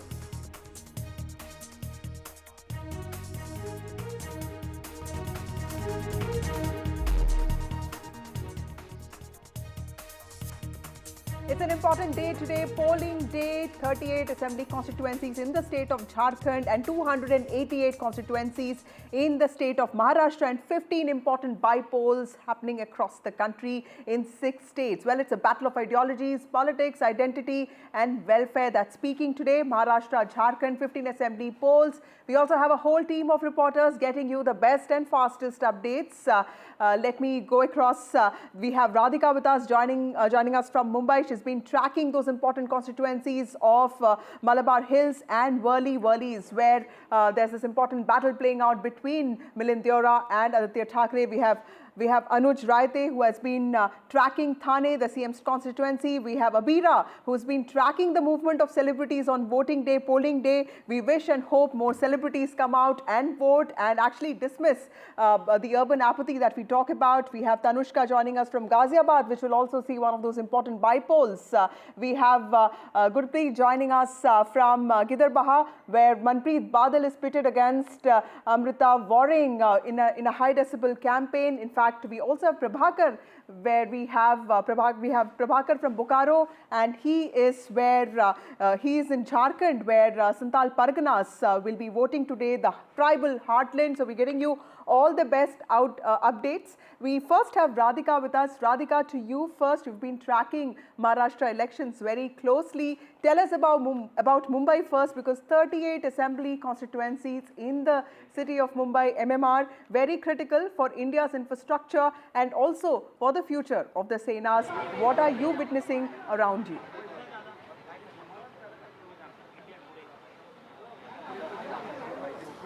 Absolutely. As far as Mumbai is concerned, this has been a Sena bastion. A lot of Sena versus Sena playing out in multiple constituencies of Mumbai. In fact, I am in a constituency in Bandra East. Earlier, I was in South Bombay covering Malabar Hill, Pedder Road, Worli, all of them coming under the South Mumbai Lok Sabha seat, of course, where there is the Malabar Hill constituency as well as Worli. And as you mentioned, Worli, Aditya Thackeray versus Milind Deora are playing out there. We did speak to Piyush Goyal as well, who appealed to more voters, to more people to come out and vote. As you said, urban apathy is something that Mumbai is notorious for. As of now, 16% voting till 11 a.m. Will this change? We saw 50% last time in 2019. Will it increase from that, 50% to perhaps 55 to 60%? That remains to be seen. I'm in Bandra East, and it's a very interesting constituency.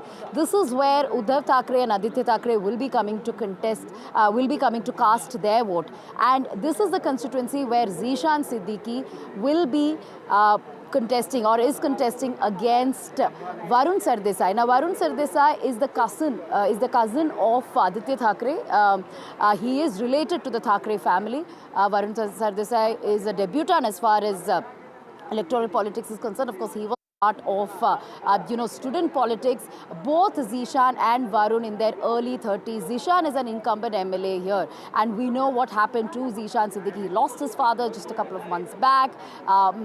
His father Baba Siddiqui was shot dead just close to this particular place as well. So a lot of sympathy, right, as far as Zishan Siddiqui is concerned. And he also left Congress party and joined NCP Ajit Pawar. That also happened just a few weeks back. So it is Zishan Siddiqui versus Varun Siddhar in a very important constituency of Bandra East.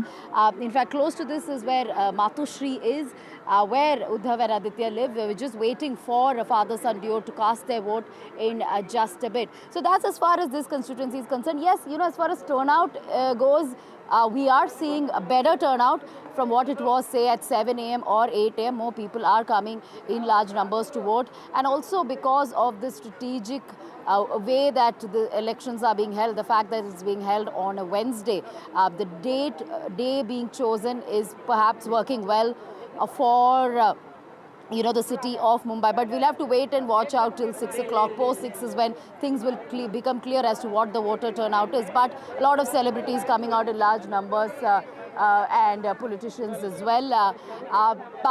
Yes, high stakes battle as far as Maharashtra is concerned, and more than 30 seats in Mumbai going to polls. Milind Deora, Aditya Thackeray, Varun Sardesai, Zishan Siddiqui are some of the top contestants as far as city of Mumbai is concerned. Of course, Pawar's Fadnavis and Eknath Shinde just casting his vote some time back. I spoke to Piyush Goyal a while ago. Let's listen into that conversation. Piyush Goyal has just cast his vote. Let me just go across to him. Sir, a couple of questions. How different is 2024 election from 2019? Well, I think the people of Maharashtra are coming out in much larger numbers.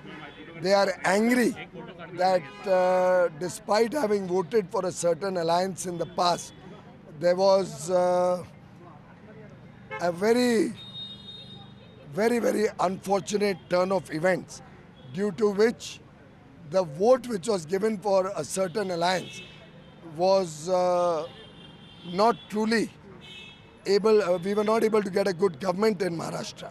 So I am very, very confident that this time they will give a reply to all those who betrayed the trust and vote which people had given in 2019 to a particular alliance, to a particular leader.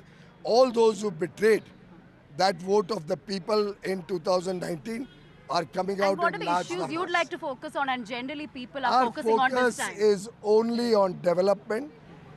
We believe that Maharashtra should develop.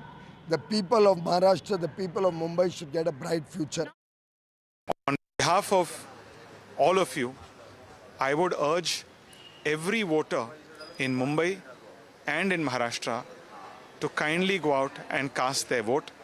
Vote for leaders, parties, alliances that have worked for you and will work for you in the future. I'm confident voter turnout in Mumbai will increase. Even in the Lok Sabha, early trends were not encouraging.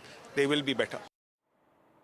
Well, Mumbai is the city of dreams. It's also the city of stars. There are several celebrities, especially from Bollywood, who were seen voting in the city today. Many of them actually came quite early to the booths, and they are actually setting an example to the city, to the Millennium City, which has actually been showing lackluster performance when it comes to its voting records. Till now, till 11 a.m., there's been 15.1% voter turnout in Mumbai, from Bollywood A-listers like Akshay Kumar and Rajkumar Rao to Master Blaster Sachin Tendulkar. Several celebrities were seen voting. We just saw the visuals of directors, filmmakers, Gulzar and his daughter Meghna Gulzar voting there.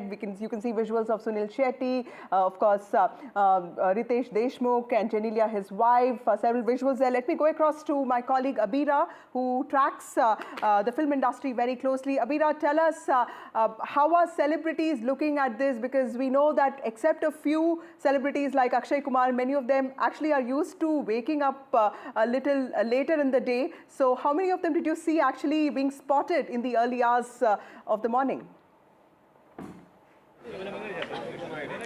Let me tell you, Akshay Kumar is an early bird. He's always the first one to go out and vote, and he votes from the Juhu constituency. We have also seen Rajkumar voting early in the morning, but later in the day we have seen Sunil Shetty coming in, we have seen Gulzar Sahab coming in. Gulzar Sahab came to Bandra, where I am right now at St. Anne's Church here in Pali Hill. Most of the celebrities live here in Pali Hill, so we are expecting a lot of more celebrities. We expect Sanjay Dutt, Ranbir Kapoor. We have to wait and watch. Deepika Padukone can't make it this year. Anupam Kher will be coming in. They have already casted vote. Janelia and Ritesh Deshmukh, like you said. We have Gulzar Sahab who came in and told us how important it is for him and for youngsters to come and vote, because otherwise you can't complain if you don't vote. So that is something, a duty that you should have. And about issues, he said that, it's all the issues that we see, normal people know their issues, so they know what they are voting for. And Meghna Gulzar made it very clear. She said, I'm really sad to see the turnout, because in the morning here at Pali Hill, there was hardly any crowd. Right now, what you see is finally a lot of people coming in. There's a queue. This queue started right now. Otherwise, it was absolutely empty since morning. We have seen a lot of senior citizens coming in, but hardly any Gen Z or, youngsters coming in. And we asked him, and he said, you guys are media people, and you guys have to tell these youngsters to come out and vote. While at the same time, Sunil Shetty supported them and said that, they will come in the second half, I'm sure. They are youngsters. They may have had a late night. So I'm sure they will come out and vote, and that's what we are hoping for. Let's go and watch what Gulzar Sahab and Meghna Gulzar, his daughter, had to say. Right, Abira. Let's also look at some reactions coming in from the celebrities who have actually set an example in the Millennium City, asking people, inspiring people to come out and vote. Problem issues is even we have to be as responsible. बहुत सारे issue हमारे खुद के भी है. Civic sense हो, discipline हो. हम खुद मानते नहीं, हम मांगते सब कुछ है और deliver खुद कुछ नहीं करते.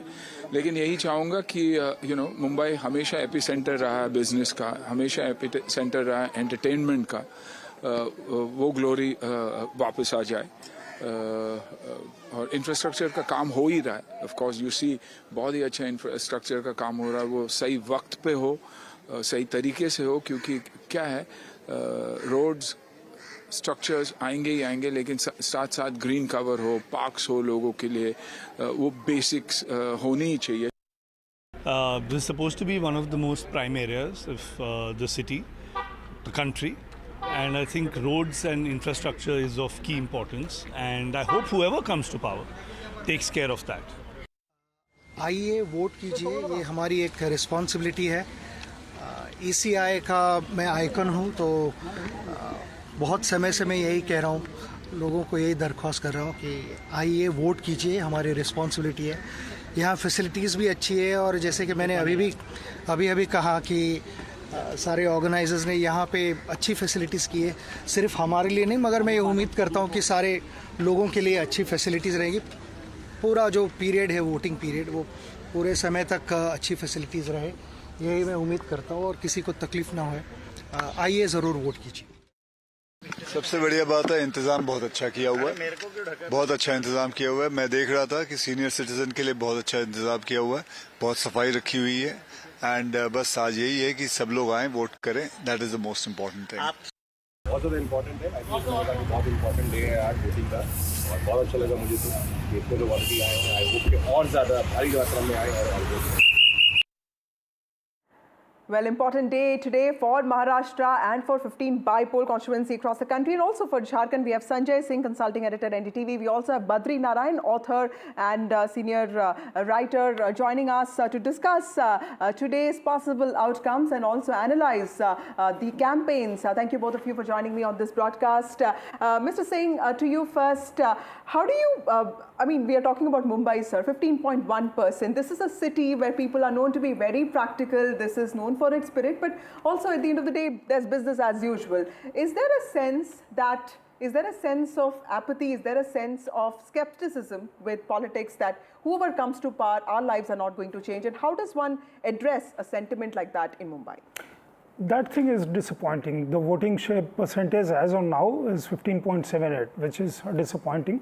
If you go to rural areas, this number I think is would be much different from what we see for Mumbai. Mumbai as it is, the whole region has 36 seats. We talk a lot about urban apathy, the division between urban and rural areas, the way they vote. We talk a lot about politics. We talk a lot about governance, particularly in cities, in middle class in particular. The new middle class also is there, upper crust also there. But when it comes to voting, that is a sad part. And then you crib about this government is not doing that. I think Sunil Shetty said a very nice thing. We also have certain duties and the way we should go about it. This election, I think Mumbai, Maharashtra is particularly important in the sense that is going to shape narrative for coming months at least.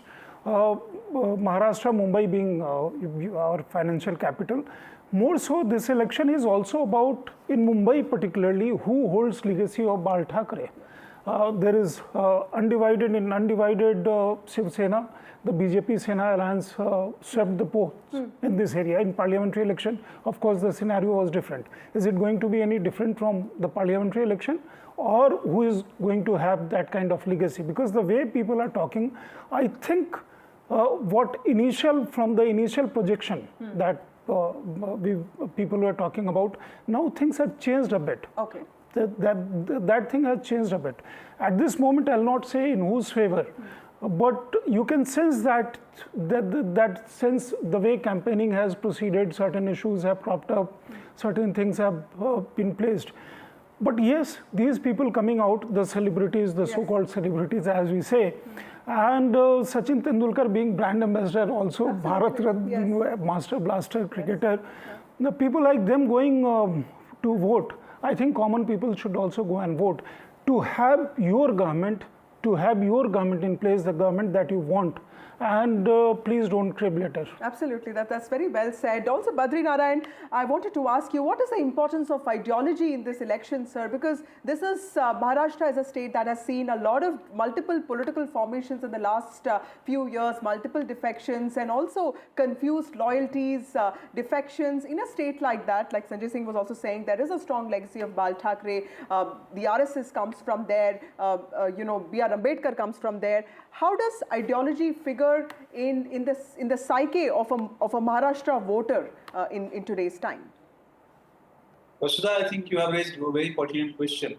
I used to say that Maharashtra election is like Mahabharata, reminding us Mahabharata. At least in certain region, family is fighting against family, brother is fighting against Bhatija, the ideology is fighting against ideology.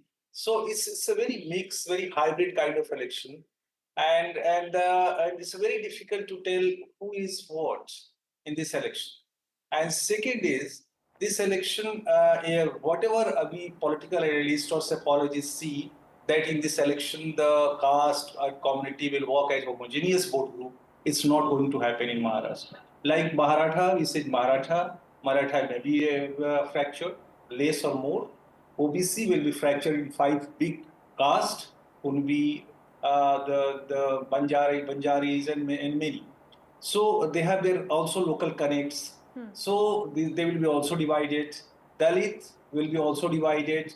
Mahar, non-Mahars. Then the Buddhists also, the Hindu-Buddhist interactions has been good. And above all, Vasudha, this developmental narrative, which has created a huge beneficiary community in Maharashtra, they can work across the caste and community, and they can form a homogeneous group like Ladli Bahan impact if it happens, or various kinds of policies which came from the center or from the state.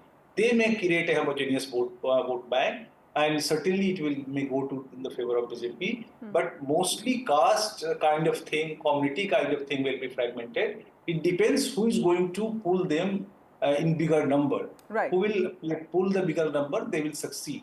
So there could be a social group that can rise above caste, is what you're saying. That's very important. Also, Sanjay Singh, do you see a difference between East and West in Maharashtra? Because a lot of people talk about the kind of infrastructure that has really come up in Konkan region, Mumbai, Pune. But the rural parts of Vidarbha, Marathwada think very differently. Do you see that there could be a divide on those lines? Or do you agree with something that Badri Narayan is also pointing out, that there is a social group that can rise above this, especially because of welfare push? Yeah, but that divide was there, but also lately we have seen that particular part has been bridged to a certain extent. Like Vidarbha, the way people used to talk about it, or if you had visited both these areas, you could see the difference. But things are changing. Nagpur, for instance, is now a very vibrant city, and areas around Nagpur.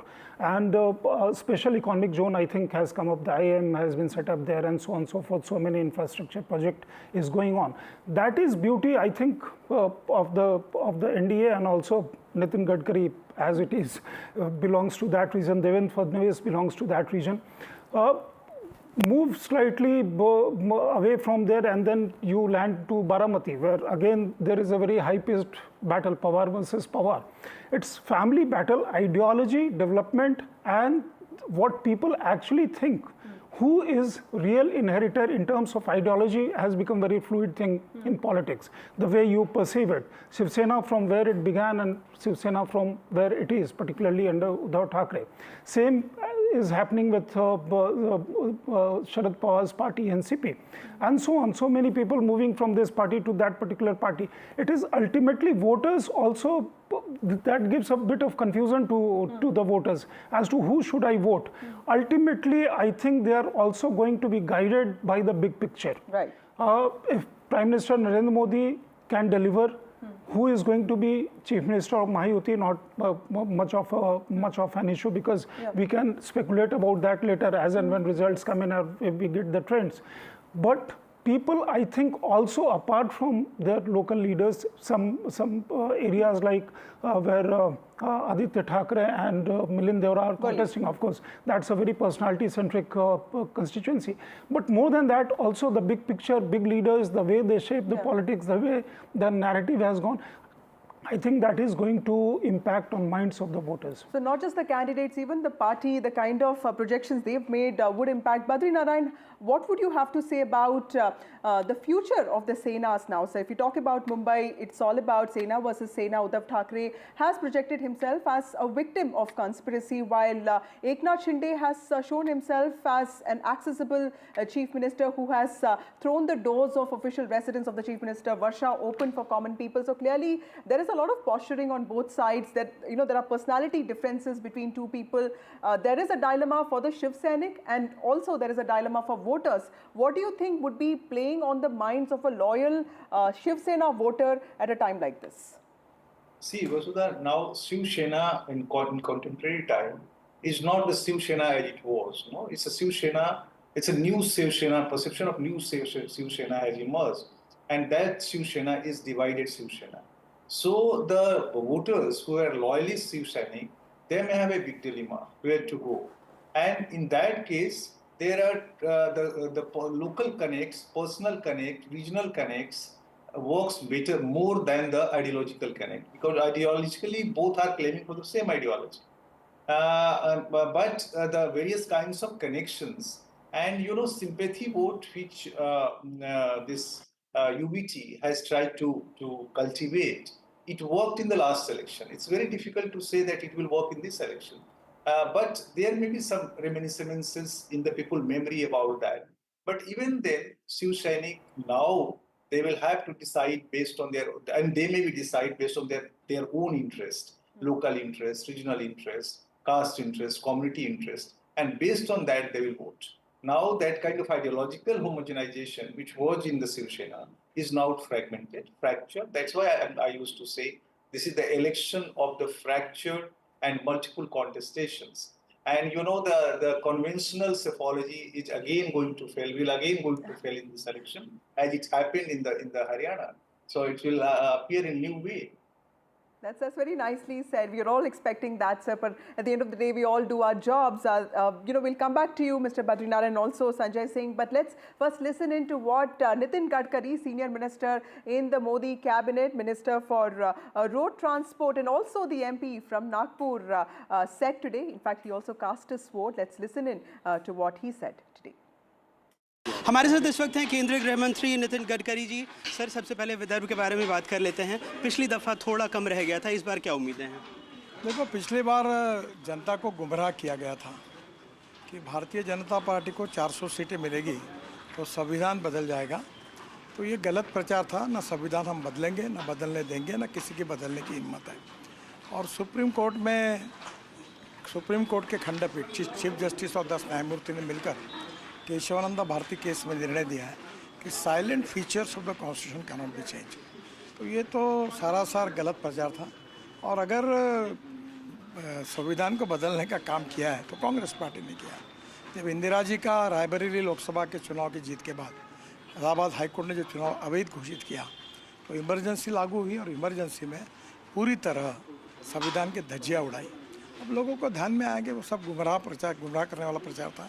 आदिवासी को कहा गया था आपका आरक्षण रद्द होगा, तो अब उसका असर नहीं है। हम लोग अच्छी तरह से जीतेंगे असम में। सर, मध्य प्रदेश में हमने देखा कि लाडली बहना योजना ने कमाल किया। यहाँ पर लाडकी बहना योजना है, लेकिन क्या कपास और सोयाबीन भारी पड़ेगा? वो लाडली बहन योजना का अच्छा फायदा हुआ, जिससे कभी प्याज में कीमतें अच्छी है, गन्ने के कारण किसानों को पैसा भी मिला। अब वो एग्रीकल्चर में कर भी थोड़ा बहुत इधर होते रहता है, उसका कोई परिणाम नहीं होगा। बाय एंड लार्ज लोगों को मालूम है कि किसानों के हित में ही भारतीय जनता पार्टी निर्णय करेगी। सर, एक बहुत अहम सवाल इस चुनाव से पहले बन गया है। एक तरफ बीजेपी नेता कुछ नोटों के साथ पकड़े गए, फिर दूसरी तरफ सुप्रिया सुले पर बिटकॉइन घोटाले के आरोप लग रहे हैं। सर, ये क्या है? महाराष्ट्र चुनाव में लोग इसको कैसे लेंगे? सर, ये चुनाव सरकार के परफॉर्मेंस पर है। पिछले सरकार ने क्या किया और इस सरकार ने क्या किया, और इसी पे जनता विचार करती है। बाकी बातें मीडिया में उछलते रहते हैं, उसके तरफ ज़्यादा सीरियसली लेके ध्यान नहीं देना। लेकिन बहुत सारे नारे आए, बटेंगे तो कटेंगे, फिर एक से रहेंगे से एक है। जात पंथ धर्म भाषा और सेक्स से ऊपर उठकर एक है, यही हमारी भावना है। और इसीलिए हम सब भारतीय हैं। आतंकवाद और नक्सलवाद के खिलाफ हम मिलकर लड़ेंगे, ये इसका भाव है। ये कोई सांप्रदायिक विचार नहीं है या कोई मुसलमान या माइनॉरिटी के खिलाफ। सर, आखिरी सवाल, जीतेगा तो मुख्यमंत्री कौन बनेगा? क्या शिंदे साहब ही बनेंगे या फिर जैसा कहा जाता है कि चुने हुए एमएलए अपना नेता को चुनते हैं और पार्टी का शीर्षस्थ नेतृत्व को निर्णय करेगा? बहुत बहुत शुक्रिया। तो नितिन गडकरी साहब का साफ कहना था कि जो चुने हुए विधायक हैं वो तय करेंगे और पार्टी का शीर्ष नेतृत्व इस बारे में फैसला करेगा। हालांकि वो आश्वस्त हैं कि महाराष्ट्र के चुनाव में जो बीजेपी का गठबंधन है उसको जीत मिलेगी। नागपुर से अपने कैमरे सहयोगी रिजवान खान के साथ अनुराग द्वारी, NDTV। Nitin Gadkari, one of the senior ministers in the Modi cabinet, also one of the most important leaders of Vidarbh, speaking to NDTV. To you, Sanjay Singh, we're talking about Vidarbh here. Also tell us, you're mentioning this very important point that there have been changes in the way people have looked at the Maharashtra campaign. When 2024 Lok Sabha elections came out, it was seen as a done deal that, it's the MVA that is rising. But then the Ladki Bahin Yojana came up, electricity for farmers was announced, Haryana win happened for the BJP. Tell us, what are the things that really changed the way even the campaign was projected by both sides? See, two things in particular. First, begin with the rider that one state election does not impact another state election, but that does help in terms of shaping a narrative, giving kind of enthusiasm required and the kind of energy required for the party workers of the BJP in this particular case. And also the way the BJP pursued its campaign in Haryana, the kind of energy that they put in, that helped BJP kind of revitalize, and the leadership structure also thinking in terms of a different kind of strategy. Now here was a situation where you had BJP practically from being BJP from biggest party handed over chief minister's post to somebody who had less numbers, Mr. Shinde. Then the BJP gave an impression that it was not sticking to the chair. Okay. Also, Ladli Just hold on to that thought of yours, sir. Let me also ask Badri Narayan first as to what he thinks. Badri Narayan, sir, what do you think about, a welfare, a meta-narrative like the welfare actually making, creating a social voter base that is caste agnostic, and especially with regard to the Dalit Muslim or Dalit tribal Muslim consolidation that we talked about in 2024 Lok Sabha elections. Now people are saying that welfare will actually override those concerns for the Mahayuti. Do you think something like that is possible? Yes, Vasudha, I think it happened. Actually, it's a very interesting shift has been happened. And we, as apologists or political analysts, usually fail to understand this new shift. The shift is, as I said many times to you also, that there is a huge group of beneficiaries has been evolved. And not only group, it's a kind of a beneficiary consciousness has emerged. And that consciousness formed a kind of community. And that always wants something. If you are going to leave them, and then they will respond to you. So, as you see, BJP government since 10 years, is trying to give many things to as a social support schemes, and that is working well among them. And you know, they are voiceless, they don't speak. So whenever our psychologists goes to understand them, the election, they mostly listen those who speak.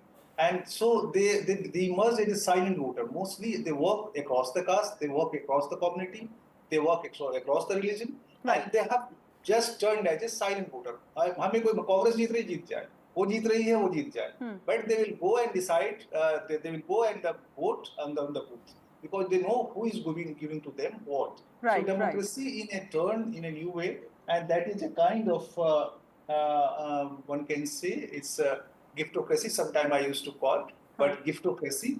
But we can positively we can say social support schemes, which has a original meaning in empowering the community and especially the most marginals, and that is going to work in elections. Right. Sanjay Singh, you mentioned a very important point, saying that people will look for candidates, but they'll also look for political stability, sir. How confident are you that people will actually, you know, these factors will play on people's minds when they go out to vote in Maharashtra today? Maharashtra is a business-oriented state, and people, of course, will give a thought about it while casting their vote. Also, we were talking about welfare schemes, Ladli Behna Yojana. That's a huge hit. When we talk about women in particular as a social constituency, and we have seen many a times recently women vote according as per their own conscience, or not necessarily dictated by the family elders or their husband or their father or uncle. They think about their vote. Unless you are very committed to certain party and certain ideology, that again we have seen, despite no matter what, how many social welfare schemes. Coupled with that is development schemes and the credibility of the particular party and leader who can deliver. If you have, we have seen in past where certain political party has made n number of announcement, n number of SOPs. The SOPs that kind of, if actually they came into power and translated actually or implemented, then state would have gone bankrupt. But people actually choose with the credibility. In this particular case, Prime Minister Narendra Modi. On the ground, Eknath Shinde and Devendra Fadnavis both have an excellent track record in terms of delivery. Right. In short period, Eknath Shinde has established a leader in his own right, as you were saying, accessible and so on and so forth, and also people-centric leader. So was Devendra Fadnavis. Right. 5 years of his tenure was kind of development-oriented and also a very astute politician, so to say. Yes. So when there is a shift and the way the narrative progressed, the electioneering progressed, there were allegations, there were issues, but what was important as to who was setting the narrative, and if there was a counter narrative or if there was certain allegations, who had capacity to puncture that. Right. So I think a lot of corrective measures that the Mahayuti took, but of course the momentum in Lok Sabha elections was with the Mahavikas Aghadi. We don't know if that is going to continue or it's a Mahayuti that's going to make a comeback. Thank you, Sanjay Singh. Thank you, Badri Narayan, for joining me on this broadcast. To Anuj Raite now, who's my colleague and who's been reporting consistently from Thane, the Chief Minister's constituency, also from other parts of Maharashtra. Anuj himself is from Nashik. Tell us what is happening in your hometown and what's happening in the place that you're reporting from. You are in Thane. Tell us what is the sentiment like in Maharashtra, specifically in the Chief Minister's constituency? In Eknath Shinde's constituency, we talked to a lot of people out there, and even though we didn't really ask whom they voted for, but everyone is very happy to talk about Eknath Shinde and how proud they are of him being, of how their MLA is the Chief Minister. And they also talked about several development works undertaken by Eknath Shinde in that particular region. Also, one major factor that helps Eknath Shinde, not just in his own constituency, but we've seen across the state, is his people-friendliness, right? And this has been one thing that the Mahayuti government, and especially Eknath Shinde's brand value, has gotten a huge boost of. It is him being one with the people. Wherever he goes, we see him talking to people, interacting with them very freely. And even here we saw that he didn't come to vote alone. He was there with the entire family, and until he left, he made sure that his parents, his son, his daughter-in-law, all of them left the polling booth at the same time. And that really speaks a lot about why is he so popular, especially in this part of the state. Now, talking about the issues across the state, while the farmers' issue again seems to be one of the more important ones. We saw that how during the Mahayuti government, the entire onion belt voted against the Bharatiya Janata Party and the Mahayuti government. But then this time around, that has been replaced with other more localized problems, be it cotton, be it soybean, be it sugarcane, be it grapes. So different parts of the state have their own different issues, but at the same time, even while interacting with the farmers, we found out that there are these corrective measures that you were talking about, which have made the farmers think that the government is doing good for them. And the more important one of that is the waiving off of electricity bill. You know, while covering farmers' issues, when we were talking to the farmers, they talked about how they've been gifted 1 to 2 lakh rupees because their electricity bill, which was close to 1 lakh, 2 lakh, even 3 lakh for many people, has been waived off completely, and that will make them think a lot before going to the polls. Another important thing, especially in the hinterlands, is the difference between the candidate at the local level and the kind of government they want at the state level, right? They may want a particular alliance to be in the state level, but people we are seeing are, you know, more determined and are more categorical about who is the candidate, because it's the hyper-local problems that they're focusing on more. Right. Thank you, Anuj, for joining us with those details. We'll keep coming back to you. But today is also the day top leaders of Maharashtra, their fate is on the line. In fact, they are also contestants this time. Eknath Shinde, the Chief Minister of Maharashtra, Deputy Chief Minister of Maharashtra, Devendra Fadnavis contesting from Nagpur Southwest, and also Nana Patole, who's also a candidate this time. Let's listen into what they said today morning. आज बहुत ही लोकशाही का एक पवित्र दिन है। ये उत्सव है, ये लोकशाही को समृद्ध और मजबूत करने वाला उत्सव है। इसमें सभी ने मिलकर इस उत्सव में सहभागी होना चाहिए, सभी ने वोट करना चाहिए। 2019 में क्या हुआ था लोग आज भूले नहीं है। लोगों का मैंडेट क्या था, और लोगों का मैंडेट था महायुति, जनता का मैंडेट था महायुति, लेकिन सरकार महायुति की नहीं बनी, इसलिए वो लोगों के ध्यान में है पूरी तरह। और 2.5 साल का कार्यकाल भी देखा है उन्होंने, और हमारे 2.5 साल का भी देखा है, और इसलिए हमारे 2.5 साल में एक तरफ विकास, जो विकास को रोका था, हमने उसको शुरू किया। मैं सभी महाराष्ट्र के बहनों भाइयों को और विशेष रूप से हमारी लाडली बहनों को ये अपील करना चाहता हूं कि बहुत बड़े पैमाने पर वो वोट करें। जहां तक विनोद तावड़े जी का सवाल है, मैंने कल भी स्पष्ट कर दिया, न उन्होंने कोई पैसा बांटा, न उनके पास कोई पैसा मिला। जानबूझकर एक बवाल खड़ा करने का प्रयास किया गया। जहां तक सुप्रिया सुळे जी पर और नाना पटोले जी पर जो आरोप लगे हैं, जिस प्रकार से एक पूर्व IPS अधिकारी ने कुछ आरोप लगाए हैं, कुछ क्लिप्स उन्होंने जारी की है, मुझे ऐसा लगता है कि ये बहुत गंभीर इस प्रकार का प्रकरण है, और मैं आज इतना ही कहूँगा, इस प्रकरण की सिरे से जांच होनी चाहिए। देखो, महाराष्ट्र में कांग्रेस की लीडरशिप में ही सरकार महाविकास आघाड़ी की बनेगी। उस तरह से जो मतदान का जो रुझान आ रहा है, कॉल आ रहा है, जो लोग मतदान के लिए जा रहे हैं, तो उसके आधार पर राज्य में कांग्रेस के सबसे ज़्यादा कैंडिडेट चुन के आएंगे और महाविकास आघाड़ी की सरकार आएंगी, इसमें कोई दो मत नहीं है। आपने देखा होगा कि कल भारतीय जनता पार्टी के राष्ट्रीय महासचिव विनोद तावड़े ये पैसे बांटते हुए पकड़े गए। बीजेपी आज पैसे बांटकर और दारू बांटकर चुनाव जीतना चाहते हैं, तो ये क्या नोट जिहाद है या दारू जिहाद है? आपका मुख्यमंत्री हो रहा है क्या महाराष्ट्र में? बिल्कुल महाविकास आघाड़ी का मुख्यमंत्री होगा। So very critical Maharashtra elections underway there.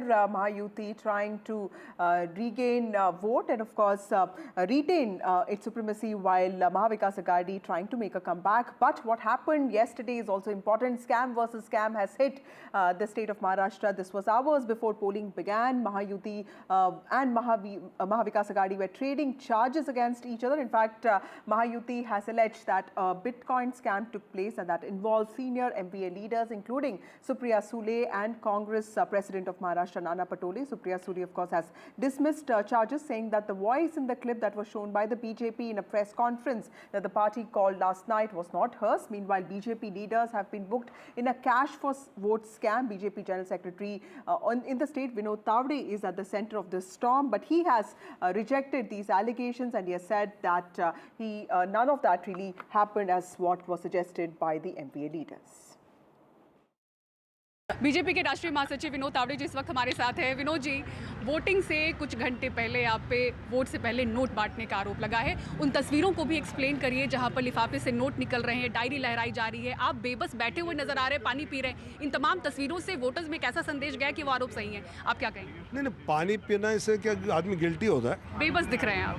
कोई ऐसा है कि जब जैसे महाविकास आघाड़ी के लोग आ गए, आप बहुजन विकास आघाड़ी, तो वहाँ के डीसीपी मुझे कह रहे कि आप सीनियर है, आप यहाँ से निकल जाओ।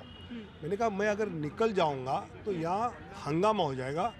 If I am there I will control it. Number 1, मेरा मानना है कि सुप्रिया ताई राहुल गांधी ने 5 करोड़ का आरोप किया, तो वहाँ मिले भी नहीं इलेक्शन कमीशन को। तो वो 5 करोड़ अगर मेरे पास थे, ये इन्होंने कंफर्म किया होगा, तो इन्होंने मुझे लौटाने चाहिए। Number 1।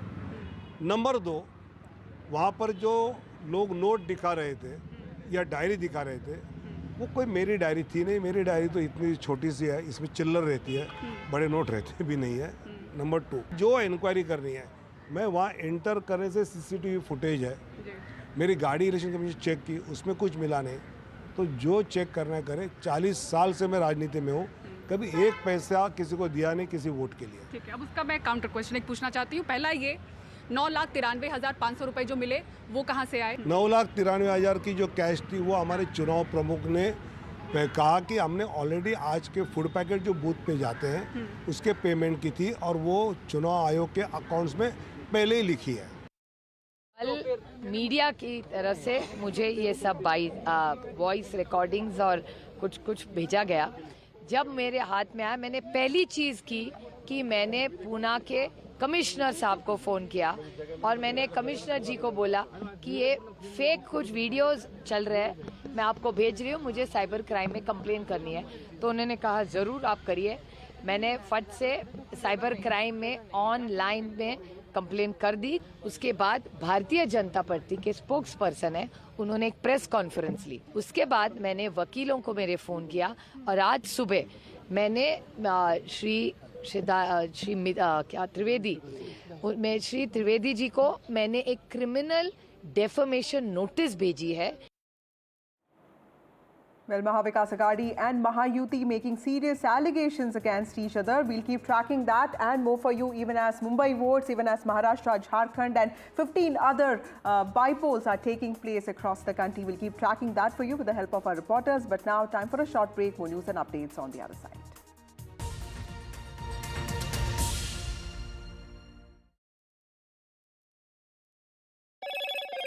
Hello, Moto. Motorola Edge 50 Pro, world's first AI-powered pro-grade camera. Mumbai votes in a trickle, less than 7% voting in India's financial capital till 9 a.m.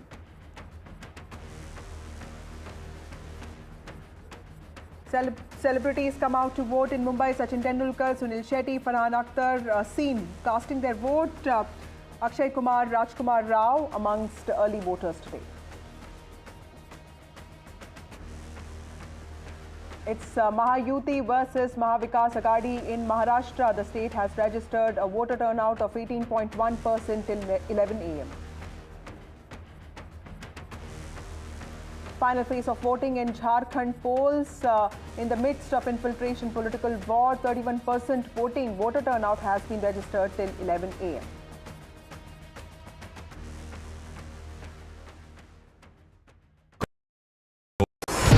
NDTV proudly upholds its legacy of trust and credibility. According to the prestigious Reuters Institute's Digital News Report 2024, NDTV is the top-most news platform in the country. Number 1 in both online and offline reach in India. Beating all its competition, NDTV stands for trust. Hello and welcome to India Sense, where I speak with global opinion makers. The United States has made a strategic decision over the last 20 years to move closer to India. So a $7 trillion economy seems a perfectly conceivable number. If you want to be a national party, is that you sort of accept the way the world is rather than want to endlessly hark back to how it was. Modi is promoting the digitization of the economy, which is accelerating growth in the country. I want to thank the American people for the extraordinary honor of being elected your 47th president. Donald triumphs. What does Trump's win mean for America, for the world, for the wars, and for India-US relations? Non-stop coverage on NDTV. Top analysts and voices from the ground. Extensive coverage on NDTV.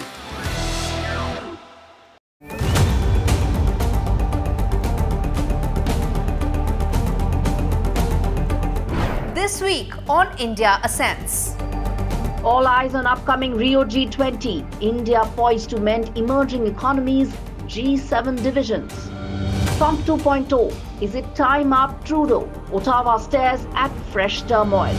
Chinese security personnel in Pakistan. Is it Beijing's bid to colonize Islamabad? And in Bangladesh, why does Attorney General want secular removed from the constitution? All this and more only on India Ascends with me, Gauri Dwivedi, at these timings on the NDTV network.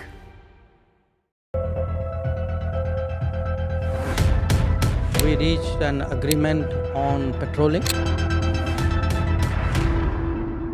We have gone back to where the situation was in 2020, and we can say with that the disengagement process with China, you can say, has been completed. The understanding, to my knowledge, is that we will be able to do the patrolling which we were doing in 2020. NDTV proudly presents NDTV World Summit 2024, the India Century. I now request. Hello, Moto. Motorola Edge 50 Pro, world's first AI-powered pro-grade camera.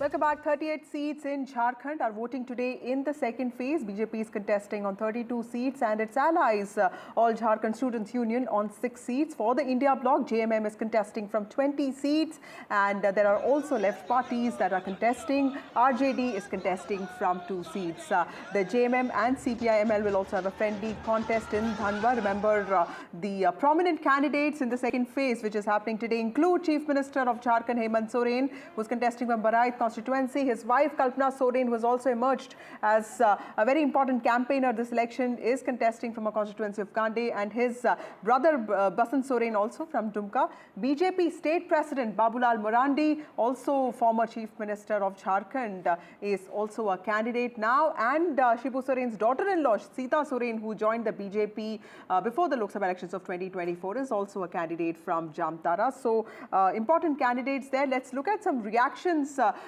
to this story before we go across to my colleague for more details. मैं समस्त मतदाताओं से मैं appeal करता हूं कि लोकतंत्र का ये महापर्व है, अपना मताधिकार का प्रयोग करें। हमें 5 वर्षों में एक बार अवसर मिलता है अपने हाथों से अपने प्रदेश को संवारने का, और इसलिए समस्त मतदाता भाई और बहनों से मैं अपील करता हूं, इस अवसर को गंवाना नहीं। प्राप्त संकेत जो मिल रहा है, झारखंड की जनता अब परिवर्तन का मन बना चुकी है। हेमंत सोरेन की सरकार जा रही है और झारखंड में बीजेपी के नेतृत्व में एनडीए की सरकार आ रही है। मैं ये समझती हूँ कि उतने कम वक्त में मैंने पूरी अपनी मेहनत लगा के पूरा जी तोड़ मेहनत किया है और लोगों को वो सुविधाएं दी हैं जो उनका हक है। और कहीं ना कहीं अगर इतने कम कार्यकाल में मैंने इतना काम किया है तो आप समझ सकते हैं कि 5 साल तो मेरे लिए बहुत लंबा रहेगा और उस समय मेरे पास बहुत समय भी रहेगा और बहुत काम करने के लिए वक्त भी रहेगा। और आपकी अबुआ सरकार के लिए आपके हेमंत दादा, हेमंत बेटा ने जी तोड़ मेहनत की है इस उतार चढ़ाव के कार्यकाल में, जहां हेमंत सोरेन जी को जेल भी जाना पड़ा, लेकिन उन्होंने हिम्मत नहीं हारी और झारखंड के मान सम्मान हक के लिए लड़ाई को बुलंद किया है। मैं चाहती हूं कि आप अपना प्यार, अपना आशीर्वाद हेमंत सोरेन जी और हमारी महागठबंधन को दें। My colleague Prabhakar joins us with more details on this. He's been reporting from Bokaro. Prabhakar, tell us what is it looking like, and also this is an election that's taking place in the tribal heartland of Jharkhand, a place called Santal Parganas, which was critical for the formation of the state. But I'm also very curious to know that there's a lot of talk about people like Jairaj Mahato, other players beyond JMM and BJP that we should also be focusing our attention on.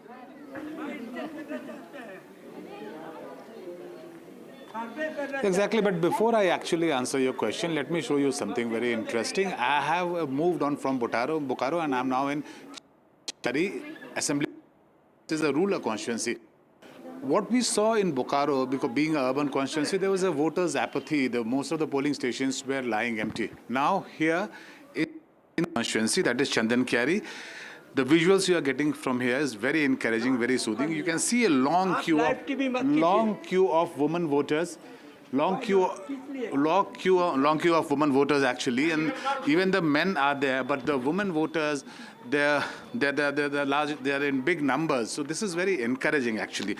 Now talking about the second phase of polling which is happening in Jharkhand and the political importance of it, certainly it is happening in the tribal heartland, that is the Santhal Pargana, that happens to be the political stronghold of JMM. That is where the JMM as a political party has emerged from. It was initially started by Shibu Soren, the tribal movement from there, and then baton was handed over to Hemant Soren then.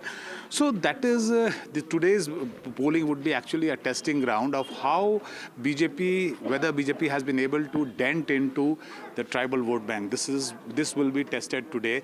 They had actually floated the narrative of those illegal immigrants, the Bangladeshi migrants, and the idea was to dent into the tribal vote bank. Whether that model succeeded or not, today in this phase it will be tested, especially in the Santhal Pargana. Santhal Pargana, as I told you, happens to be a tribal stronghold and a very and obviously the JMM stronghold. So it would be decided today whether BJP has been able to make an inroad into the tribal heartland or not.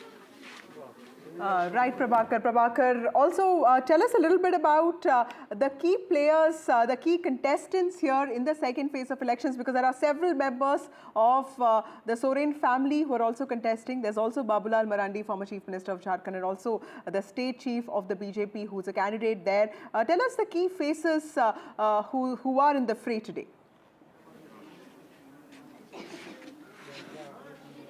Yeah, the power couple of Jharkhand, certainly they are in fray, Hemant Soren and the emerging star, the rising star of JMM, Kalpana Soren, they are in fray. Also, Babulal Marandi is contesting. You have Sudesh Mehto, who's the ADSU chief, who is contesting from Silli. And then you have 5 sitting ministers. You also have the BJP leader of opposition. He's also in fray. 5 sitting ministers, 11 former ministers. So the long list of important candidates in fray whose political fate would be decided today. Yeah. Right. Thank you, Prabhakar, for joining us with those details. Important election in Jharkhand today, 38 assembly seats contesting there, and this is happening in, of course, this is happening in the Santal Parganas, which is seen as the tribal heartland of Jharkhand. But more importantly, this will also be, this will also decide as to whose narrative when it came to tribal identity, when it came to meta narratives on welfare actually clicked, with the BJP focusing on infiltrators from Bangladesh as primarily responsible for reduction in tribal numbers, and JMM-led Hemant Soren government saying that it's basically welfare that matters and it's protection of Sadhana code and tribal identity that will matter the most. Moving on, the U.S. Immigration and Customs Enforcement has detained Anmol Bishnoi, who is the brother of gangster Lawrence Bishnoi. Anmol is currently being held in jail in the state of Iowa. According to reports, Anmol's detention has prompted Indian law enforcement agencies to engage with their U.S. counterparts in order to help secure his deportation or extradition to face charges in India. Now, sources have also said that he has been detained because of discrepancies found in his travel documents. Anmol is wanted for murder of NCP leader Baba Siddiqui and firing outside Bollywood actor Salman Khan's house. He was caught in California last Thursday. Well, time for a short break. We keep tracking those important elections happening in Jharkhand, Maharashtra and 15 constituencies across the country. Time for a short break. More news and updates on the other side.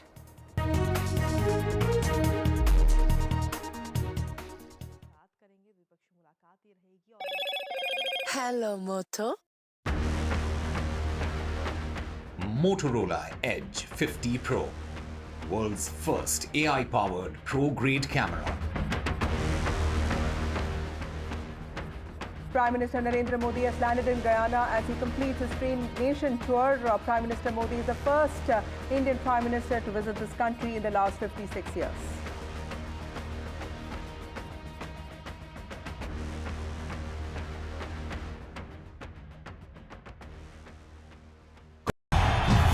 तालियों के साथ हम स्वागत करेंगे आदरणीय मोदी जी का। छत्रपति शिवाजी महाराज की।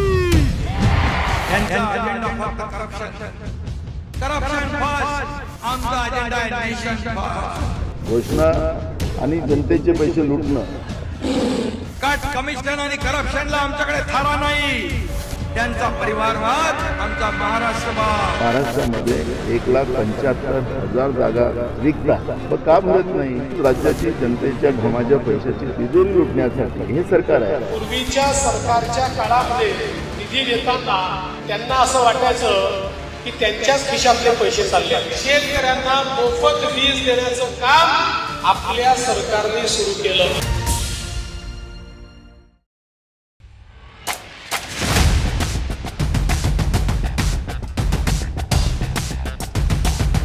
The last elections of 2024. It's the battle for India's economic heart. An election that will decide Maharashtra's future.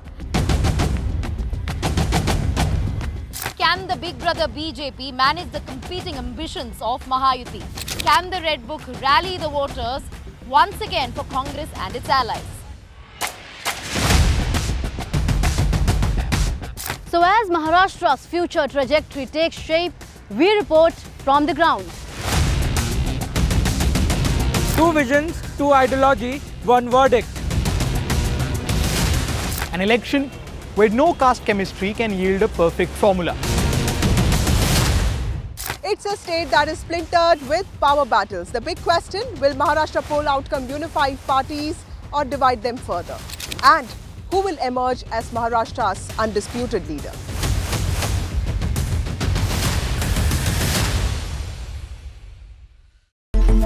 It's a web of frauds, calls, luring emails, threatening messages. Cyber frauds have cast their net wide and everyone is at risk. We track the victims, their horror stories as they get conned online, extorted and robbed of their hard-earned money. How to identify a cyber fraud and how to stay cyber safe. What are your options? Fraud.con, NDTV initiative for cyber safety. Only on NDTV 24/7.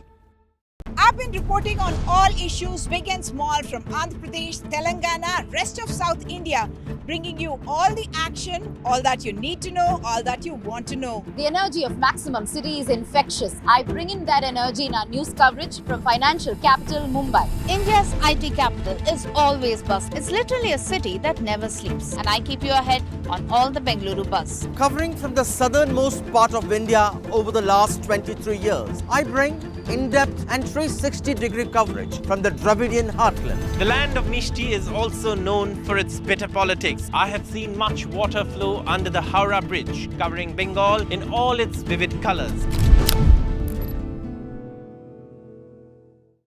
In today's interconnected world, India's voice is more crucial than ever. When India speaks, the world listens. At NDTV World, we are that voice, bringing you intelligent and insightful news from India and beyond. From geopolitics and diplomacy to economic shifts, migrations, tech disruptions, and the stories of our diaspora. We cover the news that shapes our global future. NDTV World, your new home for global news is here.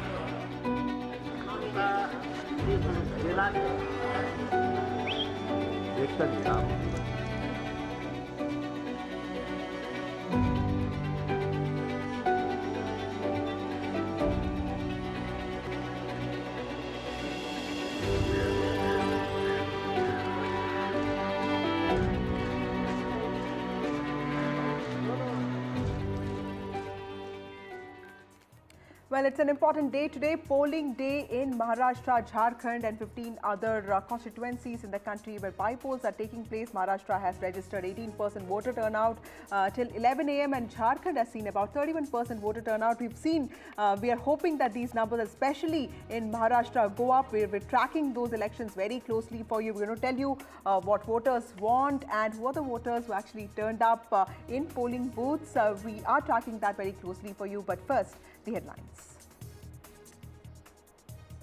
State elections of national importance, voting